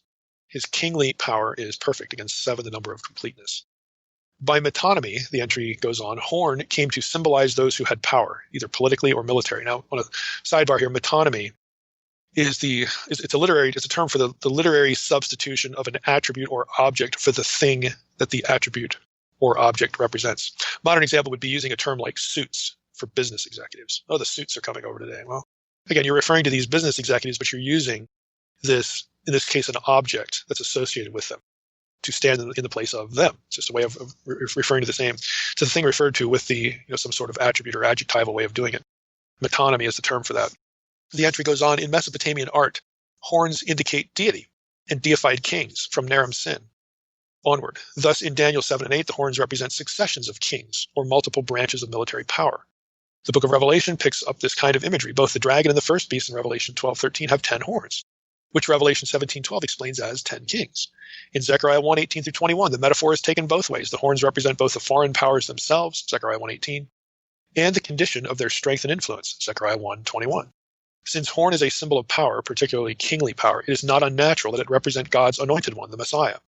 Psalm 148:14 and Ezekiel 29:21 possibly use horn as a metonym for the expected Messiah. Psalm 148:14, he has raised up a horn for his people, praise for all his saints. For the people of Israel who are near him, praise the Lord. This is a psalm of ascent, going back up the hill to Zion after the exile. And of course, we already read Ezekiel 29:21. Horns also became a symbol for radiance. This is interesting. Psalm 132:17 parallels horn and lamp. I will make a horn sprout for David. I have prepared a lamp for my anointed. That's the RSV. So David and the anointed are parallel. Horn and lamp are parallel. Thus the Hebrew verb karan, which may have originally been a verbal form of karen, the word for horn, in Exodus 34:29 and 30, probably means to shine. Karan there means to shine. And this is the source of the medieval idea that Moses had horns. Let me read you the passage. Exodus 34, we'll get to this eventually anyway. When Moses came down from Mount Sinai with the 2 tablets of the testimony in his hand, as he came down from the mountain, Moses did not know that the skin of his face shone because he had been talking with God. Aaron and all the people of Israel saw Moses, and behold, the skin of his face shone, and they were afraid to come near him. Now, if you actually look at the verb there, shone or to shine, it's karan, which is the verbal counterpart to the noun karen, which means horn. So again, as the Dictionary of Biblical Imagery is pointing out, this is the confusion of some in the Middle Ages over this verb, because it's pretty unusual, or this form used as a verb. They didn't know what to do with it because they knew the noun meant horns. So like, what in the world is that? And so you'll actually have art that has Moses bearing horns. He has horns on his head. And this is again the passage it comes from, but it's created by a linguistic confusion. Back to the entry. The sacrificial altar, similar to other ancient Near Eastern altars, had 4 horns, which were projections on the 4 corners of the top, on which blood was smeared. The altar of incense also had 4 horns. The horns of an altar, whatever their original purpose, probably came to symbolize the power of that altar. Just as the cutting off of Moab's horns was a destruction of Moab's power, so the cutting off of the horns of the altars at Bethel symbolized the destruction of their religious or cultic power. So Amos 3:14 says this, "On the day I punish Israel for his transgressions, I will punish the altars of Bethel, and the horns of the altar shall be cut off and fall to the ground." So they actually, there were actually occasions when, Israelites or, some other people, depending on what battle or what event we're talking about here, would go in and they would hack off the horns of the sacrificial altars. Again, that was a way of signifying that this altar, basically they're profaning sacred space. And this altar has no more effectual power to do whatever it is you people thought was happening here at the altar. Your God has been defeated. We are taking over his sacred space. Okay, it's just this idea. So even the horns on the altar were a symbol of the again, effectiveness, effectuality of what happens ritually at this place. So this is why the altar or altars have horns. And it's just this symbolic, metaphorical idea of its effectiveness, its power, the ability, again, to the reality and the ability of what's happening here at this place is sort of visually reinforced by the horns on the altar. That's the idea. Now, the altar of incense in Exodus 30, we're done with dictionary biblical imagery now, was made of gold, not bronze. Again, we pointed that out earlier because it's in closer proximity to the presence of God. It's in the holy place in front of the veil that is above the Ark of the Testimony, to quote verse 6 in Exodus 30. And that sort of segues into an interesting discussion or a question, like what's up with incense? Because here you have the altar of incense right in front of the veil behind which is the Ark. And that actually gives you sort of a clue as to what the incense was doing or how it was thought of, what imagery there, what's going on with it. It's not just the smell, even though the smell of the incense actually does play a role here. It does have importance, but visually it also has some significance. So Sarna, again, summarizes this, I think, pretty nicely. He writes, "The use of incense in rites of worship was widespread. It had a long history in the ancient world. It is surprising, therefore, that the instruction to build an altar for the ritual burning of incense in the tabernacle is not included in the main pericope." That is the main section of instructions for the tabernacle here. We're only getting to it in chapter 30. A possible answer is that although incense is foretokened in Exodus 25, verse 6, it plays no role in the installation ceremonies of the priesthood, which just happened a couple chapters earlier, 28, 29, chapter 29. Hence, notice of its use is deferred until those directives are completed. Let me just break in here again. So his point is that once we get a priesthood consecrated, then it makes more sense to talk about the incense as one of their duties. But that's all he's saying here. As to the reason for omitting the incense offering from the rituals, the consecration rituals themselves, the symbolism that attached to it made it inappropriate to the occasion. There are grounds for believing. Now here's the part I want to catch your attention with.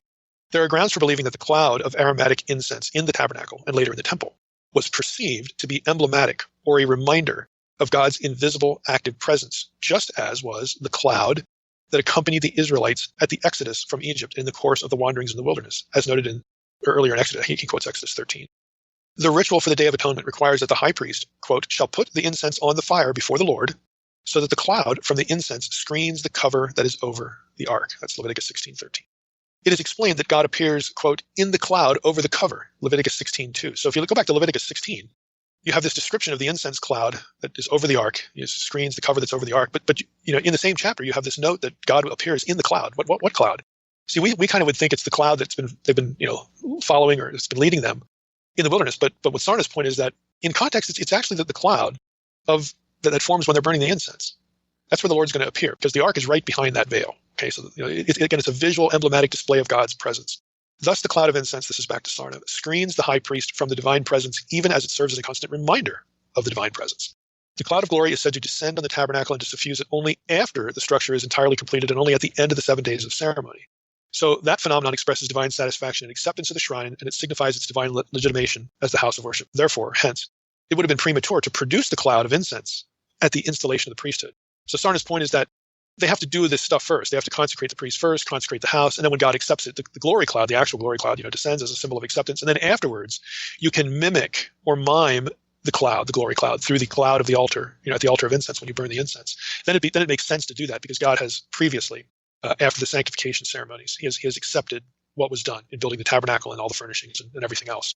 So that's Sarna's commentary as to why we get the description here and what it very likely means. Now, Maimonides, this is back to Sarna. Maimonides was a Jewish philosopher and a theologian and actually a physician by training. He lived in the 12th century, 1135 to 1204. Maimonides maintains that the use of incense was originally instituted to ameliorate and sweeten the stench of the burning flesh of the sacrifices. While this may be so, and I'm sure it had that impact. There's no doubt that it became an independent ritual in its own right with its own significance and mystique. Again, so he throws in Maimonides, and I threw it in because you probably have heard this. Well, the incense was about just so that the place doesn't stink. Either the offal of an offering getting disposed of properly, or the burning of the flesh, or whatever. Well, okay, it probably had that effect.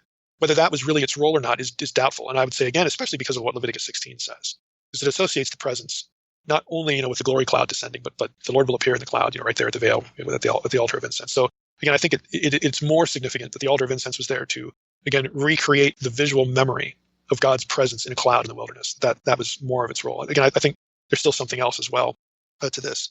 We'll get to it in a moment here. One other thing, this is a source that's accessible on the web. This is a Mormon journal, so with that caveat, it's Studia Antiqua. But again, this is a very interesting article. It's by James Carroll and Elizabeth Seiler. Let my prayer be set before thee, the burning of incense in the temple cult of ancient Israel. And again, if you're listening for the first time, cult refers to a ritual system, not like Jim Jones or something. So this is an article actually on the practice of burning incense in ancient Israel. And part of the article says this: the offering of sacrifice and the burning of incense are the two most attested forms of worship in the ancient Near East. Incense was used in secular settings to combat normal everyday odors. Okay, so they're like, yep, generally, you can say that. Going on, from its more practical uses, incense gained abstract significance once it entered the temple cults. For example, and the authors here are quoting another source, Kjeld Nielsen, who wrote a book called Incense in Ancient Israel in 1986. Once it entered the temple cults, the Egyptians, it just took on a more abstract significance. So, for example, to the Egyptians, incense had a purifying power, cleansing the air both literally and ritually. So not only smelled better, but it was also a ritually significant difference. But what I'm getting to here is that incense also played a role in marking out sacred space. In other words, because they're burning incense in sacred space, that space will smell different than any other space. So you could go throughout your day and you're smelling the normal smells of life, but when you smell this, again the incense, you know that you are near or perhaps on or at a sacred spot. That was one of its roles. And again, in Egyptology, this is quite clear in terms of Egyptian religion. But what they're going to do is they're going to bring it over into other parts of the world, including the Bible, and say, basically we got the same kind of thing working here. So the Egyptians, back to the article, they considered the smoke of the incense as sort of a stairway connecting the earthly abode with that of the heavenly, again marking out sacred space. Thus, to the Egyptian, incense provided both a means of ascent and communication. The use of incense was also common throughout the Arabian Peninsula. Although there are no ritual texts from Arabia to explain the details of their use of incense, several altars have been found in Arabia with the names of various aromata described upon them. Let me just break in here. What they mean there is there's actually going to be inscriptions of the terms for what the incense was made of actually inscribed on the altars.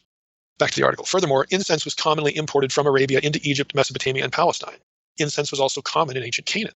The biblical text is replete with descriptions of the use of incense by the Canaanites and the Israelites who were swayed by Canaanite religious practices. The Bible describes the burning of incense by the Canaanites both upon sacred high places and in sacred groves. Although we have the names of the substances preserved in our records, for example, Exodus 30, 20 through 38, I'm not going to read all that in this episode, but there you get a list of the names from which the incense was made. Although we have the names, the actual knowledge of what these ingredients are has been lost, at least largely lost. Many different and often contradictory hypotheses have been set forth as to the identity of the ingredients of the cultic incense. Unfortunately, there has been very little research comparing the strengths and weaknesses of the various hypotheses.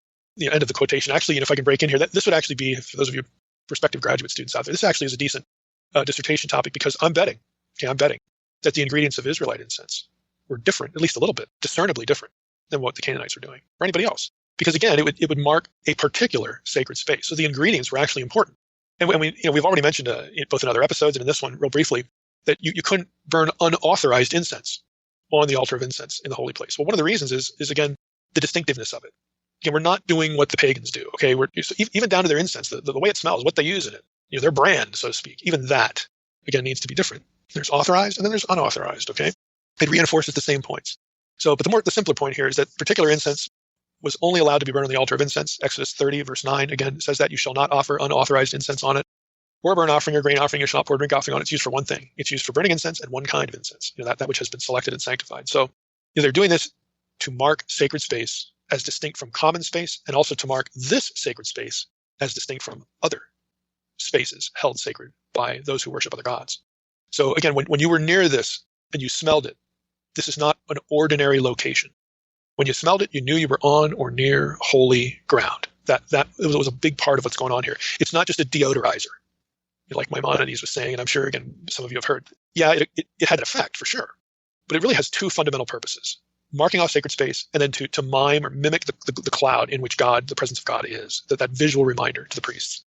So let's move on to Exodus 30, verses 11 through 16. This is the census tax. Again, this is kind of an odd sort of little passage here. It says, starting in verse 11, the Lord said to Moses, when you take the census of the people of Israel, then each shall give a ransom for his life to the Lord when you number them, that there be no plague among them when you number them. Each one who is numbered in the census shall give this, half a shekel according to the shekel of the sanctuary. The shekel is 20 gerahs, half a shekel as an offering to the Lord. Everyone who is numbered in the census from 20 years old and upward shall give the Lord's offering. The rich shall not give more, and the poor shall not give less than the half shekel. When you give the Lord's offering to make atonement for your lives, you shall take the atonement money from the people of Israel and shall give it for the service of the tent of meeting, and that's the tented structure, that it may bring the people of Israel to remembrance before the Lord, so as to make atonement for your lives. Yeah, this is a one-time collection for the construction and maintenance of the tabernacle, which kind of explains why these verses are found here, because we're getting on the tail end of constructing the thing. We're leading up to the point where God's going to mark off the men who are going to do the construction. So the census tax thing, pericope is right here. In verses 12 and 16 that we just read, make it clear that this is not only a contribution to the construction and maintenance of the tabernacle, but there's also another aspect to consider. And I'm going to quote Carpenter here in his Exodus commentary.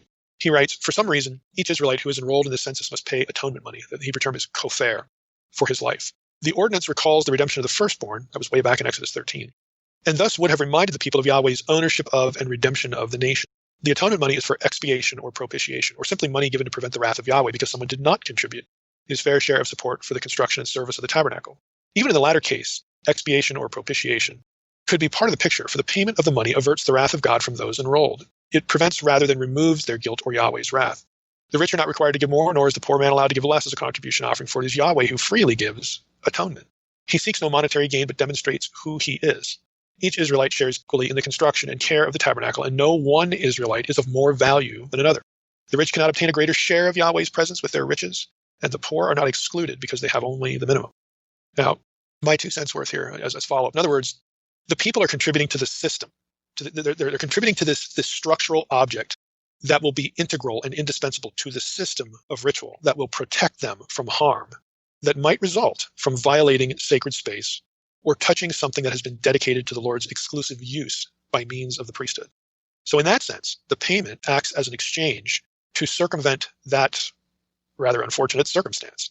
So I would understand the atone language in that light, because the tabernacle is going to be built, and you people will have a means to worship the Lord. Okay, we're building this thing. You're going to have a means to worship the Lord who saved your lives from Egypt. And you ought to be grateful for that. But as well, when we do this, when we build this thing, you won't blunder, okay, and by defiling sacred space intentionally. The whole system is going to help you approach the Lord and again, all that sort of stuff, so that you don't forfeit your lives by violating God's presence. You're essentially paying not only for the institution or the object, again, the tabernacle, but you're also in some sense paying homage to the Lord, who will remember his covenant with you. Remember that you are his people. And this is also done, again, for your protection, so that you don't do something that violates his sanctity to elicit his wrath. Again, there's a certain logic to it that if you think of them as contributing to the whole ritual system, the whole cult, to use that terminology, that academic terminology associated with the tabernacle, then again we can get, I think, a better sense of why they're doing this. It's not just for construction and maintenance. It goes a little bit beyond that in terms of having those 20 years old and upward, each and every person contribute something and the same thing. Again, the rich don't get any more protection here. Everybody contributes the same thing, both to build the thing, to maintain it, to pay homage to the Lord, and also you're paying for the system or the means of worship and self-protection. So again, it makes sense on terms like that, if we can think of it like that. The next section is the bronze basin. This is Exodus 30, 17 through 21. Again, I'll just read that briefly. The Lord said to Moses, you shall make a basin of bronze with its stand of bronze for washing. You shall put it in between the tent of meeting and the altar, and you shall put water in it, with which Aaron and his sons shall wash their hands and their feet. When they go into the tent of meeting, and this is the holy place, or when they come near the altar to minister, to burn a food offering to the Lord, they shall wash with water so that they may not die. Well, that would be good. Verse 21, they shall wash their hands and their feet so that they may not die. It's repeated. So it might be important if it's repeated. It shall be a statute forever to them, even to him and to his offering throughout their generations. Now, Sarna again summarizes the point of the object this way. He says, this vessel was not included in the earlier instructions for several reasons. 1, the use to which it was put was not an act of divine worship, but was preparatory to it. 2, it was not needed for the installation ceremony, because that required immersion of the entire body, whereas the laver was solely for washing the hands and the feet. And 3, it was not fashioned with materials provided by the public donations, but from the bronze mirrors of the women who served at the entrance of the tabernacle. And there's the verse reference for that is Exodus 38:8. For practical reasons, the laver was placed between the entrance of the tabernacle and the altar of sacrifice, so that the priest entered the sanctuary in a state of ritual purity and bodily cleanliness. Its importance may be weighed by its inclusion among the vessels that were consecrated by being anointed with oil. In verse 28, we find it's anointed with oil. The dimensions of the laver are not given. According to verse 20, The washing is an indispensable requirement. Its neglect renders the priest's service invalid and also puts him in harm's way as well. So again, the bronze basin is kind of self-explanatory. If you remember back when we talked about the plagues, some of the plagues affected the Egyptian priests, gave them lice, for instance. So that it was a common idea that you had to be, in terms of your bodily self, you had to be whole, can have a physical defect. You had to be clean. You had to be disease-free. Of course, in their case, you had to be lice-free. Okay, in other words, you had to be whole and complete and clean to do ministry to a deity in the sense of the Egyptian priesthood. Well, it's the same idea here. They had to wear a certain thing, and we talked about the priest's garments in the previous episode. And you had to be clean here. This is the purpose of the basin. So it's kind of self-explanatory. There's no real sort of theological or mystical idea other than the notion of cleanliness. Like you're not, again, to use this metaphorically, you're not defiled in terms of you're not dirtied up by the world. You don't have the dirt of common space on you when you go into the holy place, when you enter sacred space. It's just that sort of conceptual idea. Exodus 31, let's skip there because the 22 through the end there of 38 is just the ingredients for the incense. You get into Exodus 31, you get the personnel. And this is, let me just read the first few verses here. The Lord said to Moses, "See, I have called by name Bezalel, the son of Uri, son of Hor, of the tribe of Judah. And I have filled him with the Spirit of God, with ability and intelligence, with knowledge and all craftsmanship, to devise artistic designs, to work in gold, silver, and bronze, in cutting stones for setting, and in carving wood, to work in every craft. And behold, I have appointed with him Aholiab, the son of Ahisamach, of the tribe of Dan. And I have given to all able men ability, that they may make all that I have commanded you. The tent of meeting, the ark of testimony, the mercy seat, so on and so forth." He goes through the whole list of the things that have been described earlier. This is what they're supposed to do. So God picks these men out. Now, the one thing I want to note here in relation to this section is verse 3. I have filled him with the Spirit of God. So the Spirit of God, this is the Ruach Elohim. This is the same term used that we find in Genesis 1:2. Okay, to describe the Spirit of God hovering over the face of the deep. So again, Sarna and others, I believe this is from Sarna, he points out, he says this: it is possible to argue that this phrase refers to an excellent spirit or divine spirit or something like that. Again, I'm just summarizing, I'm paraphrasing the content here. So it's possible to say it refers to that. Like Ruach Elohim doesn't mean like the capital S Spirit of God. That's possible. It could just mean an excellent spirit or even a divine spirit, like to point out that they have divine help in some way. But given its use in context, though, it most likely refers to capital G, the Spirit, God's Spirit. Because if you look at Exodus 28:3, you shall speak to all the skillful, whom I have filled with a spirit of skill, that they may make Aaron's garments to consecrate him for my priesthood. So this whole idea of skillfulness and spirit of skill there is the Ruach Chokhmah. So since that terminology is used there, but the Ruach Elohim is used here in Exodus 31, I think chances are good that we actually mean the Spirit of God here. Else they would have used the writer would have used the earlier terminology to convey that concept. They were just good at their jobs and they had God's help. The Spirit of God likewise gives Joseph and Daniel wisdom to perform their functions. Genesis 41:38, Daniel 4:8. It's hard to argue away from God's personal activity and interest in what's going on here. Is the point. So I think the phraseology, you can use that to make a good argument that they were empowered by the Spirit of God, and that this isn't just a generic reference to skillfulness or some sort of more abstract divine help. Now I'll admit that passages like Genesis 41:38, okay, Pharaoh said to his servants, as he's talking about Joseph after Joseph interprets his dream, "Can we find a man like this in whom is the Spirit of God?" And then Daniel 4:8, "Daniel came in before me, he who was named Belteshazzar, after the name of my God, and in whom is the Spirit of the holy gods. And I told him the dream, saying so on and so forth." Now, I'll admit both of those instances are in the mouth of pagans. One is a Pharaoh, the other one's Nebuchadnezzar. Okay, I get that.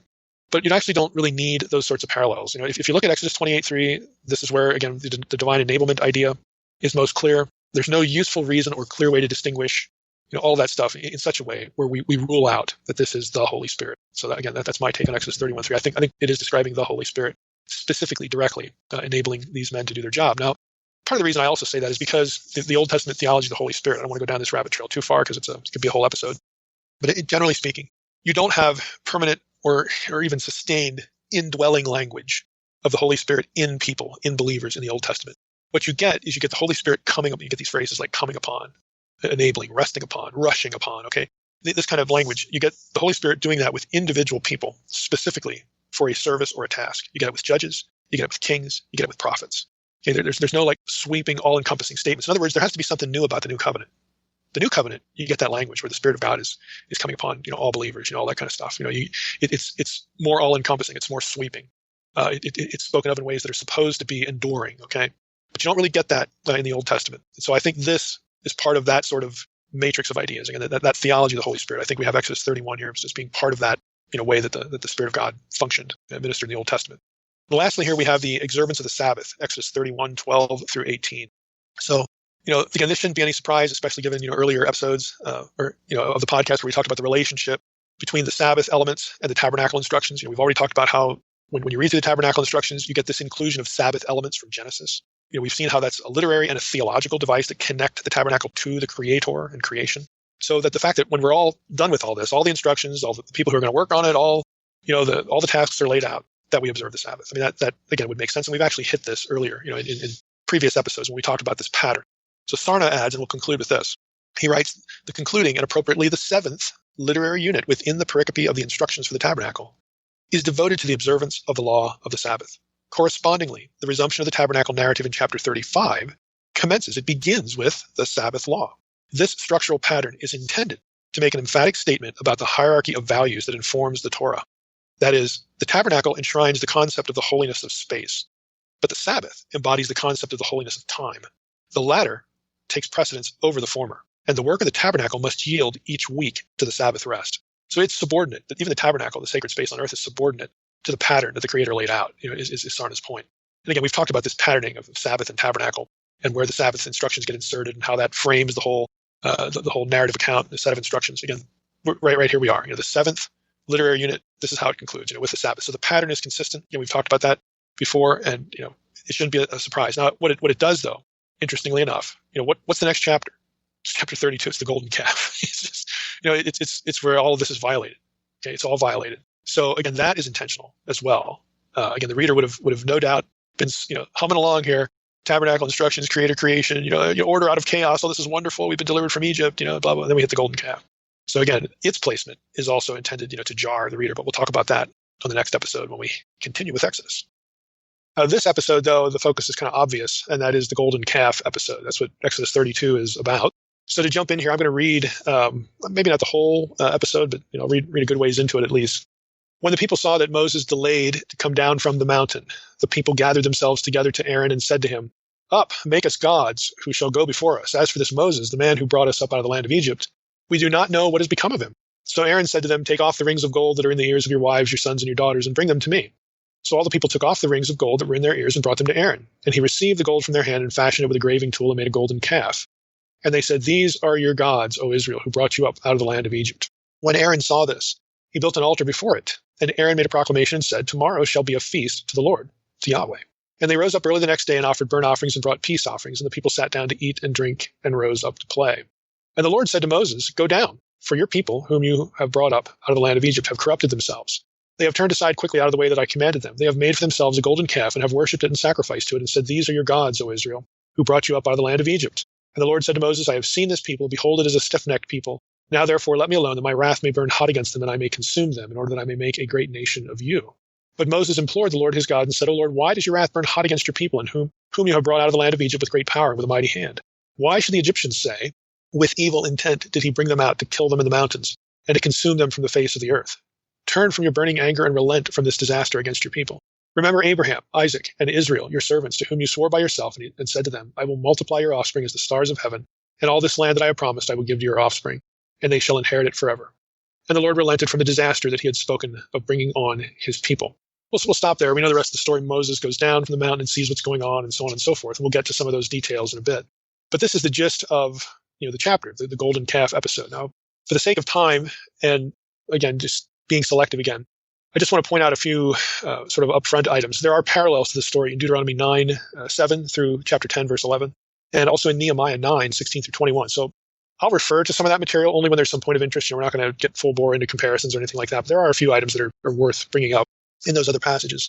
And I'm not going to focus on the most obvious preaching points here. That'll save us some time, like Aaron's excuse. Hey, I just threw this into the fire, threw this stuff into the fire, and out came this calf. Again, it's comical. There actually is some scant ancient Near Eastern evidence, in texts that concern fashioning idols of that kind of language. So it's not sort of out of the blue, completely. But, it's silly. And again, it preaches well as an excuse. But I'm not going to get into that. I mean, that's sort of the surface level stuff, the obvious stuff. Rather, I want to focus on what's under the surface and what's less obvious in regard to the English translation that we read, and basically every English translation. And get into some of the exegetical issues and some of the Israelite religion, divine counsel sort of stuff, those kind of issues. So let's start with the placement of the episode here in chapter 32. I mean, because we've been going along here in Exodus. It's Exodus 20 when they hit Sinai and get the law. And there's stuff going on. Then there's these rabbit trail, kind of topics like, instructions for building the Ark and the Tabernacle and all that. And there's a lot going on in the text. And here in 32, this is 12 chapters later. Not only here do we get Moses still on the mountain. Like he's been on the mountain for 12 chapters here because the text sort of rabbit trails into these different areas. So it feels kind of out of place. It feels like this should have come earlier or something like that because it's Moses descending from the mountain when he had gone up much earlier. Sarna writes in this regard, the account of the tabernacle is interrupted by the story of the making and worship of a golden calf. So not only does this feel like it should have gone earlier because Moses is going to descend, but in the meantime, these rabbit trails about the tabernacle instructions, then you get this. And so even that stuff feels like it's interrupted. It feels kind of jumbled, really. So Sarna makes this point about, hey, we're going along with talking about the tabernacle. That's a rabbit trail in itself. And then you get this sort of plopped in here, this worship of the golden calf. And he continues and says, this episode separates the detailed set of instructions from the report of their implementation because it's only going to be in chapter 35. We've got other chapters to go before we actually get to the building of the tabernacle, the building of its furniture. Again, why isn't this stuff logically grouped together? You get the instructions and then the building. You get Moses going up and then coming down. Why isn't it all together? Why is it chopped up into pieces and sort of scattered, mixed up, among, the topics among themselves? Why is that? So Sarna continues, the literary arrangement conveys the impression that the apostasy of the people, that is their alienation from God, interfered with the building of the intended sanctuary. That was to be the tent of meeting between God and Israel. The work could begin only after the reconciliation through the mediation of Moses. So this little comment here is sort of a precursor to something we're going to talk about a little bit in this episode, but more so in the next episode. The literary arrangement actually telegraphs certain points. What I mean by that is the episodes are chopped up, both the episodes of Moses going up into the mountain and coming down, and we get the golden calf problem, and the instructions and the building of the tabernacle being separated. The content is chopped up and made disparate, distanced from itself for literary reasons. Especially next episode, we're going to talk about some of the literary structures of chapters 32 and 33, a little bit even into 34, where you can actually sort of build a chiastic structure of these three chapters. And the only way you could do that is if the elements are separated and not taken and not discussed, not laid out consecutively. So the writer is doing this intentionally, even though to us it looks like he can't make up his mind about what to talk about. And it creates a disjointed chronology. It really sort of disrupts the chronology. But again, that's intentional for literary reasons to highlight specific points of focus for the reader, believe it or not. And we'll say more about that next time. But here, Sarna is suggesting already that, well, if you look at it this way, then what you have here is there's actually a teaching point made that the building of the tabernacle, the actual construction, can't happen until this sin is dealt with. So that, again, that's a teaching point that's brought out by the way things are laid out. But that's just one example. We're going to hit a bunch of others, again, mostly in the next episode. So the real place I want to camp here is on the incident itself, not the literary structure of the chapter. And of course, going into chapter 33, we'll hit that next time. For this episode, I want to focus on, what actually happens here and some of the language about these are your gods and so on and so forth. Now, the sort of immediate context for chapter 32 is actually Exodus 24:18.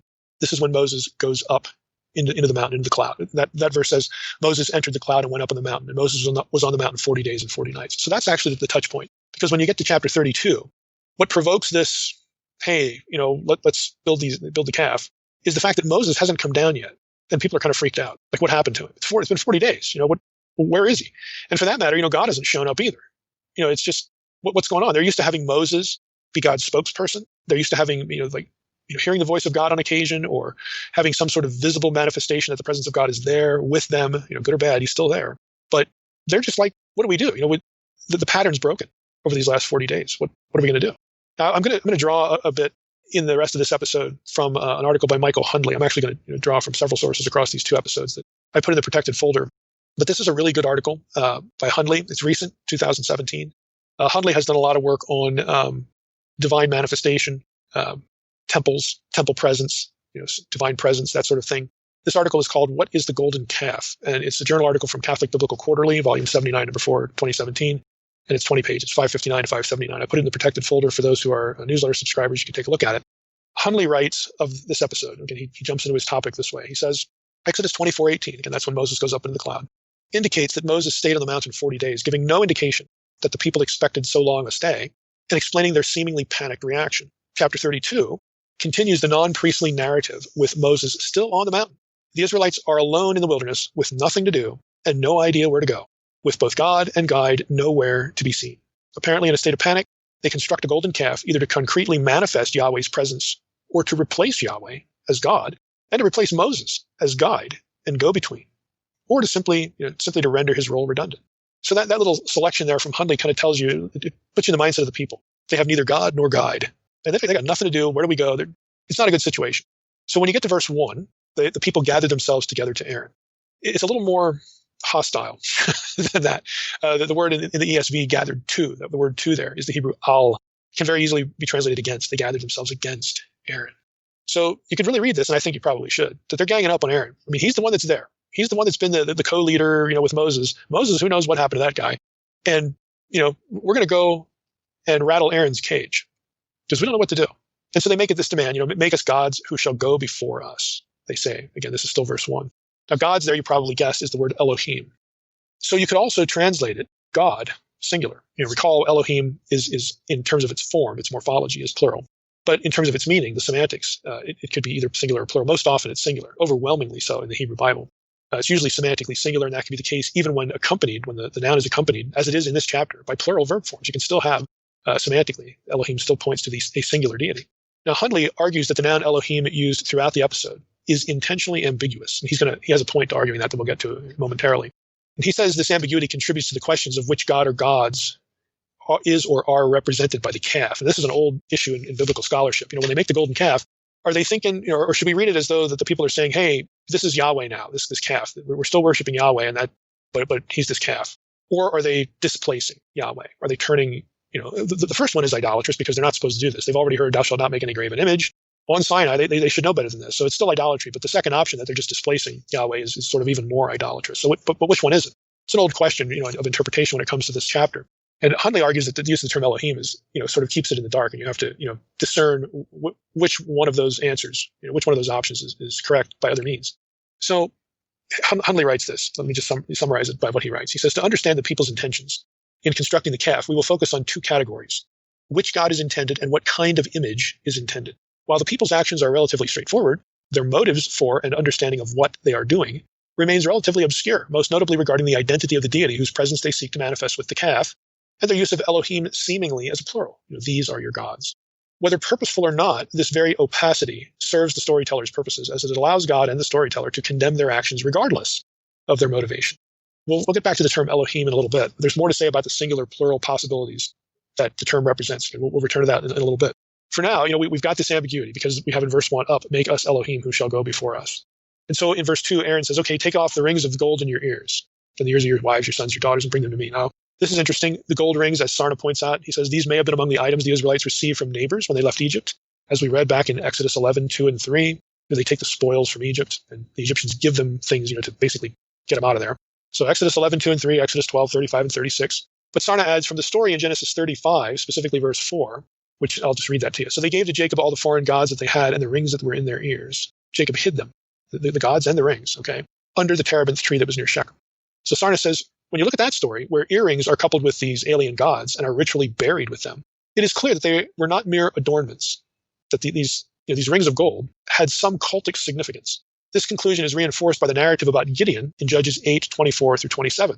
He, too, specifically requested gold earrings and manufactured from them an ephod, after which, quote, all Israel went astray, unquote, and which, quote, became a snare to Gideon and his household, unquote. So Sarna is saying, this is not just, hey, those earrings look nice, let's just use them for gold. Even though they did that, there's some cultic connection. There's some religious flavor to them. So in verse 4, Aaron takes this material, these rings, he receives the gold from their hand and fashioned it with a graving tool and made a golden calf. Again, the language here is odd. Sarna, again, I'll just reference him.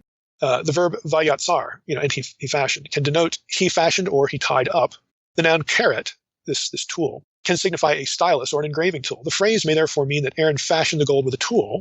This, however, would be inconsistent with the description of the image as being molten, and one does not use an engraving tool on gold.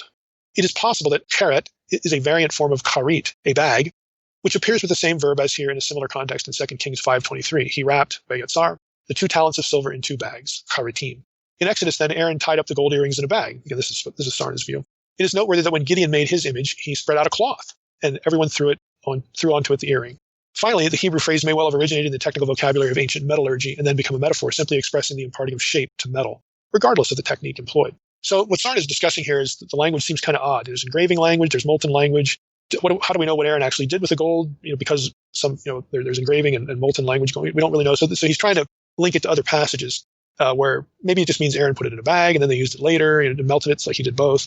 Who knows? Now, Kurid, who we've quoted before as well, his Exodus work, he takes a slightly different tack here. He says Aaron's next act is to make the gold into a molten calf. The term molten derives from a verb meaning to pour out. And this is, by the way, this is me interrupting now, what the Hebrew text actually says. It has this molten language.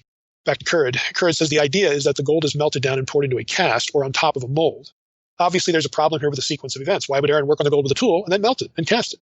In reality, and this is Currid's different take here, it is not that difficult of a problem. What we have here is an example of a figure of speech called hysteron proteron, which signifies that the second of two things is placed first. In fact, this is a perennial cart before the horse argument. And Currid cites Bullinger. Bullinger's book, Figures of Speech in the Bible, which many of you will have heard of, specifically pages 703 to 704 for other examples where the first thing is put second, the second thing is put first. This is just a kind of a literary technique. So you shouldn't be reading. I get into this because you shouldn't be reading this or allow, again, the village atheist to come to you and say, look at this, this is an error. It makes no sense. Why would he, how could he carve something and then, melt it? It doesn't make any sense. It's an error in the Bible. Actually, again, it's a literary technique, so it's not a big deal. And I think what Currid says here is probably the way to go with it. The major issue, though, the major excursus that I want to go on is the calf. And I think I've already hinted at this because of the term Elohim. What we're going to get into here is not just related to the event, but bigger issues of Israelite religion and how Israelites, some Israelites, again, you got to think of the Israelites like we would think of Christians today. And what I mean by that is under the label Christian, there's an immense amount of variety. Lots of Christians do not agree on all sorts of theological things. In fact, some Christians, like what we'll say, like oneness Pentecostals, they don't even believe in a Trinity. but they're still going to call themselves Christians. And you can argue whether that's legit or not. I understand that. But what I'm getting at here is when we talk about the Israelites, or Israelites thought this or that about Yahweh or El, the God of the patriarchs, are they the same? Are they different? Do they overlap? What's going on here? Okay, there is no single group known as the Israelites. The average, you picked 100 Israelites out of the second millennium BC, you're probably going to get 10 opinions. Okay, it's just that sort of thing.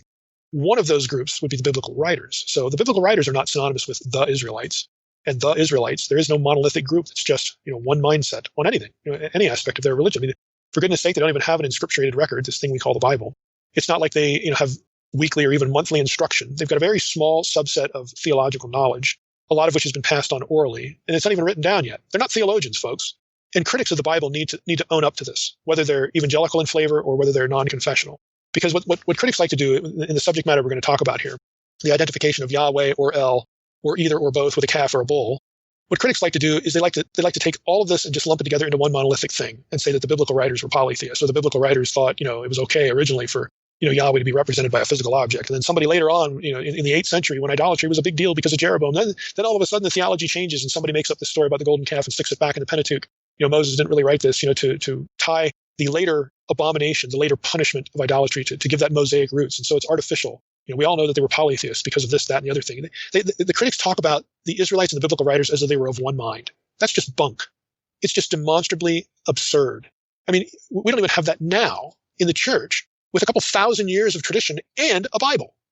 Okay, the Israelites, the people who would have gone by, would have considered themselves descendants of Jacob back in the second millennium BC, they don't have any of that. And so it's really absurd and self-serving for critics of any stripe to assume that everybody's thinking the same thing. That is just incoherent out of the gate. And I'm sorry, if that's going to, pit me against, some other person out there in the podcasting world or whatever, too bad. You demonstrate to me how that assumption makes any sense at all. Go ahead, do that. That's what I need. Where's the proof that everybody thought the same? Everybody belongs in the same bucket, including the biblical writers. Good luck with that.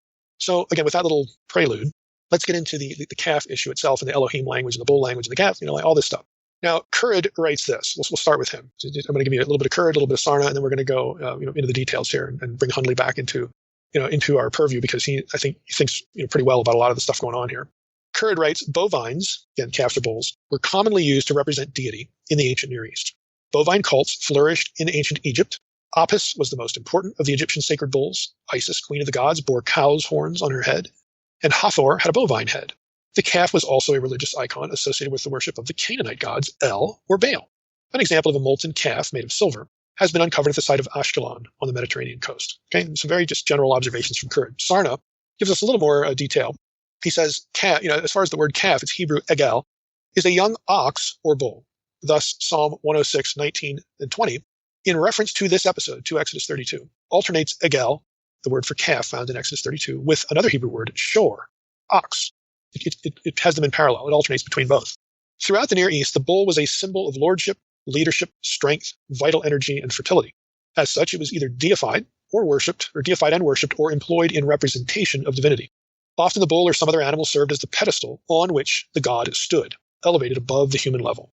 Rashbam, again, it's a Jewish commentator, and other medieval Jewish commentators have pointed out that the people could not have been so stupid as to believe that this freshly manufactured image was itself a deity responsible for the exodus from Egypt. Rather, they felt that the object was a potent symbol that acquired a numinous quality and that they could invoke the deity through it. So that's Sarna. Now, Hundley echoes some of the same thoughts as these other two, but adds some interesting details. He writes this: as an artistic representation, how was a statue of a bull understood to depict a deity? In a religious context, we have roughly three options. First, a bull could serve as a representation of a divine form. In some cases, the people believed that the deity could actually take the form of a bull. Thus, by fashioning a bull, they were making a realistic replica of this divine form. Second option, a bull could function as a symbol or shorthand for the deity. Rather than literally depicting a particular divine form, people also used associated animals, which identified the intended god by association, even when it was not literally depicted. In this case, the bull statue was meant to depict not the divine form, but rather the associated attributes like strength and fertility. Third, since anthropomorphic deities took human-like shape, artists employed various means to demonstrate their superhuman potency. One way was to picture them astride and thus in control of various natural and mythological creatures. For example, Marduk and the Mushkushu, the mythological hybrid animal sacred to Marduk. Thus, the bull also could serve as a pedestal, a mount, or a throne for the deity. That's Hundley. Again, we can see from his comments that it's an open question as to who or what the calf or the bull, the ox, represented. Is it one or more than one? Which one is it? Again, those questions are still out there. And Hundley, again, gets into this more than this source, more than other sources I'm aware of. He has this to comment. We're going to get back into the Elohim here. He says, while it is clear that the people are seeking a replacement for Moses as God, are they also attempting to replace Yahweh as God? That's an important question. The people's reference to Elohim in chapter 32, 1 and 4 is enigmatic. Elohim refers both to the common Hebrew plural for gods and to the single Israelite God, Yahweh, as an abstract plural, roughly translated as divinity. Like Ilanu in Western Peripheral Akkadian and other Semitic cognate expressions, the morphologically plural Elohim often functions as a singular. In Exodus 32, Elohim is accompanied by plural verb forms in verses 2, 4, 8, and 23, and plural pronouns in verse 4 and verse 8. That's the pronoun translated these, so these Elohim has a plural pronoun associated with it. In turn, Hundley comments, grammatically, it reads most naturally as gods. Granted, there are scattered examples in which the abstract plural Elohim takes plural modifiers, even though it functions as a singular. Sometimes that happens with verbs, Genesis 20:13, 35:7, Exodus 22:8. I've discussed a number of these in my paper, my published journal article about whether Elohim with plural predicator, should be singular or plural. So Hundley's pointing out, look, this does happen when you have the plural form Elohim gets grouped with plural modifiers like verbs, but it's still pointing to a singular entity. So he says that happens with verbs. He says it also happens with adjectives, Joshua 24:19, 1 Samuel 17, 26-36. Just to give an example of one of those, you have holy God, jealous God in Joshua 24:19. Some of those adjectives are going to be actually plural in form, but they're still pointing to one entity. And sometimes he says it happens with participles, Psalm 58:12. Nonetheless, he says uses of the abstract plural Elohim with plural verbs are rare. That's true. And nowhere else is Elohim modified by a plural pronoun. And that's kind of a point of interest. In context, he says the singular designator fits more naturally, though. Since there's only a single image made, God's, the plural, appears nonsensical. Recognizing this fact, Nehemiah 9:18 appears to correct the plural to the singular. Nehemiah 9:18 actually said, instead of saying like Exodus 32 does, these are your gods, these, the plural pronoun Elohim, it actually has the singular pronoun, Zeh. This is your God, who brought you up, again, singular verb, from Egypt. So Nehemiah 9, sort of like Hundley says, sort of looks like it's correcting or clarifying this. Back to Hundley, he says, some commentators argue that the grammatically plural phrase in Exodus is borrowed from the Jeroboam episode in 1 Kings 12, 26-30, where two golden bulls are in view, and with polemical intent. Even in Jeroboam's case, however, the plural is peculiar. Since Jeroboam was a Yahweh worshiper, but he was attempting to establish rival temples to Jerusalem, and even with two statues, they would likely have spoken of Yahweh only in the singular. In addition, the liturgical formula would have been recited in the presence of only one statue at a time, such that the discrepancy remains. For now, we may conclude only that Elohim seems to be plural, but that doesn't really make sense in a singular situation. So back to his question, does the request tell us that people wanted to replace Yahweh with another god or gods, or does the golden calf represent Yahweh in their heads? So let's start with the latter.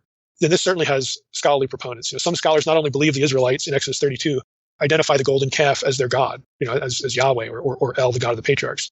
But a lot of scholars, again, non-confessional, critical scholars, would say that this episode can be used to distinguish El, the deity of the patriarchs, from Yahweh. Like we've got a mixed up polytheistic kind of thing going on here. For example, if you have DDD, Dictionary of Deities and Demons in the Bible, and you looked up the entry on calf, this is written by Nicholas Wyatt, who I really like but often disagree with. But Wyatt, is one of those writers that thinks about a lot of things and ferrets. He's kind of like Margaret Barker, always worth reading, even if you don't like the conclusions he draws from the data or don't find them especially persuasive. He gives you lots of things to think about. Wyatt writes, the bull as a symbol of physical strength and sexual potency, together with all the economic benefits arising from herding, has an ancient pedigree in the religions of the ancient Near East. The use of cattle as sacrificial animals is common throughout the region. Bull gods are widely evident. Then he cites a few examples in Egypt and Mesopotamia. He gets to the Ugaritic material. He says El was known as the bull El. And in Ugaritic, it's Thor Il. Now, Ugaritic and Hebrew are related languages, but not the same. The Hebrew word for bull is shor, and in Ugaritic, it's Thor. We've got a sh and th dialectical difference. I'm getting into that because it's going to become kind of important here. So in Ugaritic, El was known as the bull. Okay, this usage may belong in part to the convention of giving animal names as terms of rank to military personnel. He cites an Ugaritic reference for that. He says, it at least suggests a popular etymological link between Thor and Hebrew shor, and the Akkadian is sharu, bull, and Hebrew sar, Akkadian sharu, ruler or king. He says all these terms are similar, so that may be why they get mixed. The bull becomes an icon of royal leadership. Whether the king, the royal king, is a god or a person. Back to Wyatt. Near Eastern weather gods are conventionally shown standing on a bull as a vehicle, while Baal is described in KTU 1.5 as copulating with a heifer, which suggests that he too could be regarded as a bull. Cult images of bulls have been recovered from such sites as Ugarit, Tyre, and Hazor. A number of terms for cattle are used in the Bible as epithets of divine power. The title Shor El, Bull El, has been discerned in the impossible Masoretic text of Hosea 8:6, which reads Ki mi Yisrael, which translates into, again, kind of an incoherent, for from Israel. Now, the Hebrew consonants can be redivided to read this, though, Wyatt points out, Ki mi Shor El, for who is Bull El, which fits well into the context of Hosea 8:6. With this may be compared Jacob's title in Deuteronomy 33:17 as Bekor Shor, the firstborn of the bull. In Genesis 49:24, Psalm 132:2, and verse 5, Isaiah 49:26, Isaiah 60:16, we have phrases like Avir Yaakov, probably translated best as the bull of Jacob. While the divine title Avir Yisrael of Isaiah 124 is comparable, the term Re'em, Akkadian Remu, is generally thought to denote aurochs instead of bulls. So he's saying in that verse, you don't have shor, you have some other term, Re'em, but that's even a bull too. So what he's doing here, again, just to summarize this, I'm not going to go through Wyatt's data, is he's looking in the Hebrew Bible for places where you get bull language used of either God or the people of God or Jacob or Israel, something like that. And he says this, here's his conclusion. He says, this is important evidence for the tradition that El, as a bull god, was the deliverer in the Exodus tradition. Now, what Wyatt is suggesting here, he's saying, look, you got a bunch of Israelites, and again, whether Wyatt believes in an Exodus or not, or a Moses or not, he's probably on the skeptical side of that. But he's saying, look, what do you have here? You've got Semites, ostensibly descended from Abraham, Isaac, and Jacob. The deity names of the patriarchs are El names. El is identified with bull in some Genesis passages and some other passages, that we just read a few of them. So he's saying, look, they probably thought that their God was a bull god. And again, you look at it, and you on the surface, it's like, well, I can see how that could be in their heads. They're not theologians, they don't have a Bible. This is pre-Moses. But there are problems. I mean, there are some coherence problems with this. And a lot of scholars are exactly where Wyatt is. This is why I bring it up. This is why I want to discuss it. So the thesis has problems. Generally, it's either an unnecessary conclusion. In other words, we retroject things like Hosea 8 or Jeroboam's incident back into the Israelites in Egypt in Exodus 32. We retroject later Canaanite, Ugaritic stuff. I mean, that stuff post-dates chronologically the time of the Exodus. And, you can say, well, Wyatt probably doesn't even believe there's an Exodus, and so he doesn't see this as a chronological problem. Well, it is a chronological problem just in the way the story is related. And if you're going to accept the historicity of the Exodus in any regard, the Ugaritic material is centuries later. So it doesn't seem fair to use that material to inform this earlier episode. It's an incongruence. But even aside from that, if you take the prohibition against graven images earlier in the Exodus story, that has to mean something if you take it seriously at all. Well, Wyatt could easily say, well, maybe that's new revelation. Again, we'll pretend Wyatt thinks that the Exodus is real and so on and so forth. Somebody could come along and say, well, look, they were thinking that the El deity was a bull god, and then Moses comes along and Moses says, no, this isn't who God really is. And Moses, delivers them from Egypt, and they go to Sinai, and one of the commands is, hey, don't make graven images. That's new revelation. Well, again, that seems a little better, seems a little coherent. But is there any real evidence aside from using terms like bull and calf as epithets? Because if you remember what we just read in Hundley, one of the options, there's three reasons why an ancient person would do this. Some would have thought that, hey, this is what our deity looks like. Others would have just used the terminology to say, these are the attributes of our deity. He's strong. He's powerful. He's virile. He's a creator. He has creative and procreative power. And that's the only reason they use the terminology. You see what I mean when I introduce this whole section about my little prelude, that it's what critics typically do is they put everybody in the same bucket, everybody in the same box. They assume that all the Israelites and all the Canaanites, along with, a host of other people, are thinking the same thoughts. They're using the terminology for the same reasons. And then they want to lump the biblical writers in here and turn them all into polytheists. It's just not coherent, even on its own terms. People in the ancient world would have disagreed. There would have been a multiplicity of religious opinion about how the gods were conceived.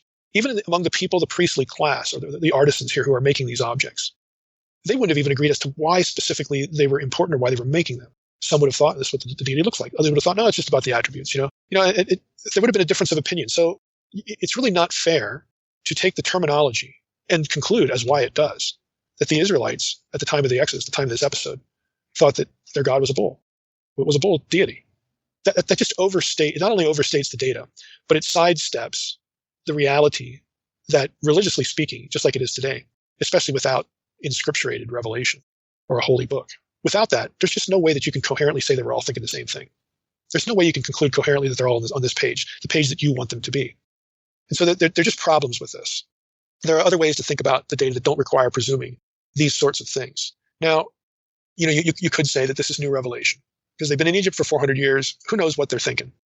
If they took their oral tradition seriously, where is the evidence? Because all we have is the written text. Where is the evidence in the written text, in the patriarchal narratives, that Yahweh was thought to be a bull god, as opposed to just using this kind of terminology to describe an attribute of his? Where's the evidence that it has to be a bull deity? Honestly, and I want people to be honest here, as we go through the data, we just don't have those data. We just don't.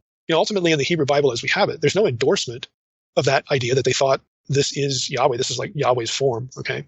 There's also no endorsement of the God of Jacob being worshipped with a bull or calf or idols of any kind. Look back in the patriarchal narrative. Jacob, when Jacob sort of has not his come to Jesus moment, but his come to Yahweh moment, he buries his objects. He doesn't use them and say, oh, well, I was thinking of Yahweh anyway. No, he buries them. He parts ways with them. So where is the endorsement that the God of Jacob, the God of Abraham, Isaac, and Jacob, was worshipped with a bull or a calf symbol or any idol? There isn't any. And so, again, it's just not legitimate to take these leaps in interpretation.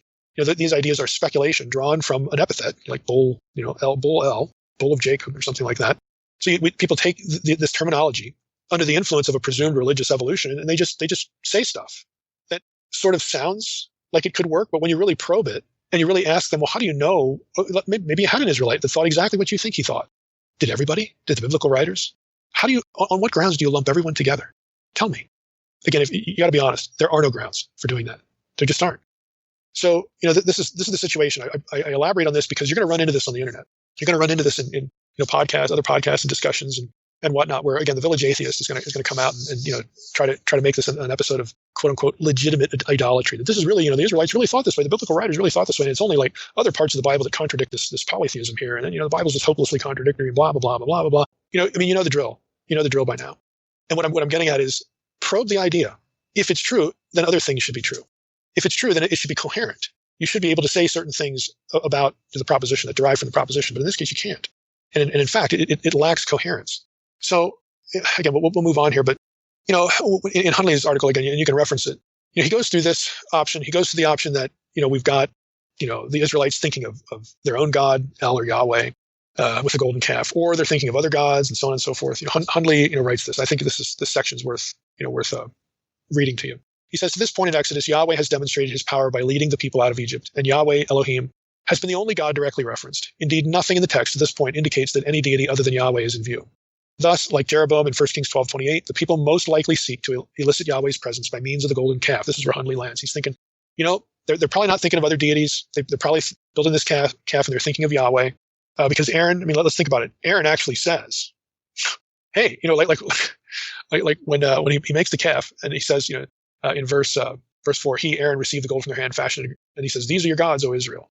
The people say that, hey, this is our Elohim. These are our Elohim. And again, it could still be singular, like we've talked about. And then Aaron in verse 5 says this. Aaron saw this, he built an altar before it, and Aaron made a proclamation and said, tomorrow shall be a feast to Yahweh. So, Hundley looks at this and he says, you can read that and say, well, maybe they're thinking this is Yahweh. As awkward as that seems, as ridiculous and absurd as that seems, because they've just been told not to make graven images. The people go along with Aaron's identification of the calf with Yahweh. Aaron is the one who makes this identification. And the people don't object to it. They don't say, wait a minute, Aaron, we were thinking of some other deity. There's no objection on their part. They go along with it.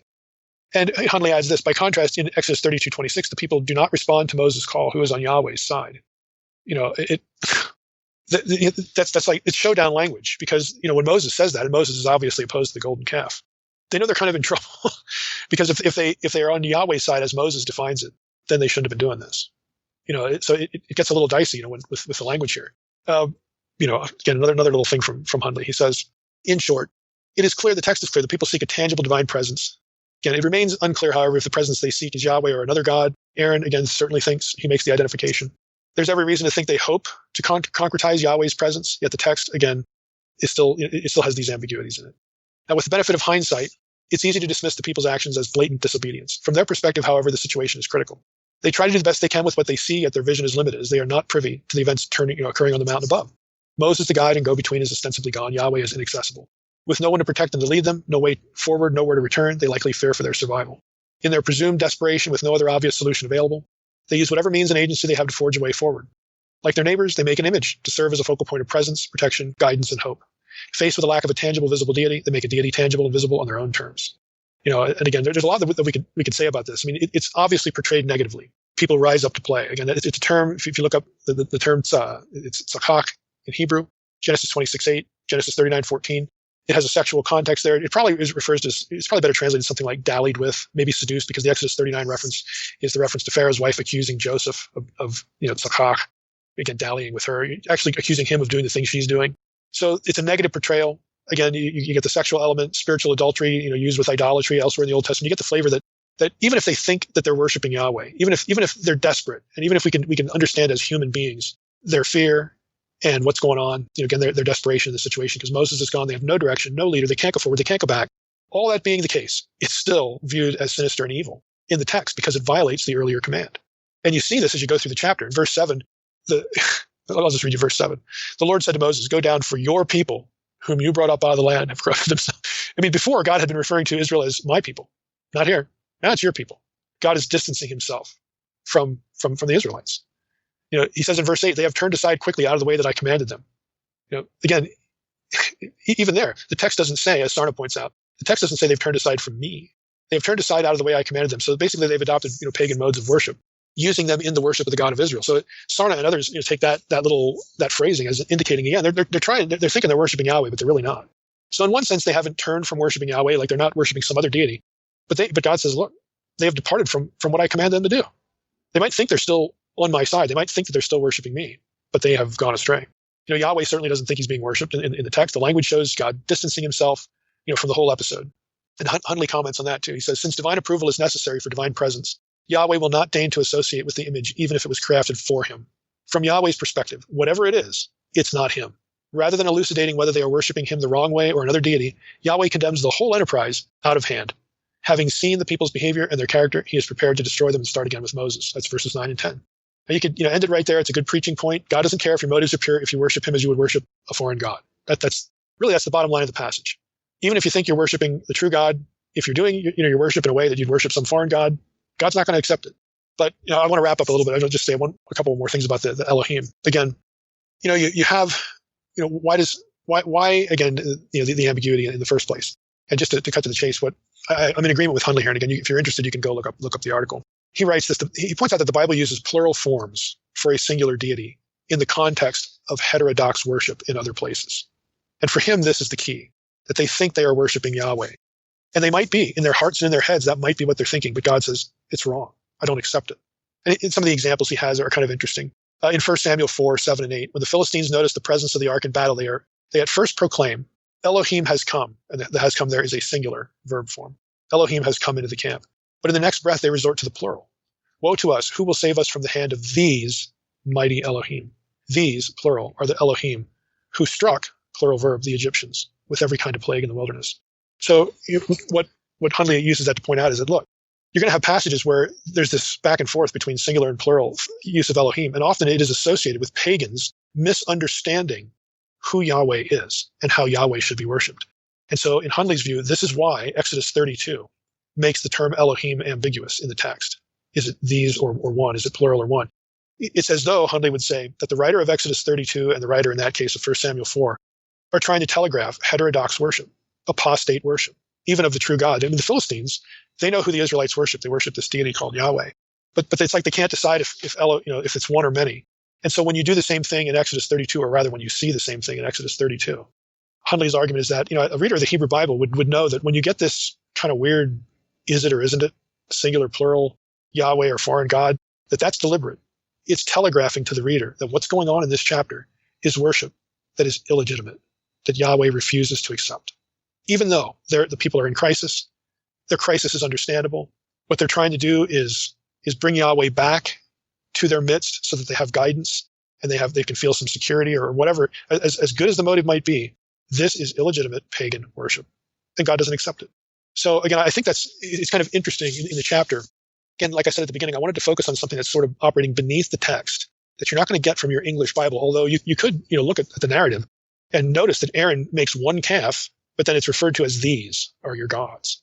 You could notice that in a close reading of the English Bible and wonder about it.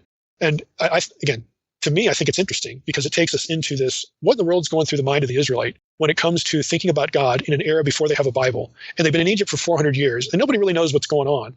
And you got this guy Moses who takes them to the mountain, and there's spectacular things that happen along the way, and then you get these commands, and then Moses goes up to receive the law, and he never comes back. At least he hasn't come back for 40 days. I mean, again, putting the people in their context, in crisis, they can't go look up how to parse this in a theology book. They can't go ask anybody, hey, what does all this mean? Instead, again, at least some among them, again, it's not everybody, it's some among them, believe that by fashioning this object, and this object has a long history in the ancient Near East, in Mesopotamia, in Egypt, and in Canaan, they fashion an object that represents the attributes of Yahweh, the attributes that they perceive Yahweh to have, in an effort to honor him, in an effort to make him present in their midst, in an effort to have the presence of God in their midst, to come back and give them direction and hope and so on. All of the motives are good. On a human level, they're understanding. But the text makes it very clear that this is unacceptable to God. And it's not unacceptable because he thinks they should be theologians. It's unacceptable because he has given them a very short list of commands. They've heard them already. At least, again, in the context. Again, you have this revelation given in Exodus 20, about no graven image. And even if they hadn't heard that yet, because Moses hasn't come down from the mountain, and the reader is getting a different impression than somebody who has the boots on the ground there in the actual incident. So even if they've never heard that, they should have known, based upon their own oral tradition of their own patriarchs, Abraham, Isaac, and Jacob, that their forefathers never made idols to worship their God. They didn't do that. And so this is a clear violation. They didn't know much, but they could have known that much, and God doesn't accept it. As realistic and as understandable as the situation is, it's unacceptable. And so that's really the main focus of the golden calf episode. So again, there's lots of things we could have talked about here. I thought, again, this was a good example of something under the surface that gets us into the world of how scholars look at these passages. And again, I think that's practical because, again, you're going to run into this on the internet. And I think if you really stop and think about what's going on here, it's understandable both in order to tell the ins and outs of the episode, but also, again, having enough of a grasp of the situation, to think well about the text and not be unduly influenced by poor thinking on the critical side about the biblical writers, being polytheists or something like this. Again, this is a subject that has come up a lot of times on this podcast because we do divine counsel stuff. And you'll often hear it. But when you really probe it, when you really think about it, the whole approach has serious weaknesses. And so I think that comes through once again. Well, we might as well jump in here. Last time we focused just on chapter 32. So that was the golden calf episode.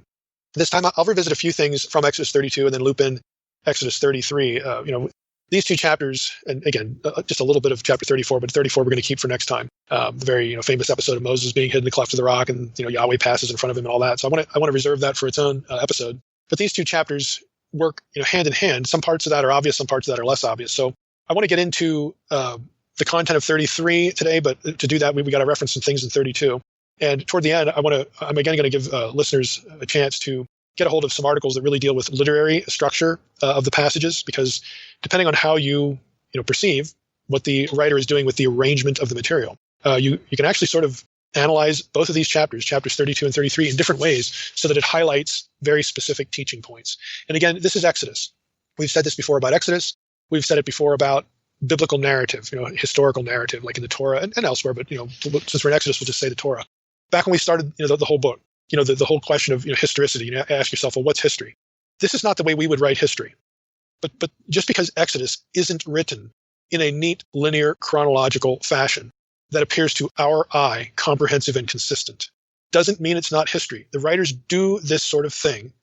Again, what we would say jumbling up material, putting things out of place, discussing one topic 3 or 4 different times in different places. And we'd ask, why don't you just discuss it all in one place? That's the way it should be done. Well, they're not doing things the way we think they should be done. Okay, biblical writers just generally, and it happens in narrative a lot, they arrange the material in ways that may not be pleasing to our eye, but they do it deliberately so that their readers and their hearers, a lot of people would hear these stories, would be led to follow certain patterns. They would be looking for repetitions. They would be able to tell, because it's their culture, that the story is moving one way and it's going to reach a point and then hinge backward to really where it started. They're going to be able to recognize those patterns, and they're going to see that in those patterns there are things that the storyteller, whether it's verbal or written, wants us to focus on. None of that means that the stuff didn't happen. It just means that they're not doing history writing the way we would. And frankly, it's arrogant for us to condemn what they produce and question its historicity just because it doesn't conform to the way we would do it. This is, again, these two chapters are another classic example of that. It's theologized, history writing. It's written the way it is to teach theological truth, not to, again, survive a dissertation panel in a history department. That's not why they're doing it. So we need to think again differently about what's going on here. So last time, again, we went through the golden calf episode. We could start with, again, a little bit of rehashing, and we know the story. Moses is up on the mountain. He doesn't come down for 40 days. The people panic. They say, hey, they go to Aaron. They basically surround him, intimidate him, and say, make us gods, make us an Elohim that will go before us.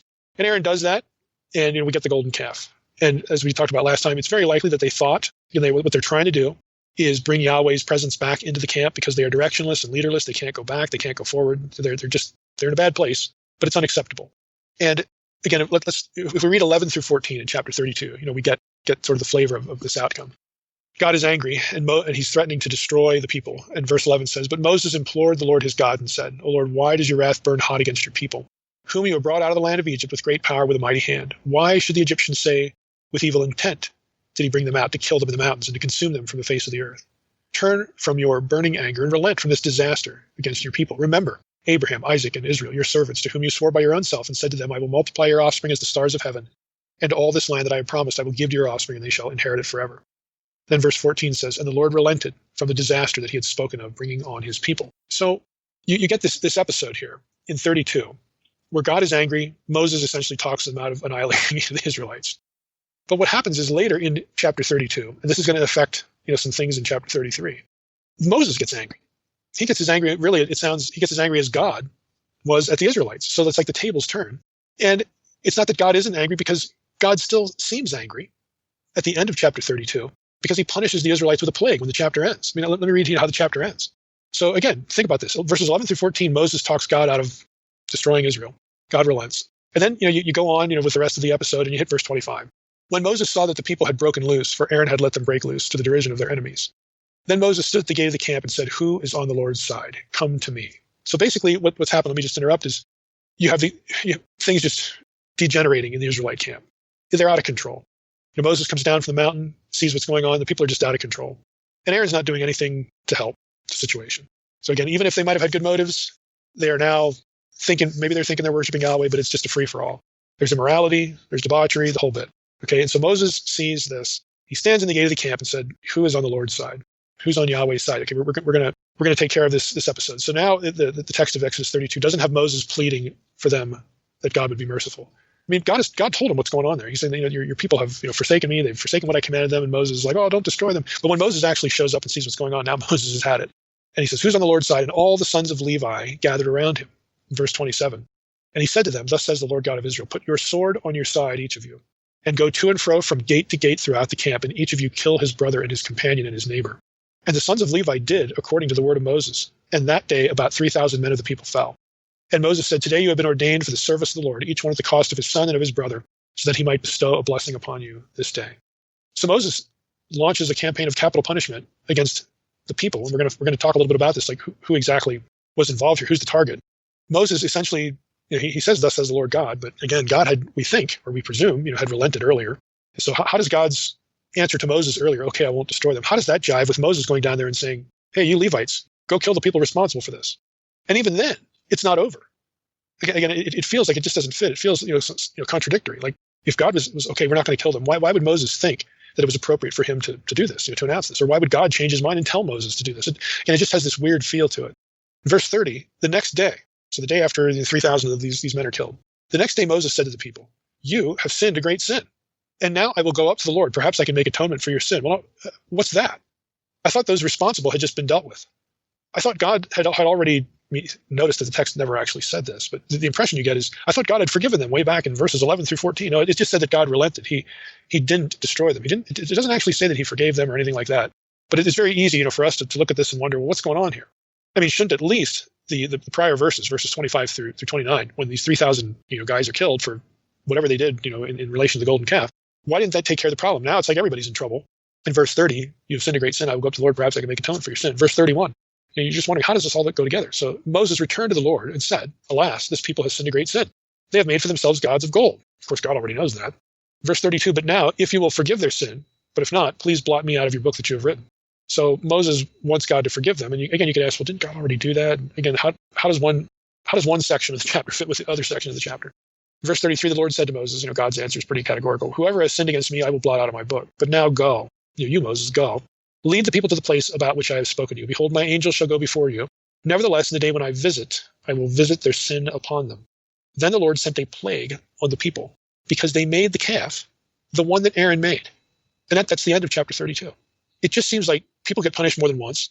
People sort of get forgiven more than once, but then they still get punished more than once. What's going on here? Sarna, of course, notes this problem, and he even adds a little bit more to it. So here's what Sarna says in his commentary about this whole issue. The present section concludes with a declaration of divine forbearance. That's verse 14, God relents. Nevertheless, verses 30 through 34 record Moses' entreaty of God, and verse 30 expresses his hope that perhaps I may win forgiveness for your sin. To this complication may be added the fact that the parallel account in Deuteronomy 9, 15 through 21 has Moses descending the mountain immediately after being apprised of the situation below and making intercession only after breaking the tablets. So it's a little bit different than the one in Exodus here. Many modern scholars, Sarna says, explain the anomalies as resulting from the amalgamation of varying traditions. This is, again, source criticism. Ibn Ezra concludes that verses 11 through 14 are out of chronological sequence and belong after verse 31. They have been placed here because they are Moses' response to God's intimation in verse 10 that intercession would be effective. Understand the text differently, Ramban believes that verses 11 through 14 are in the correct place and that Moses made two separate intercessions. This is actually sort of a traditional view. This is me commenting now. This is actually a fairly traditional view within evangelical circles. Sarna continues, the first of these two separate intercessions, verses 11 through 14, was intended to gain rescission of the threat to destroy Israel, whereas the second, verses 30 through 34, was to obtain forgiveness after the pulverization of the golden calf and the punishment of the transgressors. Rambam notes that in the version in Deuteronomy, events are telescoped because the story appears in a different context and is narrated for a different purpose. Again, that's the end of Sarna's little introduction to the problems. Now, other scholars don't see a contradiction. Again, they view it as two separate intercessions. Durham is sort of one of those in his Word Biblical Commentary. He writes a little bit about how he understands things. He says the implication of this statement in verse 14, that God relents, is of course that he tempered but did not altogether waive his judgment. And this implication is confirmed in the continuation of the narrative at both 32, 34, and verse 35, and also into chapter 33, verse 17, and even chapter 34, verses 6 and 7. So Durham again is saying, well, these are sort of different. They're different focus points. God doesn't actually forgive them the first time. He just says, okay, I won't destroy them. But the issue of their forgiveness is still up in the air. And again, so there's two separate contexts, two separate intercessions here. And that's how Durham in Word Biblical Commentary handles it. And again, that's fairly common, as I noted before. Durham adds later on, he says, thus Moses, reminding the people once more of the gravity of their sin in verses 30 and 35, announces to them that he will reascend the mountain toward Yahweh to seek atonement for them. He pleads with Yahweh, this time stating with candor the sin and its critical seriousness. In a phrase that seems awkwardly incomplete in Hebrew, either a word is dropped out or the narrator is attempting to represent Moses having difficulty saying what he wants to say. Moses asks Yahweh to forgive Israel or to erase his own name from the book Yahweh has written, a reference apparently to a register of those loyal to Yahweh and thereby deserving his special blessings. And he quotes Psalm 69:28, Isaiah 4:3, Ezekiel 13:9. We did a whole episode on heavenly books, by the way, this idea, and you could go back to the podcast, you Google the Naked Bible podcast, heavenly books, and you're going to find that. But the point here is that Durham's saying, look, it's two different things, two different contexts, different points of intercession, and he doesn't really see a contradiction here. Now, Yahweh, of course, replies, and he's not going to blot Moses out of his book. He's going to say the one who's going to be blotted out is the one who's guilty, and that God says he will visit their sin upon them. But who's going to get visited? It seems like the perpetrators were already killed. So, who's left? Durham actually doesn't discuss that. He sort of omits that issue. And again, this is why others see real problems here, disjointing, some contradictory feel to it, and others, sort of just don't, as two different things, who cares? As far as answering the question, though, of who's left for God to judge after the Levites killed off the golden calf offenders, the answer seems to be found in, again, Exodus 32, 26, and 29. Recall, this is going to tell you sort of where I'm at a little bit. I do think there are differences between the two intercessions. So I tend to be a little bit more in the traditional camp here. But I think we have to loop some other things into the picture that I think justify that. So to this point, think about Exodus, where we've been in the book. The only priests consecrated to serve in sacred space were who? Aaron and his sons. We don't have a reference. I mean, it seems odd because, again, when we talk about the priesthood and the sanctification of the priesthood, all those chapters about, you build the ark, you build the golden lampstand, and the priests wear this and that, and they go through a ceremony and blood gets put on the ear and the toe. It feels like it's easy for us to think that this is happening to the tribe of Levi. It's not. The only priests you have up to this point that are specifically named are Aaron and his sons. They're the ones who get installed. But recall even earlier that before we had the installation of Aaron and his sons, there were others who are unnamed, other people. We don't know what tribe they're from. There's no specific tribe doing this, that did priestly things. They offered offerings and sacrifices and whatnot. There were others who performed priestly tasks. Now, commentators, again, recognize that, and they use that, again, to help explicate the issue here. Commentators are in consensus that the description of the capital punishment in Exodus 32, since it's juxtaposed with the loyalty of the tribe of Levi, commentators will suggest, let me just reread it to you, just so you get the feel for it. The next day, this is after 3,000 are killed. The next day Moses said to the people, "You have sinned a great sin. And now I will go up to the Lord. Perhaps I can make atonement for you." Again, so there's still this atonement issue. There's still people out there who are bearing guilt. So there's a wider group. And the killing itself was initiated by who's on the Lord's side. And the tribe of Levi are the ones who are loyal. So you have three groups. You got the people who are going to get killed. They're guilty of something in relation to the golden calf. You got the Levites who are not guilty of the golden calf episode. And then you've got the wider people.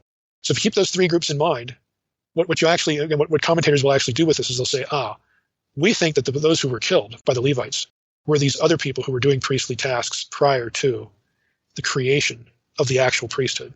So whoever these people were, they become outsiders. They had formerly been doing things in the worship of Yahweh or in the service of Yahweh, doing these offerings and sacrifices and whatnot that we've talked about in other parts of Exodus in relation to the priesthood. These are the ones who went to Aaron. Again, this is speculative, but again, you can see how this argument develops. These are the guys who went to Aaron, wanted this golden calf created, participated in the gathering of the material to create the golden calf. They were enthusiastic about the golden calf, blah, blah, blah, blah, blah. And they got the people to worship it. These are the guys who are targeted when Moses comes down from the mountain and says, who's on the Lord's side? The tribe of Levi says, we're on your side. We are on Yahweh's side. We are with you, Moses. We are not defining Yahweh as this golden calf. And Moses says, well, thus says the Lord God, take your sword, go kill those guys. And that this episode is the framework against which we understand later when the tribe of Levi, the whole tribe, is itself sanctified along with the priests of Aaron and his sons. That now the whole tribe of Levi essentially replaces these other guys. Like this is the historical event that brings the status of the tribe of Levi about. Because prior to this, only Aaron and his sons were the priests. The tribe of Levi is actually never described as being the priesthood or part of the priesthood or part of any of this until after this episode. So the mention specifically of Levi in this episode is sort of an interpretive clue and an interpretive key for many people. And if you had 20 commentaries here on Exodus, everybody's going to talk about this because Levi is prominent in this. They're going to see this as really, again, how to sort of parse who's getting punished and whatnot. Now, if we go back to Exodus 32, 11 through 14, and Moses is saying, hey, don't annihilate the people, you say, well, how would that get taken care of? Well, here's how it would go. God is angry with everybody. This is, these people don't deserve, me to be their God, and they've broken my command, and here they are making this great image. I'm just going to destroy everybody. I'm going to take you, Moses. Think about the wording that God uses. God says, when he's threatening to destroy the people, he says, let me alone that my wrath may burn hot against them, and I may consume them in order that I may make a great nation of you. So he actually quotes the Abrahamic covenant, the part about making a great nation from the descendants of Abraham, and he applies it to Moses. So, I'll just annihilate these people, and we'll start over with you, Moses. And Moses says, oh, don't do that because the Egyptians are going to say this, and they're going to look like you did this deliberately, the whole bit. So God says, okay, I won't do that. And so he doesn't forgive them. He just says, I won't destroy them. Moses, you better go back down there. Moses goes down. He sees what's going on now with his own eyes. He gets really ticked. And that's when he issues this challenge. Okay, who's on the Lord's side? We're going to take care of this problem. And he's speaking, he's the mouthpiece for God. The text is very plain. It says, thus says the Lord God. This is what Moses is saying. Thus says the Lord to the Levites who said, we're on your side. We're on the Lord's side. We're not doing this golden calf thing. Go and destroy from one end of the camp to the other, your relatives, your kin, whoever it is. And they do. 3,000 people die. So the supposition is that those 3,000 people are the non-Aaronic priesthood guys that were in Israel. Somebody's doing sacrifices. Somebody's doing, certain things, priestly things prior to the installation, of the priesthood. Because you have references to, elders and priests prior to this, prior to the establishment of Aaron and his sons. So it's those guys. Again, this unnamed group. Again, this is how commentators, look at the episode and how they make it fit together. And so those are the ones who are punished, but the people still need to be dealt with. Okay, God didn't destroy them, but God is still angry. And so Moses, again, realizes this. The only people who've been dealt with here are sort of the primary perpetrators here. So Moses says, look, you still have a problem, people. You're still guilty because you participated in this. You may not have made it. Okay, you may not have been like the ringleaders here, but you went along with this. And again, it might be that you thought you were doing the right thing. This is our previous episode, chapter 32, about the rationale for the golden calf, whether that could have represented Yahweh or not. And it very well could have. But Moses says, look, despite all that, this was still wrong. This is still sin. God does not accept this. So you still have a problem. So I'm going to go back up the mountain, and I'm going to make intercession for you and try to make atonement for you. And then he has this second conversation with God. God says, look, I'm not going to blot you out of the book. I'm not going to do that. The ones who are guilty are the ones that are going to be dealt with. And so God sends a plague on the people. And you would think, again, that takes care of it, because now we're at the end of chapter 32. So again, this is how commentators put all these elements together so that you can get a coherent narrative feel out of it by sort of asking yourselves and then answering, well, who's what, how many groups do we have, who's who, who's doing what, what is happening to whom, and all this sort of thing. So chapter 32 ends with this plague, but oddly enough, when you get into 33, you as the reader still wonder if it's still over. I mean, is the judgment actually over? Because if you get into 33, let's look at how 33 starts. The Lord said to Moses, depart, go up from here, you and the people whom you have brought up out of the land of Egypt, to the land of which I swore to Abraham, Isaac, and Jacob, saying, to your offspring I will give it.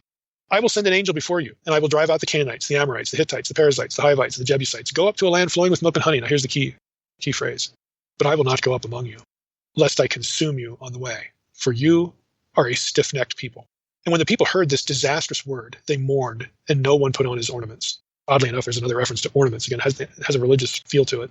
For the Lord had said to Moses, verse 5, say to the people of Israel, you are a stiff-necked people. If for a single moment I should go up among you, I would consume you. So now take off your ornaments, that I may know what to do with you.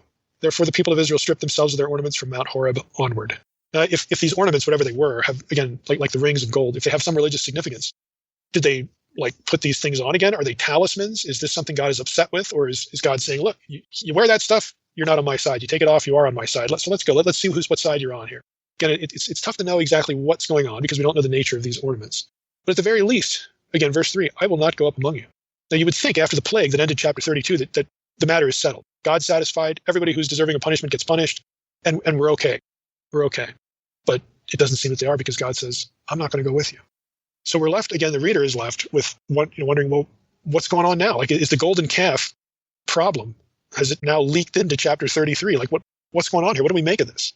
You might wonder how as well. I mean, I will send an angel before you, verse 2, chapter 33, verse 2, and I will drive out the Canaanites and all these other ites, but I'm not going with you. You might also wonder, especially this audience, this podcast audience, might wonder how all that's consistent with the idea back in Exodus 23, verses 20 to 23, that Yahweh's angel is in fact Yahweh, since Yahweh's name, his presence, is in that angel. Now, what we've noted so far, again, you have to ask yourself, you got the angel in 23, Yahweh's in the angel is Yahweh, he's just a visible Yahweh. And here in verses 2 and 3 in chapter 33, we've just had the awful golden calf thing, and everybody's punished. Looks like, we've got a plan here, because God says in verse 2, I'm going to send an angel before you, and I'm going to drive out the Canaanites, the Amorites, and everything's going well. Everything's reset. Everything is back to normal. And then you hit verse 3. I'm not going with you. How in the world is that consistent with both the judgment and the theology of Exodus 23, that the angel is Yahweh? Well, I'm going to suggest that it actually is consistent. It's completely consistent with the angel of the Lord theology in Exodus 23, being the visible Yahweh, because of some things that we're going to encounter a few verses later in chapter 33, and some wider context things. So here's what I mean. Here's why I think it's consistent. You realize the problem. How is it consistent with the judgment? And how can, now it seems like the angel isn't Yahweh, because the angel's going to get sent, and God says, I'm not going with you. So how does this work? Here's why I think it's completely consistent with the angel in Exodus 23 that was going to be sent with the people actually being the visible Yahweh. And that's consistent with this language here. Here's why. A couple of reasons. Number one, and Sarna is the one who points this out. I think it's worth mentioning. Sarna points out that the promise of Exodus 33:2, again, I will send an angel before you, I will drive out the Canaanites, so on and so forth. That promise closely echoes the promise of Exodus 23, 20 through 33, and Exodus 32:34. But the emissary is not here in Exodus 33:2, designated by God as my angel. In other words, in Exodus 33:2, God doesn't refer to the angel he's sending as his angel, my angel. It's generic. It's just an angel. And Sarna says, that change, this is Sarna's word, the change is ominous. The implication is that the angel being sent ahead of Israel in the wake of the golden calf incident is some other angel, something less than the previous one promised, who was specifically Yahweh's angel, and as I've argued many times, Yahweh himself in visible form. So I think Sarna's observation, this is just our first point, I think Sarna's observation that, if you look at this carefully, you look at these other references, Exodus 23, Exodus 32, 34, It was Yahweh's angel. Here it's not. And Sarna thinks that the change in wording is significant, and I would agree.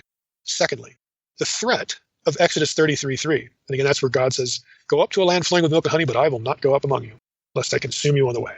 The threat in that verse where Yahweh says he's not going to go up with Israel is actually more of a testing of Moses than an intended reality. Why do I say that? Well, let's read Exodus 33, verse 4 through the end of the chapter. Let's read what else happens after God says, I will not go up among you. What happens? Because this is going to tell us that, well, yeah, God said he wasn't going to go up, but maybe he does. maybe God does after all, and we don't have this problem with the angel. So here we are in verse 4. Let me read it. When the people heard this disastrous word, they mourned, and no one put on his ornaments. For the Lord had said to Moses, say to the people of Israel, you are a stiff-necked people. If for a single moment I should go up among you, I would consume you. So now take off your ornaments, that I may know what to do with you. Therefore the people of Israel stripped themselves of their ornaments from Mount Horeb onward. Now Moses used to take the tent and pitch it outside the camp, far off from the camp. And he called it the tent of meeting. And everyone who sought the Lord would go out to the tent of meeting, which was outside the camp. Whenever Moses went out to the tent, all the people would rise up, and each would stand at his tent door and watch Moses until he had gone into the tent. When Moses entered the tent, the pillar of cloud would descend and stand at the entrance of the tent, and the Lord would speak with Moses. And when all the people saw the pillar of cloud standing at the entrance of the tent, all the people would rise up and worship each at his tent door. Thus the Lord used to speak to Moses face to face as a man speaks to his friend. When Moses turned again into the camp, his assistant Joshua the son of Nun, a young man, would not depart from the tent. Moses said to the Lord, see, you say to me, bring up this people, but you have not let me know whom you will send with me. Yet you have said, I know you by name, and you have also found favor in my sight. Now let me stop there. The part about the tent of meeting is really interruptive. God says, Moses, I ain't going with you. The people freak out, like, oh, what are we going to do now? And God says, okay, we'll see what we're going to do with you. Take off the ornaments and so on and so forth. Get moving. And then we have this thing about the tent. Well, it's there to establish that Moses and God had a close relationship. God spoke to Moses face to face. So then when we come back to Moses in the scene, after God has told him he's not going to go up with him, Moses said to the Lord, see, you say to me, bring up this people, go take them to the land, but you have not let me know whom you will send with me. Yet you have said, I know you by name, and you have also found favor in my sight. Now, that could be a reference. You've not let me know whom you will send with me. Is Moses suggesting, is he asking, what angel are you going to send with me? If it's not this other angel that, we've seen Yahweh in human form, we've seen you, Lord, in human form before, and, again, readers of Unseen Realm will know why I say this, or listeners of the podcast. We've had God in human form at the bush. We've had God in human form on Mount Sinai. We've had, a number of episodes, and Moses knows this. He is the one who is privy to this.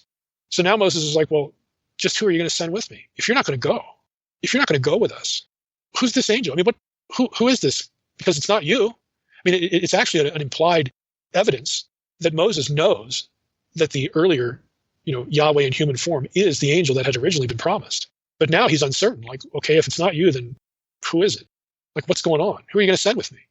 If it's not you, I want to know who it is. Okay, so we can make sense of the language. And Moses is like, you're doing this to me, yet I know you by name, and you have also found, you tell me that I've found favor in your sight. This is what you're saying. You have said to me, I know you by name, and you have also found favor in my sight. Now, therefore, if I have found favor in your sight, please show me your ways that I may know you in order to find favor in your sight. Consider, too, that this nation is your people. Here's God's response in verse 14. And God said, my presence will go with you. Okay, my presence. Now, there's something interesting in Hebrew here. A couple of things interesting in Hebrew. My presence will go with you. That's ESV. In the Hebrew, the words with you are not in there. It just says, my presence will go. And I will give you, and the verb is, the form is singular. I will give you rest. Now, rest, if you're going to look at the conquest accounts, I will give you rest. The phrase about giving people rest means subduing the land's inhabitants. For instance, Joshua 21:44 says this. The Lord gave them rest on every side, just as he had sworn to their fathers. Not one of all their enemies had withstood them. For the Lord had given all their enemies into their hands. So giving them rest is conquering the enemies. Joshua 22:4. And now the Lord your God has given rest to your brothers, as he promised them. Therefore turn and go to your tents in the land where your possession lies, which Moses, the servant of the Lord, gave you on the other side of the Jordan. Joshua 23:1. A long time afterward, when the Lord had given rest to Israel from all their surrounding enemies, and Joshua was old and well advanced in years. Okay, so this idea of giving rest is subduing the land's inhabitants. So, God has now said in verse 14, back up in, let me just read it to you. Back up in chapter 33, verse 2, I'll send an angel, just a generic angel with you, and I'll drive out the Canaanites, but I'm not going with you. Now here he says, my presence will go, and I will give you, again, singular, I will give you rest. I'll subdue the inhabitants of the land. Verse 15, and he said to him, this is Moses talking now, Moses said to him, if your presence will not go with me, do not bring us up from here. For how shall it be known that I have found favor in your sight, I and your people? Is it not in your going with us, so that we are distinct, I and your people, from every other people on the face of the earth?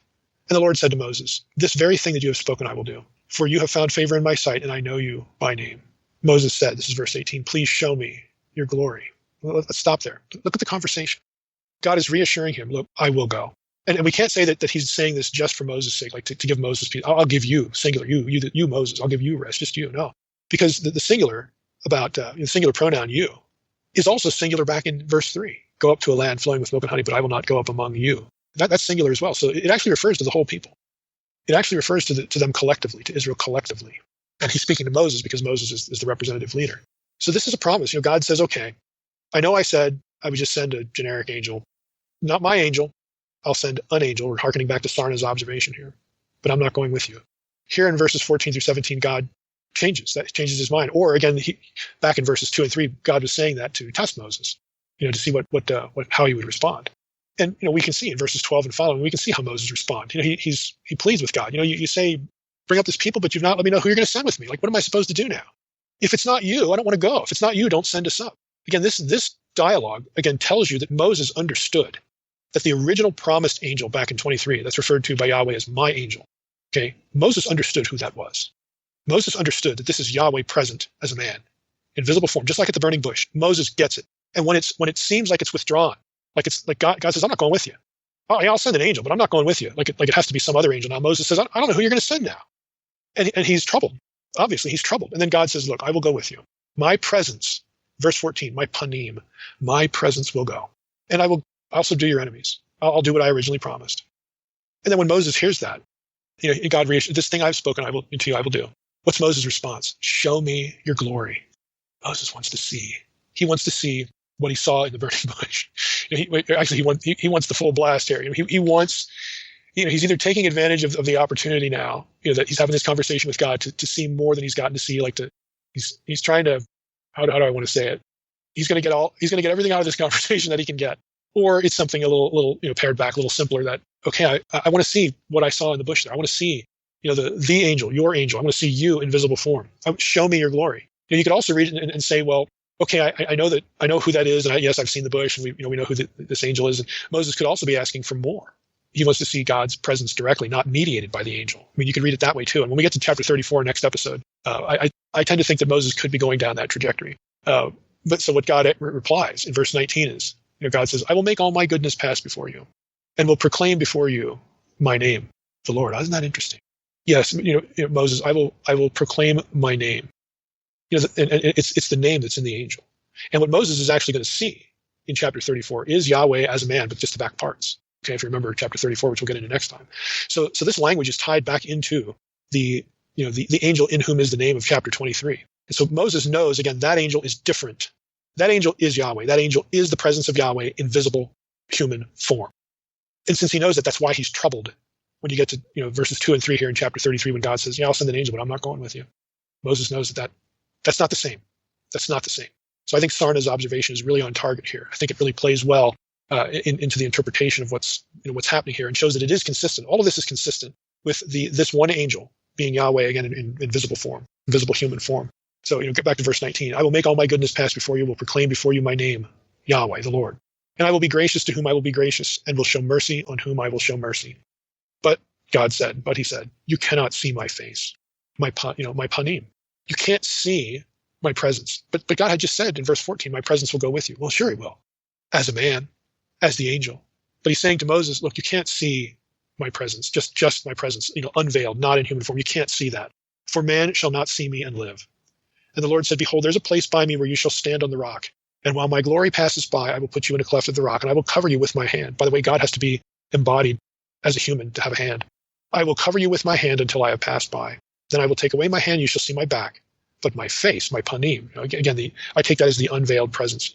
That shall not be seen. So we're going to talk about that a little bit more, a lot more in the next episode, chapter 34. But for our purposes now, note the interchange. What this means with respect to the angel question is that God is going to go. He is going to go. The original angel, my angel, his angel, is going to go with Moses. So it's not a contradiction. He promises that his presence will be with Israel when they go to the land. Now, what's really important here is the parallel in Isaiah 63:9. Because there, Isaiah 63:9, when it's recounting the history of this, the exodus from Egypt and then the journey to the land, it actually refers to the delivering angel as the angel of the presence, the angel of God's presence. And so bringing all these data together creates consistency with Exodus 23 through 23, that the angel in whom Yahweh's name or presence would go before Israel. He is going to go. God will be with them. He will give them rest. That angel was God himself in visible form. Again, we'll pick up more of it. I want to wrap up this episode, I want to say a few things about the odd sort of interruptive section about the tent of meeting, just a little bit here. And then I want to reference some articles that you can reference for for some literary analysis, and just telegraph to you what you're going to get there. But in Exodus 33, 7-11, now Moses used to take the tent, pitch it outside the camp, far off from the camp, and he called it the tent of meeting. And everyone who sought the Lord would go out to the tent of meeting, which was outside the camp. Whenever Moses went out to the tent, all the people would rise up. Each would stand at his tent door and watch Moses until he had gone into the tent, so on and so forth. Now, this is a good place to remind ourselves. So we had a couple episodes on the tabernacle. It's a good place to remind ourselves that the term tent of meeting and tabernacle are not completely synonymous, though there is definite overlap. As we talked about earlier in the episodes on the tabernacle structure, the tent of meeting was obviously covered with a tent. So it's a tent of meeting. It has a tent. The tabernacle itself, though, was not. The tabernacle just had a tented part, the internal part of it. The tented part of the tabernacle was within the walls of the overall tabernacle structure. In other words, the tented part of the tabernacle was the tent of meeting. But the two, they're not completely synonymous. It appears that before the tabernacle's construction, that's going to happen in Exodus 35 and onward, the tent of meeting existed outside the camp. Afterward, the tent of meeting, and after the tabernacle was actually built, the tent of meeting would refer to the Holy of Holies, or the entire tented holy place. Could refer to part of the the tented area where above where the ark was, or the whole tented area inside the tabernacle. Now, again, if you had Bible software, all you got to do is look up tent of meeting and tabernacle where they occurred together, and you're going to see this distinction. So I think this is a good place to remind ourselves of that, because again, there are critics who would use this again to say that this is contradictory and it reflects different sources and whatnot. You just don't have to go there. When we talked about the tabernacle itself, like with Friedman, the controversy over Friedman's idea that the tented structure, the tent of meeting, the tent was moved inside the temple when the temple was constructed. Again, this is just me. I think that they're, unless you're just going to take those metaphorically, there doesn't seem to be a whole lot of merit for that. If those verses mean what they say, this would make sense. It would make sense that the tent of meeting, the tent, is different than the overall tabernacle, and it refers to a subset, of the tabernacle institution, or the tabernacle sacred space that was covered by the tabernacle. It makes sense that this is a subset that could actually go inside the temple. And you could go back to those episodes and listen to that. But again, this is a good place to remind ourselves that the terminology overlaps, but we don't have totally synonymous relationship here. Now, lastly, again, I want to draw your attention to two articles I put in the protected folder that provide literary and structural analysis of Exodus 32, 34. And if you're interested, you can get access to these articles. I do think that they are certainly worthwhile taking a look at. The titles of the articles are, one is by Ralph Hendricks, a literary structural analysis of the Golden Calf episode of Exodus 32, 1 through 33, 6. It's an Andrews University Seminary Studies Journal article. And on page 212, he takes Exodus 32 and 33 and puts it into a nice chiasm. And then he summarizes the conclusions. It's interesting, if you look at the chiasm, and obviously this doesn't translate well to podcasting, but if you get the article, you can look at it. The central point of the chiasm is Exodus 32, 26a, the first part of verse 26, which is the opportunity for repentance among the people. So that seems to be, again, what the writer was trying to get the people, was trying to get his readers to see as the most important thing in these two chapters. So you have lots of parallels, just like a chiasm works. You have first 6 verses of Exodus 32 are going to parallel verses 33, 4 through 6. Okay, you just have to go look at it visually. But this would explain, again, if the chiasm works, and it certainly seems to work, it's actually very obvious once you see it. This would explain why the episode isn't given in strict chronological fashion. The writer doesn't want to do that. He wants to chop up the elements, put them in a chiastic structure to highlight the theme of repentance. That's just what they're doing. It doesn't mean that the events aren't historical. It means that's not the way history is told. That's not the way history is put forth in biblical literature. This happens, again, this literary kind of stuff happens a lot. The second article is by Dale Ralph Davis, Rebellion, Presence, and Covenant, a study in Exodus 32 through 34. This is from Westminster Theological Journal in 1982. The other one was in 1990. This actually gives several possible structures that are not chiasms of chapter 32. And then within chapter 32, he offers a chiastic structure that is different than Hendricks, because Hendricks goes through over both chapters. But Davis actually offers one within chapter 32. And again, highlighting important themes, theological teaching themes in the presentation of the material. This is often, here's the point, this is often how the Old Testament, and really the Gospels do this too, this is how the Bible presents history. Okay, it tells you something happened, and you can believe that something happened. The information that XYZ happened is trustworthy. But in the telling of what happened, the writers always want you to learn something. They want you to see something. They want you to be thinking about not just the nuts and bolts of, oh, this event happened, and here we had this event, that was followed by that event, and another event. This is how we do history. Rather, what they want you to do is they want you to recognize things that happened in the past and what it teaches you about God or yourself or the people in the story. What are the spiritual lessons? So Scripture will present a retelling of the past in this way. It is not interested in many instances of producing a catalog or a chronology or an itinerary. They just don't do history the way we do in many cases. Sometimes it does, but in many cases, I would say it's even fair to say most cases, biblical writers just don't do history the way we do. They have different goals in mind, but none of that falsifies the real-time events, that something real happened here, and this is a faithful retelling that these events happened. But the reason we're retelling the events or telling you about those events is not to give you an exhausted chronicle. It's so that you'll learn something about God and salvation history and the people of God and so on and so forth. This is why the Bible does what it does. This is how it does history. So if you're interested in that sort of thing, again, these are in the protected folder. I think you'll find them interesting. But we can't, again, since it's visual, can't really do that on the podcast. So I'm just going to wrap up this episode here. Well, let's jump in here. Exodus 33 and 34. Last time we did say something about Exodus 33. We hit a number of things in that chapter. But I want to focus attention in this episode on some observations about how chapter 34, builds off chapter 33, specifically the cleft of the rock experience, when Moses sees the form of Yahweh pass by him, and then, of course, the effect of Moses on his shining face and all that. So there's a good bit here to spend some time on in chapter 34, but it of necessity builds off chapter 33. So we want to dip back into 33 a little bit to set up this episode, set up this chapter 34. So last time, you may recall, we looked at, for instance, Exodus 33:2, which reads as follows. Let me just read that. God says to Moses, I will send an angel before you. I will drive out the Canaanites, Amorites, Hittites, Perizzites, Hivites, and Jebusites. So we looked at Sarna's observation that the angel reference there, the angel talk, was something different in that verse than we've seen earlier in other places. Exodus 33:2 doesn't say, God doesn't say, I will send my angel, or the angel in whom is my name, that kind of description that associates the angel with Yahweh's presence, Yahweh himself in visible form. But instead, in Exodus 33:2, it's just, I'll send an angel.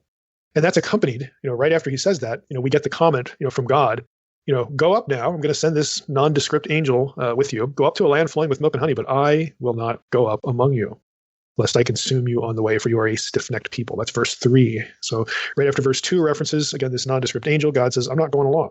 Now, Moses' reaction to all this is uncertainty, both about the mission and the angel. And this seems inconsistent with earlier statements, like in Exodus 23, where God again promised to send, the angel, and my name is in him, and so on and so forth. It seems inconsistent. Chapter 33 seems inconsistent with that, but it's actually not. And we talked about this last time about why it's not. And again, to review here, since the angel of Exodus 33:2 is not identified as Yahweh's angel, and God doesn't refer to him as my angel or describe him in some way that would associate him with the angel. Since that's the case, Moses doesn't know what to expect. And you keep reading, and in chapter 33, and you get to verse 12, Moses said to the Lord, see, you say to me, bring up this people, but you've not let me know who you will send with me. I mean, he's uncertain about, well, who's this dude? What's going on here? So he has this, I have no idea who you're sending with me reaction in Exodus 33:12. And that's due to Yahweh's statement that not only does Yahweh not refer to the angel as my angel, but Yahweh specifically says, I'm not coming along. And so all of that informs us that Moses linked Yahweh's presence to that one specific angel way back in Exodus 23, the one in whom is the name. And this scenario here in Exodus 33 is not the same deal. It's not the same as Exodus 23. And so Moses is uncertain about what to do or who's going along and all that. So it's a strong hint that Moses understood the angel back in Exodus 23 as Yahweh in visible form. And later in Exodus 33:14, we keep reading, God tells Moses that, okay, my presence will go with you. God relents, my presence will go with you. That's an important statement, especially when we get to Isaiah, when we look at, elsewhere for the passages that have reference to an angel with the journey to the promised land. You hit Isaiah 63:9, and that describes the angel who delivered Israel through the wilderness as, quote, the angel of God's presence. Okay, so that language specifically associates the presence of God himself with this particular angel. So Isaiah 63:9 and Exodus 33:14 therefore sort of inform each other, once again identifying a specific angel who was Yahweh's angel as Yahweh's presence, Yahweh in visible form. So I'm going to read the rest of that little section where Moses is, he's uncertain. Then God says in verse 14, my presence will go with you and I will give you rest. And verse 15 through verse 23 reads as follows. And he said to him, Moses said to God, if your presence will not go with me, do not bring us up from here. For how shall it be known that I have found favor in your sight, I and your people? Is it not in your going with us, so that we are distinct, I and your people, from every other people on the face of the earth? And the Lord said to Moses, this very thing that you have spoken I will do, for you have found favor in my sight, and I know you by name. And Moses said, please show me your glory. And he said, I will make all my goodness pass before you, and will proclaim before you my name, the Lord, Yahweh. And I will be gracious to whom I will be gracious, and I will show mercy on whom I will show mercy. But he said, you cannot see my face. Hebrew there is panim. You cannot see my panim. Panai, it says in Hebrew. For man shall not see me and live. And the Lord said, behold, there's a place by me where you shall stand on the rock. And while my glory passes by, I will put you in a cleft of the rock, and I will cover you with my hand until I have passed by. Then I will take away my hand, and you shall see my back. But my face, my panim, shall not be seen. If we take that and then we go into Exodus 34, the first 9 verses, here's what we read. The Lord said to Moses, cut for yourself 2 tablets of stone like the first, and I will write on the tablets the words that were on the first tablets, which you broke. Be ready by the morning, and come up in the morning to Mount Sinai, and present yourself there to me on the top of the mountain. No one shall come up with you, and let no one be seen throughout all the mountain. Let no flocks or herds graze opposite that mountain. So Moses cut 2 tablets of stone like the first, and he rose early in the morning and went up on Mount Sinai, as the Lord had commanded him, and took in his hand 2 tablets of stone. The Lord descended in the cloud and stood with him there, and proclaimed the name of the Lord. The Lord passed before him. Again, these are all the Lord here. This is all Yahweh in the Hebrew. The Lord passed before him and proclaimed, the Lord, Yahweh, Yahweh, a God merciful and gracious, slow to anger, and abounding in steadfast love and faithfulness, keeping steadfast love for thousands, forgiving iniquity and transgression and sin, but who will by no means clear the guilty, visiting the iniquity of the fathers and the children's children to the 3rd and the 4th generation. And Moses quickly bowed his head toward the earth and worshipped. And he said, if now I have found favor in your sight, O Lord, please let the Lord go in the midst of us. For it is a stiff-necked people, and pardon our iniquity and our sin, and take us for your inheritance. That's interesting in that last verse, that the word Lord there is not the divine name, but it's Adonai.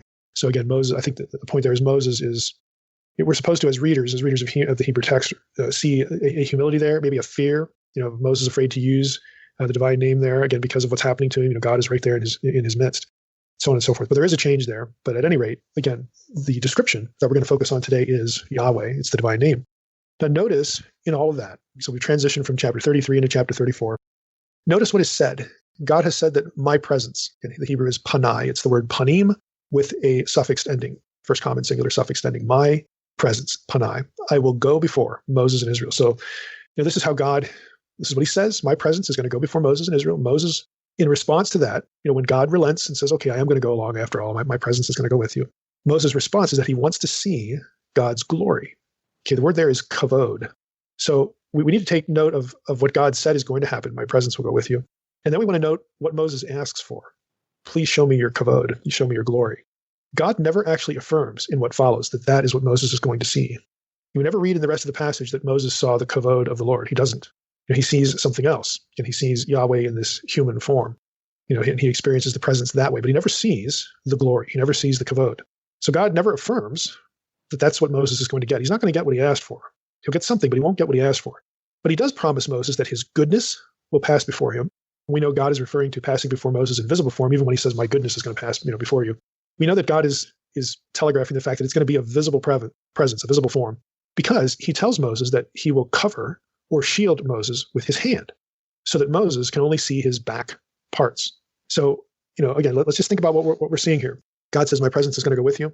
Moses is feeling good about things now, and he says he wants to see God's glory, his kavod. And God, in effect, by his answer says, no, you can't see the kavod. You're not going to see the kavod. You're not going to see my glory, but my goodness will pass before you, meaning, again, this visible form, because in effect, when my goodness passes before you, I'm going to put you in this cleft of the rock, and I'm going to cover you with my hand, then I'm going to remove my hand, and you're going to see my back parts.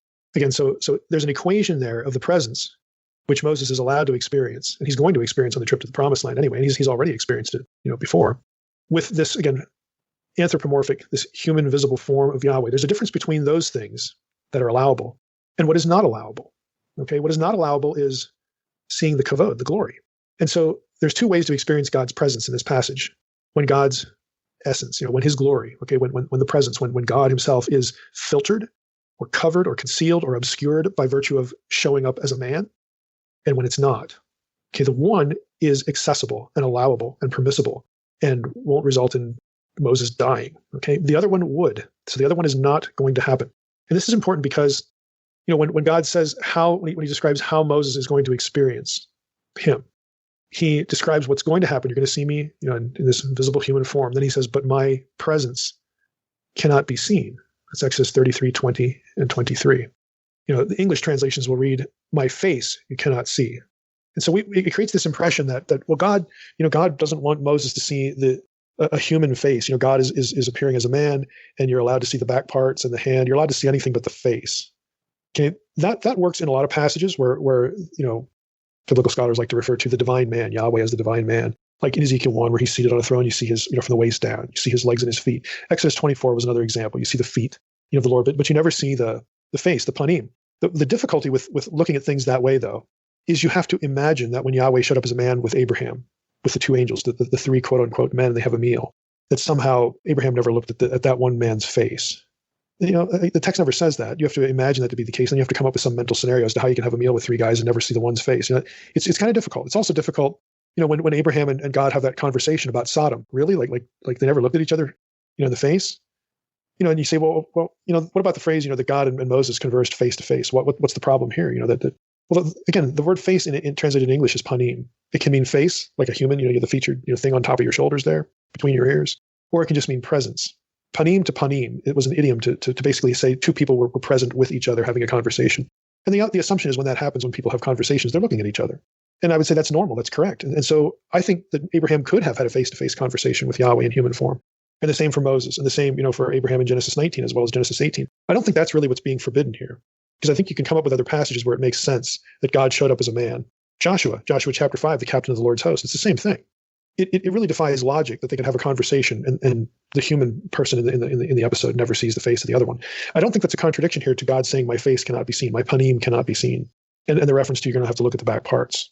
I think what's going on here is the language is used to communicate the idea that what can't be seen is the glory, because this is what Moses asks for, and God never tells him that's what he's getting, and the text never says that's what he got.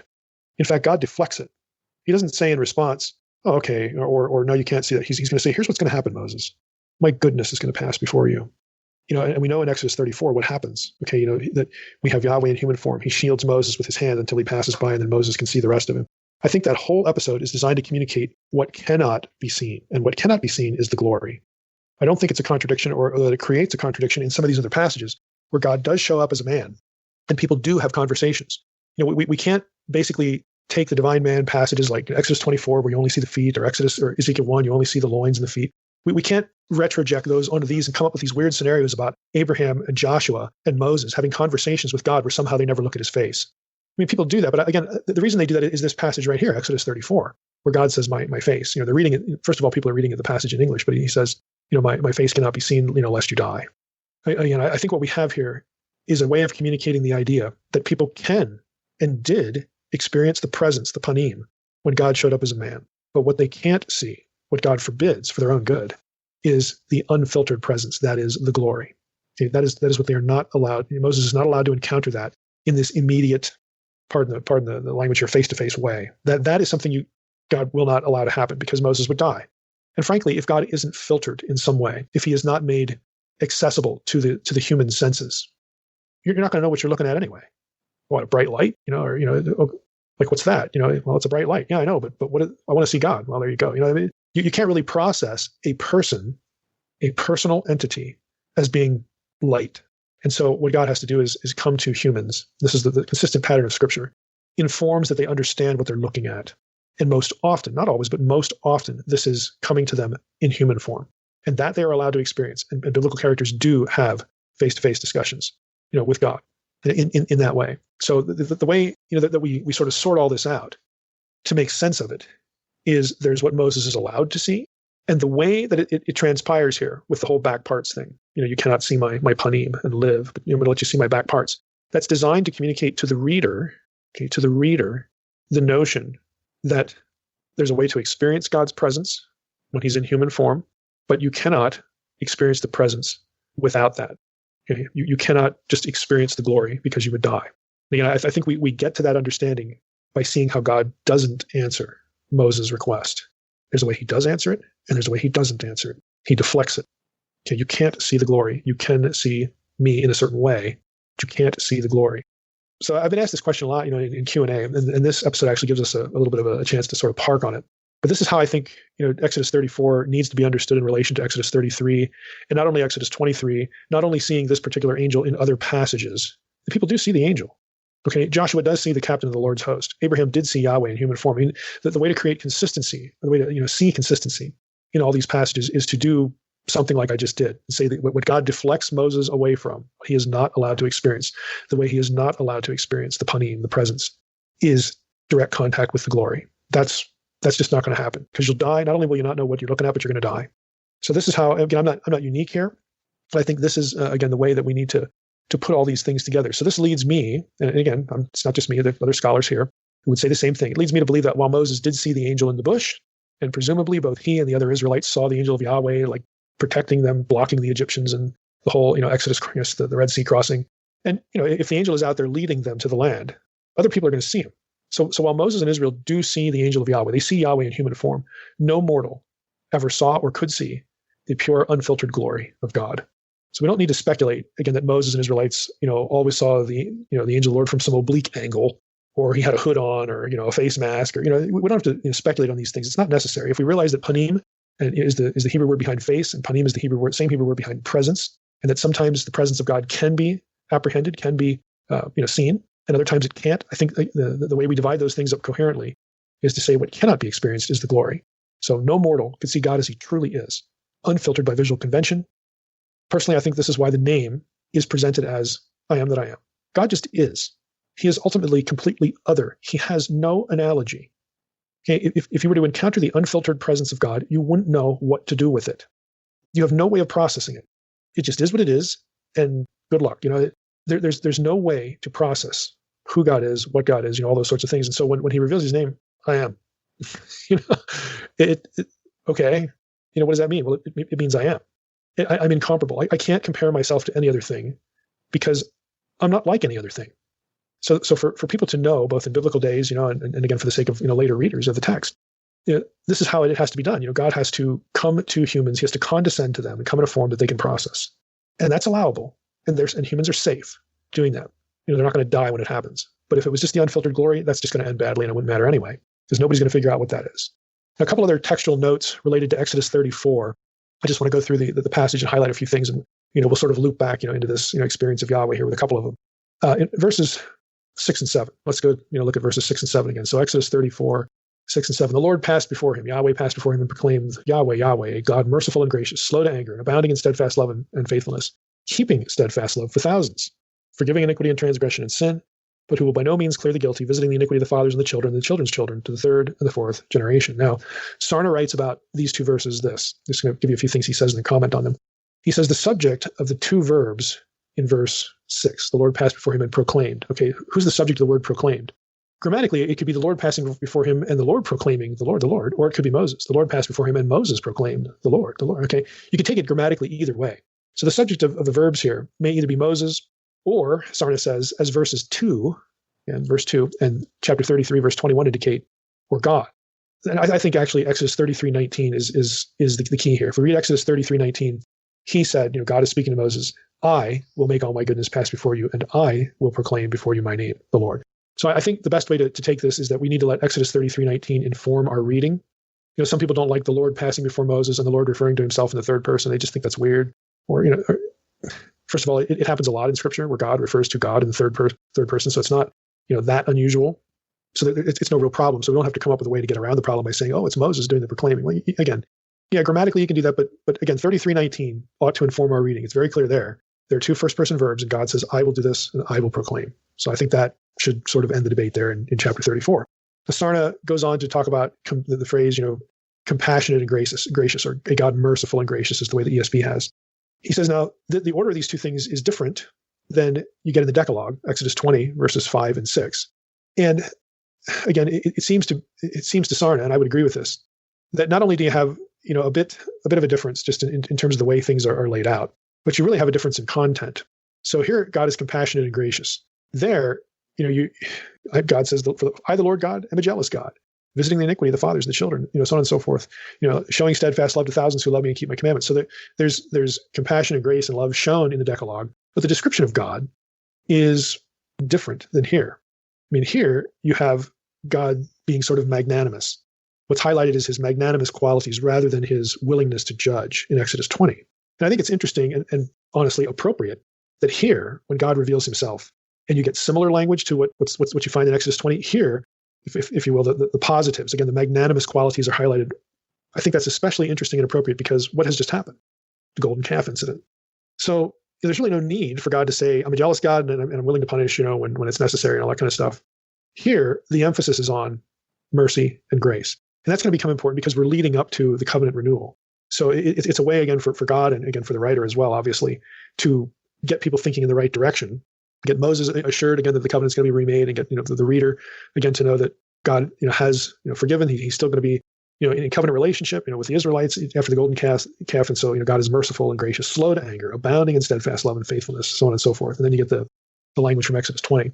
So I think that's worth, again, pointing out the covenant is going to get renewed, starting with verse 10 and following the rest of the chapter. And so it's sort of set up by this description of God. Sarna has another thing to say about the language here. ESV has steadfast love and faithfulness. Sarna translates these things as kindness and faithfulness, and then extending kindness, keeping steadfast love in the ESV. He writes this, the Hebrew here is chesed ve'emet, okay, steadfast love and faithfulness. The Hebrew chesed ve'emet appears frequently as a word pair to express a single concept. Each of the components has a wide range of meaning. Chesed involves acts of beneficence, mutuality, and often also obligations that flow from a legal relationship. Emet, usually translated truth, encompasses reliability, durability, and faithfulness. The combination of terms expresses God's absolute and eternal dependability in dispensing his benefactions. On extending kindness, or again, in the ESV, keeping steadfast love, Sarna writes, the phrase may express either God's continuous and unchanging chesed, or the idea that the merit for the chesed that people perform endures beyond their own generation. So, you have, I think, again, the way to read this is really the first part of what Sarna, concludes here. What we have here is in the description of God, not only is God willing to not leave the covenant relationship, but he's also both capable and has obligated himself and is willing to obligate himself to be loyal to it. Chesed elsewhere it gets both translated and described as loving loyalty, which I think again it feels kind of clunky, but it's still a good way to communicate the idea of the word. To have that mentioned, here really twice, that God is chesed ve'emet. He's full of the steadfast love and faithfulness, and he extends chesed. Again, pointing to the fact that God is reliable, durable. He's going to keep the covenant no matter what, even though we've just had this golden calf thing happen. So again, it's important, again, to set up the covenant renewal it's going to start in a few verses in verse 10. What about the phrase, will by no means clear the guilty? I think this phrase has led to a lot of misunderstanding, generational cursing and all this sort of stuff. I think it fundamentally misunderstands what's going on here. Now, Sarna, we'll just let him chime in here.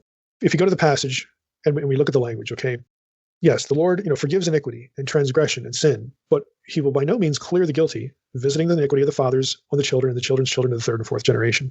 Sarna writes, divine forbearance does not mean that sinners can expect wholly to escape the consequences of their misdeeds. Now, let me just stop there. Who gets punished? Okay, if they're guilty, the ones who are guilty are going to get punished. But God is yet this magnanimously merciful and gracious God. Okay, so what Sarna is saying here is, it might be easy for somebody to read that description and think, wow, God is so big and so capable and so willing to forgive that when we do something wrong and there is judgment, that there still won't be consequences. God will reverse that or skip that part, or that's just not going to happen. And so Sarna is saying, no, this idea is really not correct. To draw from this passage. The idea is really more, and Sarna quotes some rabbinical sources for this that would say that the idea here is that God remits punishment for the penitent, but not for the impenitent. You say, well, maybe makes sense, but can you really get that from the text? Again, people can argue about that. I think if we keep going, I think it sort of brings that idea more into focus and gives it more justification. This notion of visiting the iniquity of the fathers and the children's children to the third and the fourth generation. That statement, we've talked about this before on the podcast, but might as well get into it here again. The statement doesn't mean that the innocent, the next generation, the children, the offspring that extend from the guilty. Okay, it doesn't mean that the innocent children are punished for their ancestors' sins. That's actually specifically contradicted in the Decalogue. Okay, in Exodus 20, verses 5 and 6. Okay, you shall not bow down to them, to other gods, or serve them. For I, the Lord your God, am a jealous God, visiting the iniquity of the fathers on the children of the third and fourth generation of those who hate me, but showing steadfast love to thousands of those who love me and keep my commandments. I mean, there the language is clearer that, yeah, if I'll use the language of the passage. If you hate the Lord, okay, if you're going to be disobedient, just like your ancestors were, then this whole thing's going to follow you. You will deserve, judgment. But for those who love the Lord, he will show steadfast love, to thousands who love me and keep my commandments. So there's a little bit of a further characterization there, I think, that helps. And it's the same thing in Deuteronomy 5, 9, and 10. I won't read that one, but it's the Decalogue in Deuteronomy. I would also say that the statement also isn't intended to outline some sort of chronology of cursing. When it comes right down to it, the statement is intended to draw attention to the fact that God does not keep punishing. Now, Enns, I think, in his commentary, says this in an interesting and helpful way. When he comments on the phrase, and his mercy extends to thousands of generations, Enns writes, whereas God does visit punishment on offenders only to the third and fourth generations. So let me just rephrase that. Let me just say that again. Enns is highlighting the fact that we have a contrast going on. God's mercy extends to thousands of generations. Deuteronomy 7:9, for instance. Know therefore that the Lord your God is God, the faithful God who keeps covenant and steadfast love with those who love him and keep his commandments to 1,000 generations. We just looked at that language in Exodus 20, the Decalogue, showing steadfast love to thousands of those who love me and keep my commandments. So in regard to those who love the Lord, God's mercy is shown to thousands and thousands and thousands of generations. But when it comes to the guilty, God doesn't keep punishing for thousands and thousands and thousands of generations. Instead, the effect of the offender's sin only extends to the third and fourth generations. So it's actually a contrast that points out that God doesn't keep punishing. It has a very clear limitation, whereas his mercy doesn't have any limitations. The third and fourth generation is actually an idiomatic expression to express the idea, basically for the duration of the guilty party's life. So third and fourth generation is essentially the time span that it would take for a person who, let's say they committed some offense as an adult, they're 20, 30 years old. Well, by the third and fourth generation, that person, that's the rest of the length of that person's lifespan. Because the generation, this generation defined as children reach childbearing age. They get married and have other children. And in biblical days, it's 20 to 25 years. So basically what this is saying is that, look, when you have someone who is guilty and hates the Lord, again, to use the language of the Decalogue, and bears the punishment for their sins, that punishment, God's judgment, as it were, and the consequences of that judgment are only going to last really as long as that person's normal lifespan would last. It doesn't keep going through future generations. The only thing that keeps going on and on and on and on and on is mercy. So these passages actually teach the opposite of what I often hear about generational cursing, at least trying to tie that concept to biblical language. Again, the point is a contrast. Go to Deuteronomy 7:9. Go to Exodus 20, verses 5 and 6. Deuteronomy 5:9 through 10, the larger passage there. And you'll find out that what goes on for thousands and thousands of generations is mercy. But judgment and the consequences of judgment, you have somebody sin and their whole family, people who are innocent, suffer the consequences of what somebody did. They're not being punished as though they did it, because God doesn't punish the innocent. But yet, the fact that when God does punish the guilty, their punishment affects the lives of other people, especially within their family there and their extended family. God says, look, that's going to be limited. 3, 4 generations, that person is gone. There's limitations there, but what isn't limited is mercy. So when God's people sin, God's punishment will not extend beyond the life of the offender. It'll only extend 3 or 4 generations, basically the course of that person's natural life. God's anger, therefore, has definite limitations, whereas his mercy is limitless. That's the point. So again, we need to stop looking at this kind of passage and inverting it 180 degrees to suspect that third and fourth generations somehow means that the innocent are punished well beyond the offender's lifetime, 3 or 4 eras down the road. That is not what it means. Now we get into verse 10 in Exodus 34. This is where we get the covenant renewed. I'm not going to read the whole thing, but you get language here that's drawn from the Decalogue passage, the original covenant. I'm making a covenant with you. Verse 10, before all your people I will do marvels, such as I have not been created in all the earth or in any nation. And all the people among whom you are shall see the work of the Lord, for it is an awesome thing that I will do with you. And then God says, I'm going to drive out your enemies. Take care, lest you make a covenant with the inhabitants of the land. Don't do that. Verse 13, you shall tear down their altars and break their pillars and cut down their asherim, for you shall worship no other God, for the Lord, whose name is jealous, is a jealous God.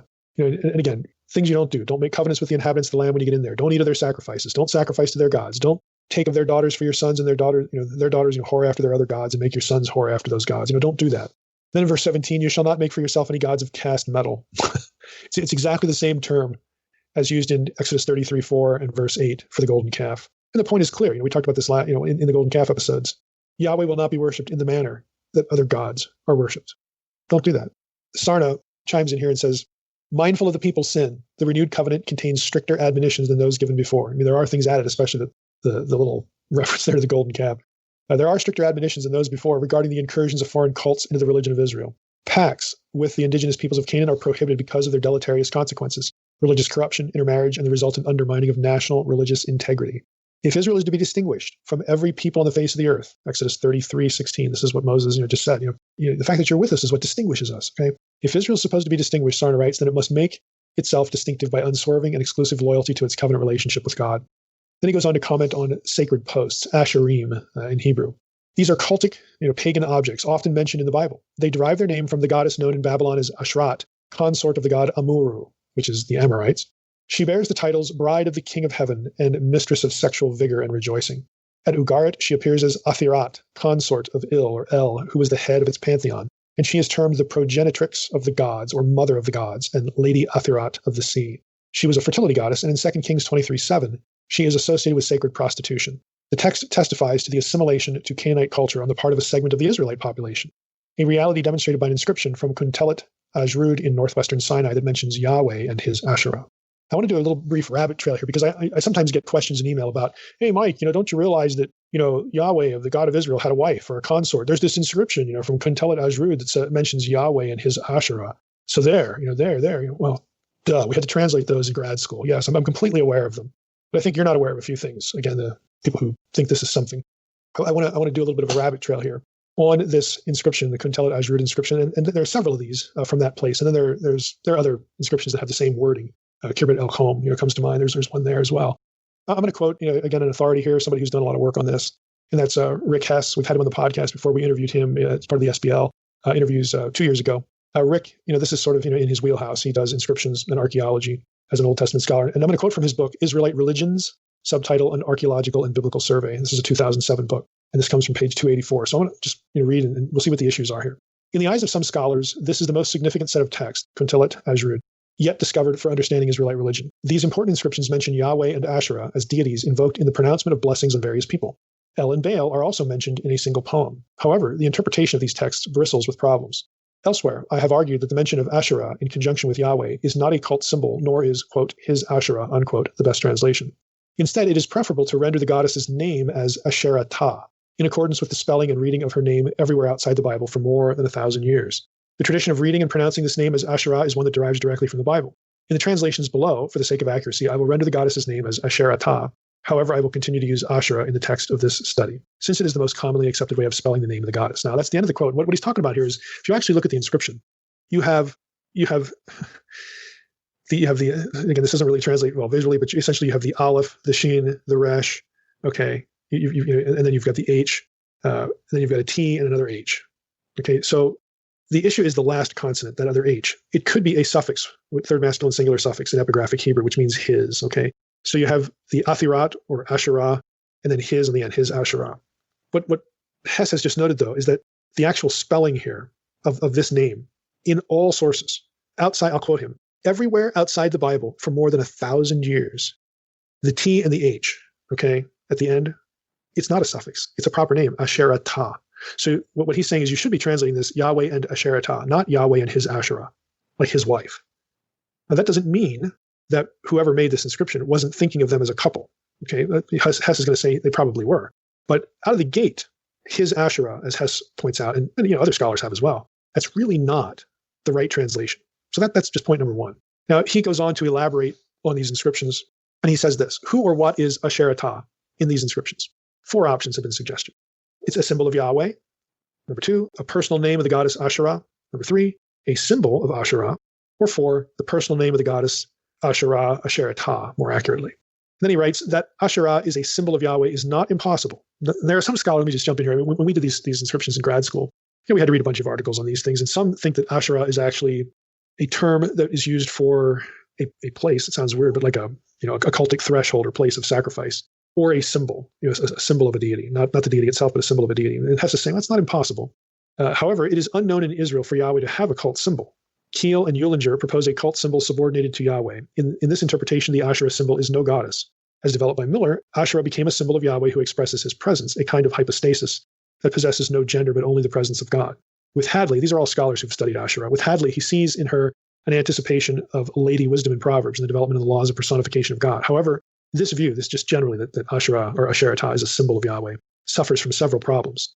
Smith, this is Mark Smith, argues that the references that associate Asherah with Baal, Judges 3:7, 1 Kings 18:19, for instance, must all be discounted as late editorials and glosses by the Deuteronomists. So Smith is saying, look, earlier in Israelite religion, Asherah was the consort, of Yahweh, and these verses that make Asherah the consort of Baal, they were added later to sort of clean up the theology. And Hess is objecting that. He says, why would the Deuteronomists, and this is the Deuteronomistic idea, is material written essentially in the 7th century BC, in the wake of the problem of idolatry in Israel, when Josiah and others were trying to get rid of idolatry.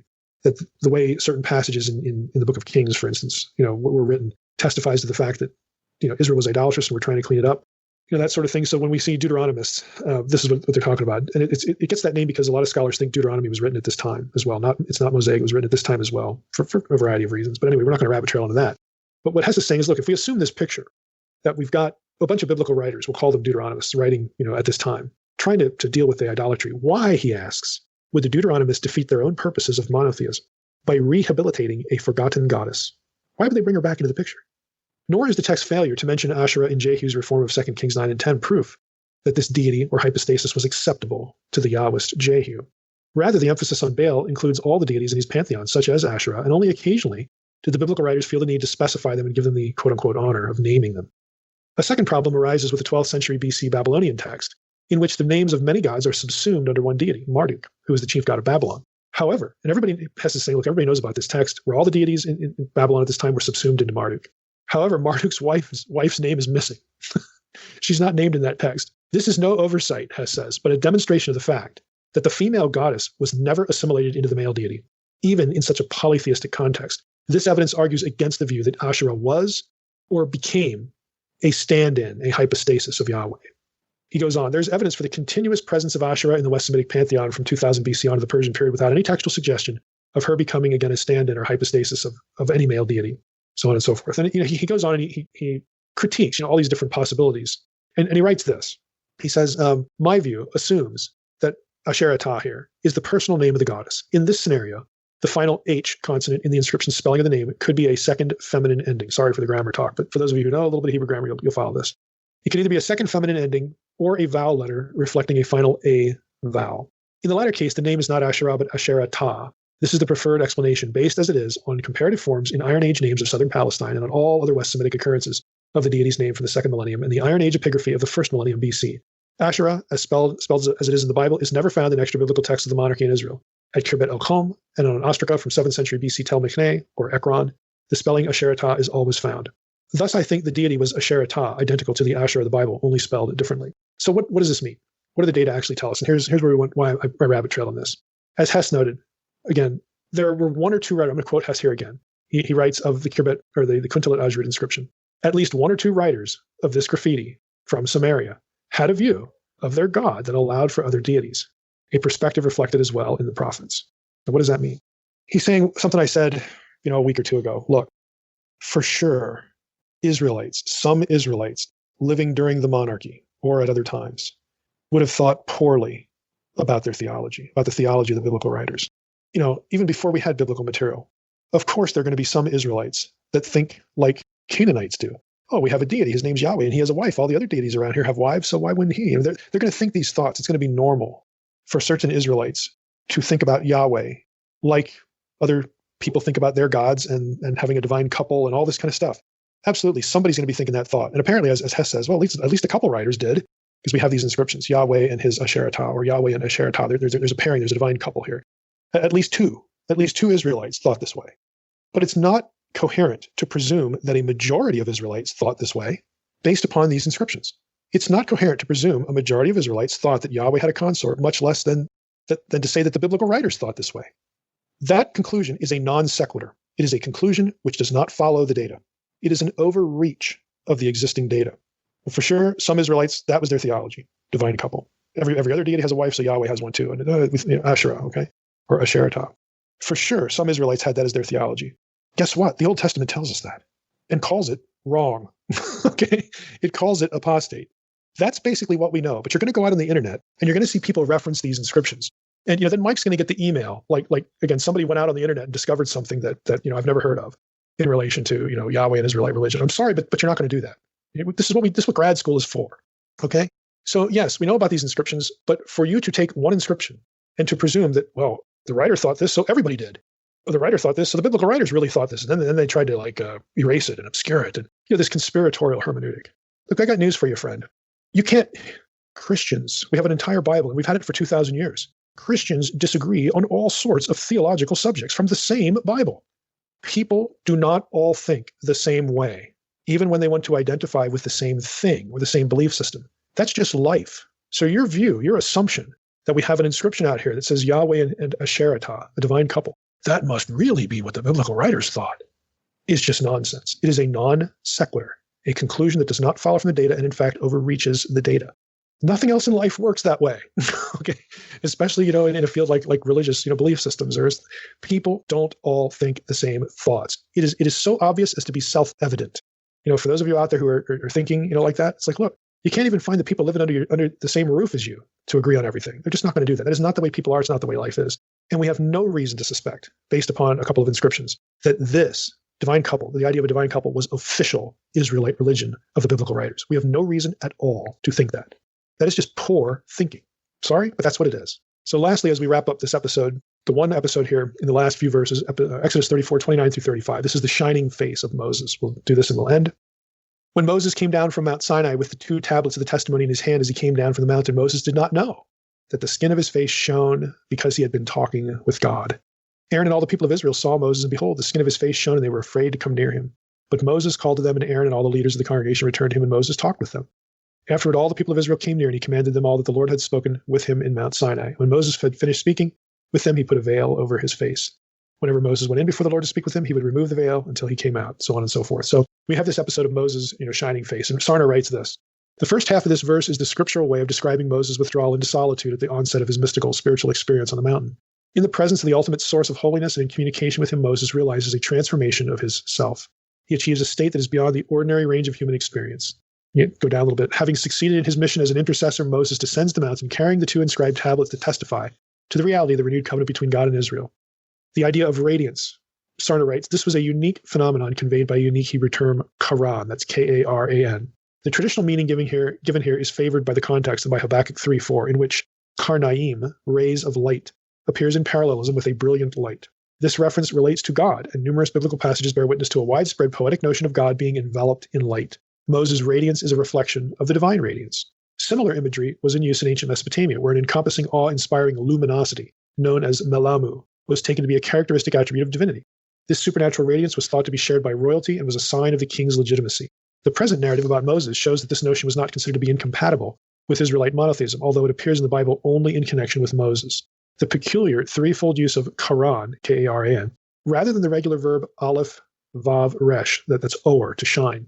The peculiar use of karan to convey this shining, as opposed to the verb or, to shine, to give light, is probably a pointed allusion to the golden calf. Sarna writes, why? Why? Because the noun keren, K-E-R-E-N, is the usual word for horn. It subtly emphasizes that the true mediator between God and Israel was not the fabricated, lifeless image of the horned animal, as the people thought, but the living Moses, who had been with God. The association of Karan with Keren gave rise to the mistaken notion that Moses grew horns, even though the text speaks not of his head, but of, quote, the skin of his face, unquote. The rendering of Karan by Cornuta in the Vulgate, the Latin Vulgate translation, based on the commentaries of Jerome, helped foster the error, and a horned Moses later became a familiar figure in art from the 11th century onward. The most famous such portrayal is, of course, Michelangelo's at San Pietro in Vincoli, Rome. The awe-inspiring radiance emitted by Moses' face may be understood as the afterglow of the refulgent splendor of the divine presence. And I just wanted to read you a little bit of that because, you've probably seen that picture, Michelangelo, his Moses and Moses' horns. This is where it comes from. It comes from an error perpetuated in the Latin Vulgate, which was the Bible of most of the church of Rome anyway, for centuries. And because it rendered the verb mistakenly that way, it saw karan and thought of the noun karen, horn, and so it's a mistranslation. So again, that's a bit of trivia, but I actually like Sarna's observation that karan is a verb. It's unusual. It's probably in the text here in Exodus 34, rather than the normal verb or, to give light, just to play off the golden calf, the horned bull or ox. I think that's a nice touch, and I think that has some coherence as to why the writer would have chosen this vocabulary as opposed to the more normal terminology. I want to end the episode here by something that Sarna writes in this section. He says, again, this awe-inspiring radiance functions to reaffirm and legitimate the prophet's role as the peerless intimate of God, the sole and single mediator between God and his people. It also testifies to the restoration of divine favor to Israel. As such, the narrative forms a fitting conclusion to the entire episode of the Golden Calf. It further serves as an appropriate transition to the last segment of the book of Exodus, the account of the construction of the mobile tabernacle, that is to symbolize the presence of God in the camp of Israel. And we're going to end there, but I like that quote because if you wonder why in the world, this is just one reason, we're going to get into it in the last episode next time when we cover chapters 35 through 40, but if you wonder, well, why in the world do we have the construction of the tabernacle in chapters 35 through 40, which essentially repeats the instructions given in Exodus 25 through 31? We get the instructions there, and then we get like the carrying out of the instructions in the last 5 chapters. One of the reasons is just what Sarna said there. The fact that we get it before the golden calf is obvious because God has entered into a covenant with Israel, given him the law, and all this wonderful stuff is going on. And God is going to dwell with his people after the golden calf. The fact that all of it is essentially reiterated is part of the testimony that God is still going to live with his people. Nothing's changed. God is faithful. He is the merciful, showing kindness from generation to generation to generation. So it's a way actually to bookend. The material is bookended on either side of the golden calf episode to make the point that the covenant has been restored. Yeah, Mike, that's really interesting about Da Vinci's depiction the horns, of Moses, of the horns and stuff. So did Moses just have a really good suntan or what? I mean, was he glowing? I mean, can you give a little bit more description? I think that's the point, that his skin shone. There was a radiance. If you want to call it glowing, go ahead if that communicates it well. I think that's the idea, but he did not have horns. Yeah, just a really good suntan. But it's really weird, how Jerome lived roughly 350 into the 400s AD. Okay, so you're talking about centuries and centuries and centuries of people using the Latin Vulgate and reading that passage and thinking that Moses had horns, and it's entirely wrong. It's a translation fabrication, but nobody knew that. It was just, that's the way it is. It's amazing to see how long a bad translation could last. So remember that next time somebody questions you about Deuteronomy 32:8. Well, my Bible doesn't say sons of God there. Well, that's because we didn't have the Dead Sea Scrolls. Well, yeah, that kind of thing actually happens. It happens that translations aren't what they should be for various reasons. In this case, it was a difficult term. Probably should have looked at Habakkuk and drawn the right conclusion, but Jerome didn't. In Deuteronomy's case, it's just a lack of having the correct text. But this kind of thing does happen on occasion. And I also had a question about 34:14, where it says, "You shall worship no other God for the Lord, whose name is jealous." Anything there to unpack? I like the wording there, because let's go back and look at it. Whose name is jealous. Isn't that interesting? God actually isn't named jealous. Like if God's filling out a job application, he doesn't put the word jealous in there. But the fact that his name is jealous. Remember, his name is another way of referring to himself, his person, his essence, who he is, and what he is. So if we remember that, the notion that the name is another way of referring to God himself, it doesn't mean that he's named this. It's that he is this. He is a God that will not share his glory with somebody else, with some other deity. And it points to it's another good verse for establishing that the name is a way of referring to God himself. Yeah, this is Exodus 35-40, as Trey said, and as we promised last week, one episode. And, we might as well just start with the obvious observation, to explain why we're doing it this way. And that is most of chapters 35-40 repeats material in chapters 25-31, which we went through in some detail. So we're not going to sort of reinvent the wheel and be repetitive. But I want to talk about this, fact, or this, phenomenon that, why is there so much material repeated at the end of the book, that's already gone before? Like, what's the point with that? So just in general, to kind of summarize the issue, I want to jump into it this way. I'm going to read a little bit from Douglas Stewart's commentary on Exodus, and he kind of summarizes what's going on here. And then I'm going to do the same with a little bit from Pete Enz's commentary, just so again we get the feel for what it is we're looking at. So Stewart says Exodus 35-40 contains a high proportion of the same material already revealed in chapters 25-31, but not in the same order. Okay. Several factors account for this reordering, most of which will be addressed, in his commentary in detail. We're not going to get into all, the whole thing because it's quite dense. But he says foremost among these factors as to why, again, there's reordering, is the need to portray in chapters 35-40 how the various objects were actually constructed in order.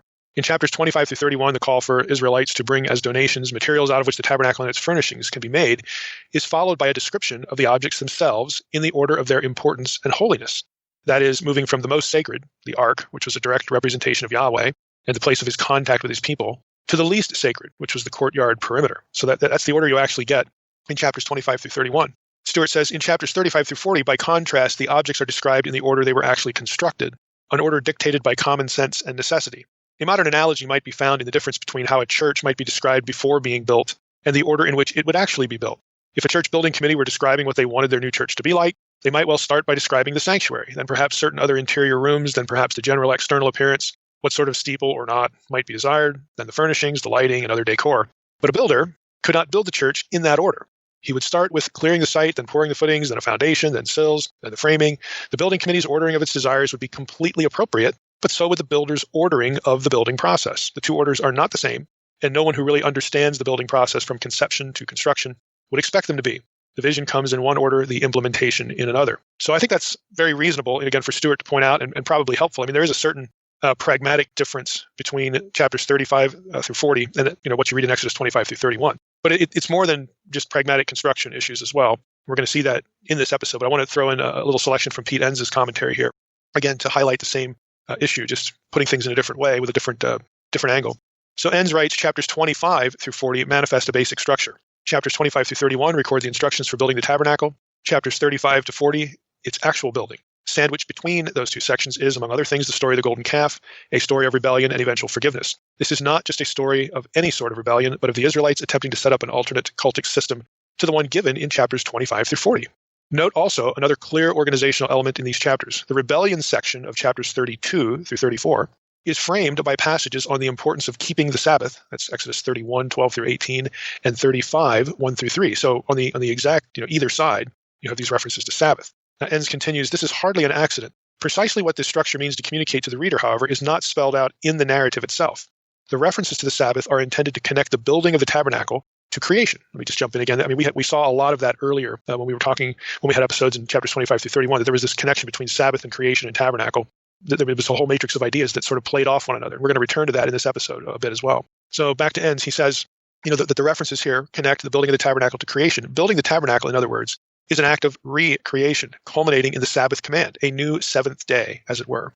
The close affinity between creation and Exodus, creation and redemption, is something we have seen throughout the book, so it is of no great surprise to see it developed here at its climactic stages, right at the end of the book. Now, when we talk about these connections between Sabbath and creation and the tabernacle and the furnishings, just the way the whole narrative plays out, we referenced an article by Kearney, that's Kearney, and it was referenced in two other sources that we used and that I put in the protected folder. One by Angel Manuel Rodriguez, it was an Andrews University Seminary Studies article, and another selection from Frank Gorman's book, The Ideology of Ritual, Space, Time, and Status in the Priestly Theology. So we're going to return to some of that material by way of reviewing a little bit of that material. Again, that's going to set up a little bit of how understanding, or at least how to think about the difference in order and the differentiation. Chapters 35 through 40 are mostly the same to chapters 25 through 31. There are differences. And of course, you have this order difference as well. So I'm going to review a little bit of what we covered before just to help set up where we can go from here. So those two scholars, Rodriguez and Gorman, again, they referenced Kearney in some places, focused on literary analysis. They noted that we, for instance, have seen 7 speeches in Exodus 25 through 31, which are dealing with the tabernacle. And lo and behold, you also happen to have 7 utterances by Yahweh in Genesis 1 and 2, which are obviously about creation. So that's a literary comparison, just the way things are written. 7 speeches in one section, Exodus 25 to 31, 7 speeches in Genesis 1 and 2. More specifically, though, the 7 speeches giving instructions for proper activity in sacred space and for building the tabernacle parallel the 7 acts of speech in the construction of the cosmos in Genesis 1, 1 through 2, 4. So it's more than just a number. It's more than just, hey, there's 7 speeches in both things. Isn't that interesting? Well, if you actually look at the 7 speeches, again, they give instructions for the formation and activity in sacred space, tabernacle, and the construction of the cosmos in Genesis 1 and 2. And of course, this plays into what we've talked about on a number of occasions. I mean, John Walton has done a lot of work here about how the cosmos, the creation account, is Yahweh essentially creating a temple. I mean, the cosmos is his temple, the earth is his footstool, all this sort of imagery where Genesis 1 and 2 are really about the place where Yahweh is going to come to dwell with man. It's going to be his home, the earth, so there's this sacred space sort of element, this temple element, even to the creation of not only the cosmos, but even the earth. I mean, you get the macro level, the cosmos, and then the earth is the footstool. You get the funneling down a little bit, Yahweh comes to earth itself. Again, that becomes his living space. Specifically in Eden, it gets funneled even more in the Genesis account. So this is the kind of thing that, again, if you're looking to compare passages and you start noticing these patterns, these repetitions, it's not just about the number, 7 of this, 4 of that, 3. It's not that. I mean, that's part of it, but the bigger part of it is thematic. That there are conceptual and thematic connections in these repetitive cycles. So Rodriguez, in his article, he gave us a few even more specific examples of how the 7 speeches, again, with their creation elements, and they also include Sabbath. They end with Sabbath. How those two sets parallel each other. Rodriguez wanted his readers to notice that if you look at these parallel 7s, just the passages themselves, you'll notice another pattern or other patterns. There are 6 days plus a 7th day. So he writes, this is quoting him, 6 days plus a 7th day, according to Exodus 24, 15 through 17, Moses climbed Mount Sinai to receive instruction for the building of the sanctuary. He waited for 6 days, and on the 7th day the Lord spoke to him from the theophanic cloud. The sequence of 6 days and a 7th day is the same we find in Genesis. It is uncertain whether the 7th day in this case was a Sabbath in Moses' case, but the reference to 6 and 7 days suggests a connection between the two narratives. In both cases, the 7th day provided the time during which there's a special meeting between God and humans. Now, elsewhere in Exodus, it's very clear that the Sabbath is part of this, and Rodriguez is going to point out some of that as well, and so is Gorman. The 7 speeches of Exodus 25 through 31, in fact, close with Sabbath rest, just like the 7 speech utterances of creation. Rodriguez writes, God gave Moses instructions concerning the building of the sanctuary through 7 speeches introduced by the phrase, the Lord said to Moses. And then he has the verse references there, which I'm not going to repeat. You can look those up in a concordance or software. But that's the way that the speeches are telegraphed, okay? The 7th speech brings the instructions for the building of the sanctuary to a close and with a call to keep the Sabbath, Exodus 31, 13, and 17. In the creation narrative in Genesis, God spoke during 7 days and rested on the seventh day. It seems that this is the pattern that's being followed in the building of the tabernacle. Now, Durham, who is the author of the Word Biblical Commentary, which we've used before in this series, he's aware of all this. He knows that Rodriguez and Gorman are sort of playing off this earlier study by Kearney. And again, you can go back and listen to the earlier episodes where we quote more from Rodriguez and Gorman and mention Kearney's work again. Durham, again, writing the Word Biblical Commentary, he's aware of all this stuff because that's what scholars do when they write commentaries. They do literature reviews so that they know everything that's been written on the subject matter to that point, and then they can reference it or disagree with it or build upon it, so on and so forth. So Durham's assessment of this is interesting. He says, basically, I'm going to summarize him. There's a lot to like there. There's a lot to like in what Kearney and Rodriguez and Gorman are saying, but he's not entirely persuaded that all of that is sort of the point as to why we have this similarity and the differentiation in ordering for chapters 35 through 40 compared to chapters 25 through 31. And he writes as follows. So he's going to sort of hint at why he's not entirely persuaded, and then he's going to make his own contributions here, and then we're going to drill down into that. So Durham writes, according to Kearney's theory, chapters 25 through 31 present 7 speeches of Yahweh to Moses based on the 7 days of creation. Chapters 35 to 40 echo this structure faintly in speeches made by Moses. Neither Kearney's theory or any of the others that focus on literary patterns, though, gives any satisfactory answer to the question of the similarities and differences of Exodus 25 through 31 and 35 to 40, despite their helpful illumination of a number of detailed points. What links Exodus 25 to 31 and 35 through 40 is not primarily a series of literary connections, Durham argues, but a series of theological ones. And at the heart of the theological connections is the ever-present, irreducible minimum of the book of Exodus, and that is the imminent presence of Yahweh. The similarities of Exodus 25 through 31 and 35 to 40 may all be accounted for on the basis of their rootage in this all-encompassing theme, again, the presence of Yahweh. Both sections, each in its own way, are preoccupied with Israel's need to experience the reality of Yahweh's presence. The differences between Exodus 25 to 31 and 35 to 40 may all be accounted for if 4 probabilities are kept in mind. I'm going to list these 4, but I think he's onto something here, not only because of what we're going to get into in the next few minutes, but also if you remember the golden calf incident was really revolved around the lack of the presence of Yahweh because he's up on the mountain with Moses, and who knows what happened to Moses. It's been 40 days. And the Israelite panic over that situation, and then their attempt through the building of the golden calf to re-presence Yahweh. They're going to build this golden calf thinking poorly that this is going to usher in Yahweh's presence again or attract him back or something like that. I mean, they're a bit desperate because they can't go back, they can't go forward. They don't know what to do. They're just stuck at this mountain. They don't know what to do. Their leader's gone. The presence of Yahweh isn't evident for the last 40 days. So, by golly, we're going to bring it back. We're going to do something here. And then they go to Aaron, who's the logical person to go to make this happen. So even that revolves around this theme of presence. Now, Durham lists these 4 probabilities. Again, he says the differences between, he's highlighting the differences now, between Exodus 25 to 31 and 35 to 40 may all be accounted for if 4 probabilities are kept in mind. Number 1, he says Exodus 35 through 40 is based on the same theme as Exodus 25 to 31. Again, this imminence thing is central in his mind. But, he says, they follow a different order. Number 2, Exodus 35 to 40 omits or adds material in comparison with Exodus 25 to 31 in relation to its own separate purpose and was not intended simply to duplicate chapters 25 to 31. Third, the obvious repetition of parts of Exodus 25 to 31 in Exodus 35 to 40, sometimes even verbatim, is for didactic and liturgical reasons, and perhaps also by reason of genre. But again, he's more tuned into the theological stuff. So he thinks it's didactic to teach people, you learn by repetition, and he's thinking of the reader and the hearer here, and also liturgy, that again, these passages are going to be used in cultic ways again, and when the cult is doing anything, whether it's offering a sacrifice or celebrating something, it's all about the presence of Yahweh and what he has done. So again, he's fixated on this presence idea. And fourth, the 2 sections are seen as having developed along with both the Exodus composite and to a degree alongside each other, and are viewed in the context of Exodus as a whole rather than parts in isolation. Basically, to translate that into more normal English and not academese, he's saying, look, you can't really understand the parts without understanding the whole. The whole has to inform the parts.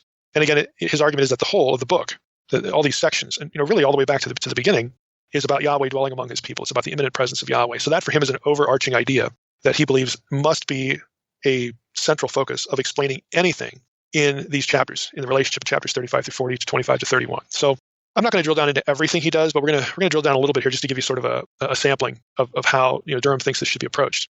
So on his first observation, or his first probability, that 35 through 40 is based on the same theme as Exodus 25 through 31, but 35 through 40, the presentation of the presence of Yahweh follows a different order, different way of doing it. So on that point, again, he says the theme of Yahweh's presence in Israel's midst is presented in Exodus 25:31 by extending a call for the offering of materials worthy of symbolizing and remaining near Yahweh's presence. This is think of the instructions to build the tabernacle and its furnishings. So there's an extension of a call for materials worthy of symbolizing the presence of Yahweh. And following that call, there's a series of instructions for the preparation of such media, such materials, listed in a sequence moving from the most intimate of those symbols, the ark, to the symbol farthest from it, the temple court. So he's saying this is the way Exodus 25 through 31 telegraphs or gets us to think about the presence of Yahweh. He says the order is closed by the establishment of the command to keep the Sabbath as a sign of the uniqueness of a people among whom Yahweh is resident. Okay, God is resting, building sacred space, just like in Genesis where he was with Adam and Eve. Now he's among his people. So this is Exodus 25 through 31, centered by the theme of Yahweh's presence. Now he says this about the other chapters, 35 through 40. He says the theme of Yahweh's presence in Israel's midst is presented in these chapters in an order that begins with the Sabbath emphasis. You see, the other one ended with it. This one begins with the Sabbath emphasis. And that's Exodus 35, 1 through 3. It's the Sabbath, okay, Sabbath regulations. So it begins with Sabbath emphasis.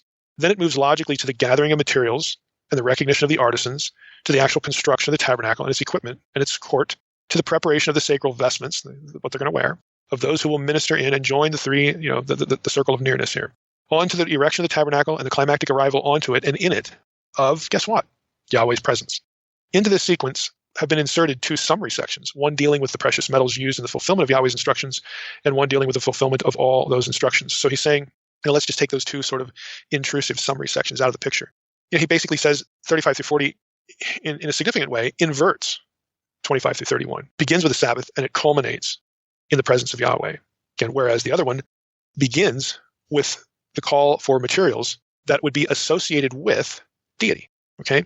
And we talked a lot about this, with relation to objects that were made with gold and objects that were not made with gold. The gold was there to telegraph the idea of the greatest sanctity. This is where the deity lives. This is what the stuff the deity uses, most intimately or most directly, that sort of thing. So that's how Exodus 25 to 31 begins, with that sort of note about or alert, a big header that signifies that, okay, now we're going to start talking about where Yahweh is going to live among us, where Yahweh's presence is going to dwell among us. That's how chapters 25 through 31 begins, and then it ends with the Sabbath. Chapters 35 through 40 begins with the Sabbath and ends with Yahweh actually coming into or upon, in the cloud, the structure, that which was built. So again, he's saying this is how we need to understand this. It's not just these 7 cycles of utterances and the literary sevens and taking us back to Genesis. Durham would say, look, all that's true. But the thing to really notice is the idea of Yahweh living among his people. That's how we should read why things are different, especially the order in chapters 35 through 40, as opposed to chapters 25 through 31. And even in those two intrusive sections that he mentions, that they're just kind of thrown in the middle there, or in different places. He says even those, one of them deals with the precious metals, the appropriate metals, and the other one is just sort of a summary of the fulfillment of Yahweh's instructions. That they did their job the way Yahweh told them to do it. So they're intrusive in a literary sense. They just show up in places and kind of mar the presentation. But he said they don't really mar the presentation if you ask yourself what they're about. They're still about presence, because even the second one about just doing your job the way God told you to do it. How many times have we seen, most recently with the golden calf episode, that Yahweh wants things done the way he wants them done and does not really tolerate improvisation? And he has reasons for that. So it's still an important section about him being among his people. Another issue let's drill down on. Durham talks about the repetition. Again, so this is helpful, again, in Durham's mind, and I think, again, he's onto something, that we should be thinking about the presence of Yahweh to understand the different order of presentation. But what about the repetition? Durham writes this. He says, the redactor or the editor who brought Exodus into the form in which we know it must certainly have been aware of the similarities between the two sections, including the numerous points where the parallels are verbatim. How could you miss that? The fact that the repetition remains suggests some purpose for it. And given the essential nature of the theme underlying the two sections, that purpose may be understood as both didactic, in the instruction of Israel and Israel's priests concerning fundamental symbols and practices that were all too frequently either corrupted or abandoned. In other words, I'll just jump in here. In other words, he's saying, look, repetition is not only a memory aid here to get people to remember things, but repetition draws attention. So his argument is going to be, for those who are dealing with the material in a written sense and who are most immediately involved in carrying out what it says, and not just on the ground, when they're building the tabernacle and its furniture, but the priesthood generally, who's going to be responsible for what's described in Exodus 25 through 40. The fact that so much is repeated should tell them, hey, newsflash, this is important. It's so important that we're repeating a lot of it. Even though the order is different, we're still repeating a lot of it. So, attention here. It's just a way to highlight the importance of the material. So, again, Durham thinks that's probably, what's going on. And then they're also liturgical. So he says it's didactic, it's liturgical. The ordering of movement, this is Durham now, and perhaps also, the way worship is conducted, by which Israel both asserted and reinforced faith. In their liturgy, that, again, the fact that these things are reported, not only are recorded twice, not only says, hey, this is important, but a lot of that stuff does involve and will involve liturgical practices. There are certain objects, the ark, the altar, these are going to be associated with sacrifice, for instance, that you get. Of course, this is obviously the role of the priest. So it has a lot to do with making sure the liturgy is correct and understood when the information in Leviticus, comes around. So I think, again, he's got some decent points here, again, to help us understand this. He references Umberto Cassuto, which is was a famous Jewish scholar. who wrote some commentaries on Genesis and Exodus. Cassuto has suggested also the influence of the ancient Near Eastern genre of the giving of divine instructions, which are then reported as carried out by a detailed repetition of the instructions. So you actually see this in the ancient Near East, where a deity will give instructions to priests or people or whoever, and then the instructions are carried out, they're enacted, and then repeated, kind of like very similar to what you have here. Cassuto's example, Durham notes, is the Ugaritic account of King Keret's dream, in which El gives instructions subsequently followed by Keret, and then repeated nearly verbatim in the account of his accomplishments, the king's accomplishments. So Cassuto's argument is saying, look, that we see this kind of thing elsewhere, and so maybe that's part of what we're looking at here. Maybe it's it is a literary thing. Maybe it's just a genre conformity here. So Durham, again, is willing to throw that in here, but if you push him to the wall, he's going to opt for it's didactic, it's liturgical. The repetition is designed to draw attention and importance, make sure that the duties are carried out correctly. And it's all about the presence of Yahweh. So it's nice of him to include that because we like ancient Near Eastern parallels. But at the end of the day, for Durham, it's more about those other things than it would be a literary or genre consideration. He also talks about the fact that chapters 25 through 31 and 35 through 40, how they need to be seen as complementary of one another as well. He writes, the questions of which section is nearer to a supposed Vorlage, that's a supposed original, like which one came first, since a lot of the content is identical, which one was written first. And we would tend to think that they're writing things in order of chapters, but there were no original chapter, divisions and things like that. So he's saying the question of which section is nearer to the original, and of how one section can be seen to presuppose or to supplement the other, tend to draw attention away from the manner in which the two sections complete each other, as instruction and obedience, as promise and fulfillment. Yahweh instructs Moses and gives him the visionary pattern of his intentions in chapters 25 through 31. Moses passes along the instructions and his understanding of them as they are carried out in chapters 35 through 40. The first sequence begins with the call for materials. The second begins with the offering of these materials. The first section ends with instructions for the priest's ordination, then is followed by a sequence of supplemental material which ends with an emphasis on keeping the Sabbath as a sign of the special relationship founded on Yahweh's presence. The second sequence ends with the advent of Yahweh's presence onto and into the newly built and erected tabernacle, an authentication of the symbols, and an authorization of the beginning of worship with them. In sum, there is an intercomplementary relationship between Exodus 25 to 31 and Exodus 35 to 40 throughout, one that links these sections far more closely and far more consequentially than has generally been assumed. Now, in my view, I think all of these observations are worthwhile. There's no cosmic rule or expectation that there's only one goal of a writer. Like we have to choose between, well, was the writer, was what he was doing a literary exercise or a theological one? The answer is, yep. Okay, because one thing is going to contribute to the other is going to inform the other one. They're going to be complementary. They're going to telegraph, certain ideas to the people, whether that's an inversion of the order of events in one section and then the reversal in another, or again, certain things getting repeated verbatim, again, that would let them know that, hey, this is important. All of these things are on the table. At least they should be on the table. They're all strategies. They're strategies that move in different directions, but they complement and complete one another. They present a fuller picture of, the ideas, a small subset of ideas that the writer did want to communicate. So sometimes the best way to communicate that is through repetition. Sometimes it's through difference, changing things up, again, like order. Writers have different strategies. They don't always use the same strategy, the same way, in the same place. They just don't. And there's no cosmic rule that we have to pick.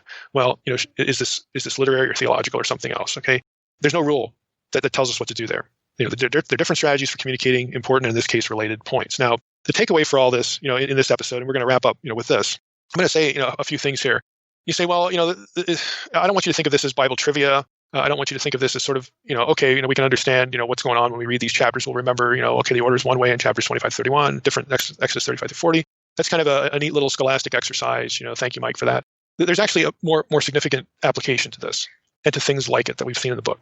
So I'm going to say a few things here. Number one, recognizing patterns helps us to discern points, themes, and ideas of central importance. In this case, creation, Sabbath, and Yahweh's presence. Okay? So again, this is why I have said in the past, you would get more out of your Bible if you read it like it was fiction, especially narrative. Because when you read fiction, you automatically assume that the writer is doing something deliberately to you, that there's intent. It's not just a travelogue. It's not just an itinerary. Okay, when you read fiction, you know that you're being played with by the writer. And so if we would go into reading narrative in Scripture that way and know from the outset, it's not just a travelogue. It's not just, a list of this and that. It's not just, the guy who wrote this was probably bored that day and wasn't thinking anything, No, the writers of Scripture are intentionally trying to do things to their readers. And they will use certain techniques to draw attention to important themes and ideas. And they use all sorts of strategies for doing this. And number two, the patterns are intentional. And since that's the case, they don't often conform to linear storytelling. This means that we ought not judge the coherence of a passage or even a section of a book or a section of Scripture based on our expectations of how stories should be told or how narratives should be written. in a lot of cases, we let our modern bias influence our judgment and our assessment of stuff that's in the Bible. Okay, let's just be honest. Not only didn't you write it, but the person who did write it and the hands, again, that went into giving it to us in its final form, they were thinking specific things, and they were, doing things to the text of Scripture to highlight and communicate certain ideas and themes for their audience. They were doing intentional things, and if they need to change the order of something, even though the content is identical, they're going to do it. They're going to decide how best to draw attention to X, Y, or Z. So it doesn't really matter that, this isn't the way that intelligent writers today would write narrative. Therefore, the person who wrote this in the Bible was just a hack or just didn't know what they were doing. That is just a modern conceit. That's what that is. Which brings me to my third point. Consequently, the person who compares these two sections, Exodus 25:31, Exodus 35:40, and charges the writers and editors with errors when differences arise, well, that person judges incompetently, and I would say even stupidly. This is what happens a lot in biblical criticism. You have your source critics. Again, these are the people who are just fixated on, I see a difference in the text. That must be a different source. Where did those sources come from? Let me speculate now. Okay, let me compare the sources that I've come up with in this section when I see other differences in some other section. Maybe, can I match these sources up? How do I do that? And then they try, and by golly, they succeed, in their own minds. I mean, they're going to make their case, for whatever. This is why I think JEDP is so often circular in reasoning, but, I don't want to drift off into that. But look at what's happening in that. They're looking at differences, again, the source critics, and they're asking a question, hey, where are the sources? Because they assume that this must be the explanation. And this is why historically, the next sort of wave of biblical criticism was literary criticism, applying literary approaches to the Torah instead of the source critical thing. This is why those two schools, in the early days of critical study of Scripture, they didn't like each other. Okay, because the literary critics would say, you people are out to lunch. Okay, you're just speculating. You can't really prove this. It sounds like a nice idea to say this or that source from this or that time. Okay, none of us here are really committed to any form of Mosaic authorship, so we'll, go ahead and run with that. Some of this sounds good, some of it just sounds nutty, but we have a better way of approaching this. It's literary analysis. And nowadays there's a bit more of a friendly relationship between the two. They're trying to sort of come together in terms of their approach and the implications, for each and so on and so forth. But here's the bigger point. People, even when I'll just zero on the literary criticism thing here, even when they can see that there are literary reasons why a writer does this or that or the other thing, there's still this temptation to judge it. And honestly, I'm just thinking that's really, I think, out of place, because it's just not coherent for you to judge the end result of a thing produced in literary terms as being erroneous or containing errors or conflicting with something else, when the literary artistry should tell you that was never their intention. They're not writing stuff so that it conforms to this other stuff in every possible way, in every detail, in the order of detail. It's just not even on the table for them. Okay, what they're trying to do is something different. Oftentimes, writers will change a detail just so that you notice it. And then it's mission accomplished for them. Aha, we've drawn your attention because you read it this way over here, and now you're reading it this other way. Well, we hope that you'll figure out why we changed it, why we added something, why we took something out, why we changed an order, because we want you to think about what you're reading. We want you to assume that we, the writers and editors, are trying to draw your attention to get you to notice something. That's the whole point. And so for us to say they goofed in different places is really to misunderstand their goal.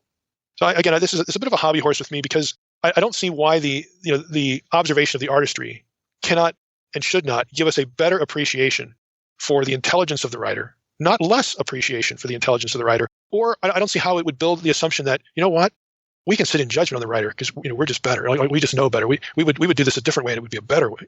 Those are modern conceits. That's what they are. So I think we need to realize this, that a lot of, this is my fourth observation. This is why, not on everything, but on a lot of these sorts of things, when it comes to the question of inerrancy, I suspect, it's just a suspicion, I don't have anything to base this on, like empirical research or something, but I suspect that evangelicals who abandon the idea of inerrancy do so far too quickly when it comes to this kind of material. They come across inconsistencies. Hey, Exodus 35 through 40, they have lots of differences between that and chapters 25, 31, even though they're talking about the same stuff. There's lots of inconsistencies here. This comes before that. That's not the way it's like the Synoptic Gospels too. The Synoptic Gospels do this in terms of the order of events and whatnot. And so we encounter this. And it looks to us like there's clear inconsistencies here. And in one sense there are, but the question is, did they goof or is it deliberate? And I think a lot of evangelicals who are sort of willing to jettison just the concept of inerrancy, okay, do so without even asking that question. And that is a question that needs to be asked.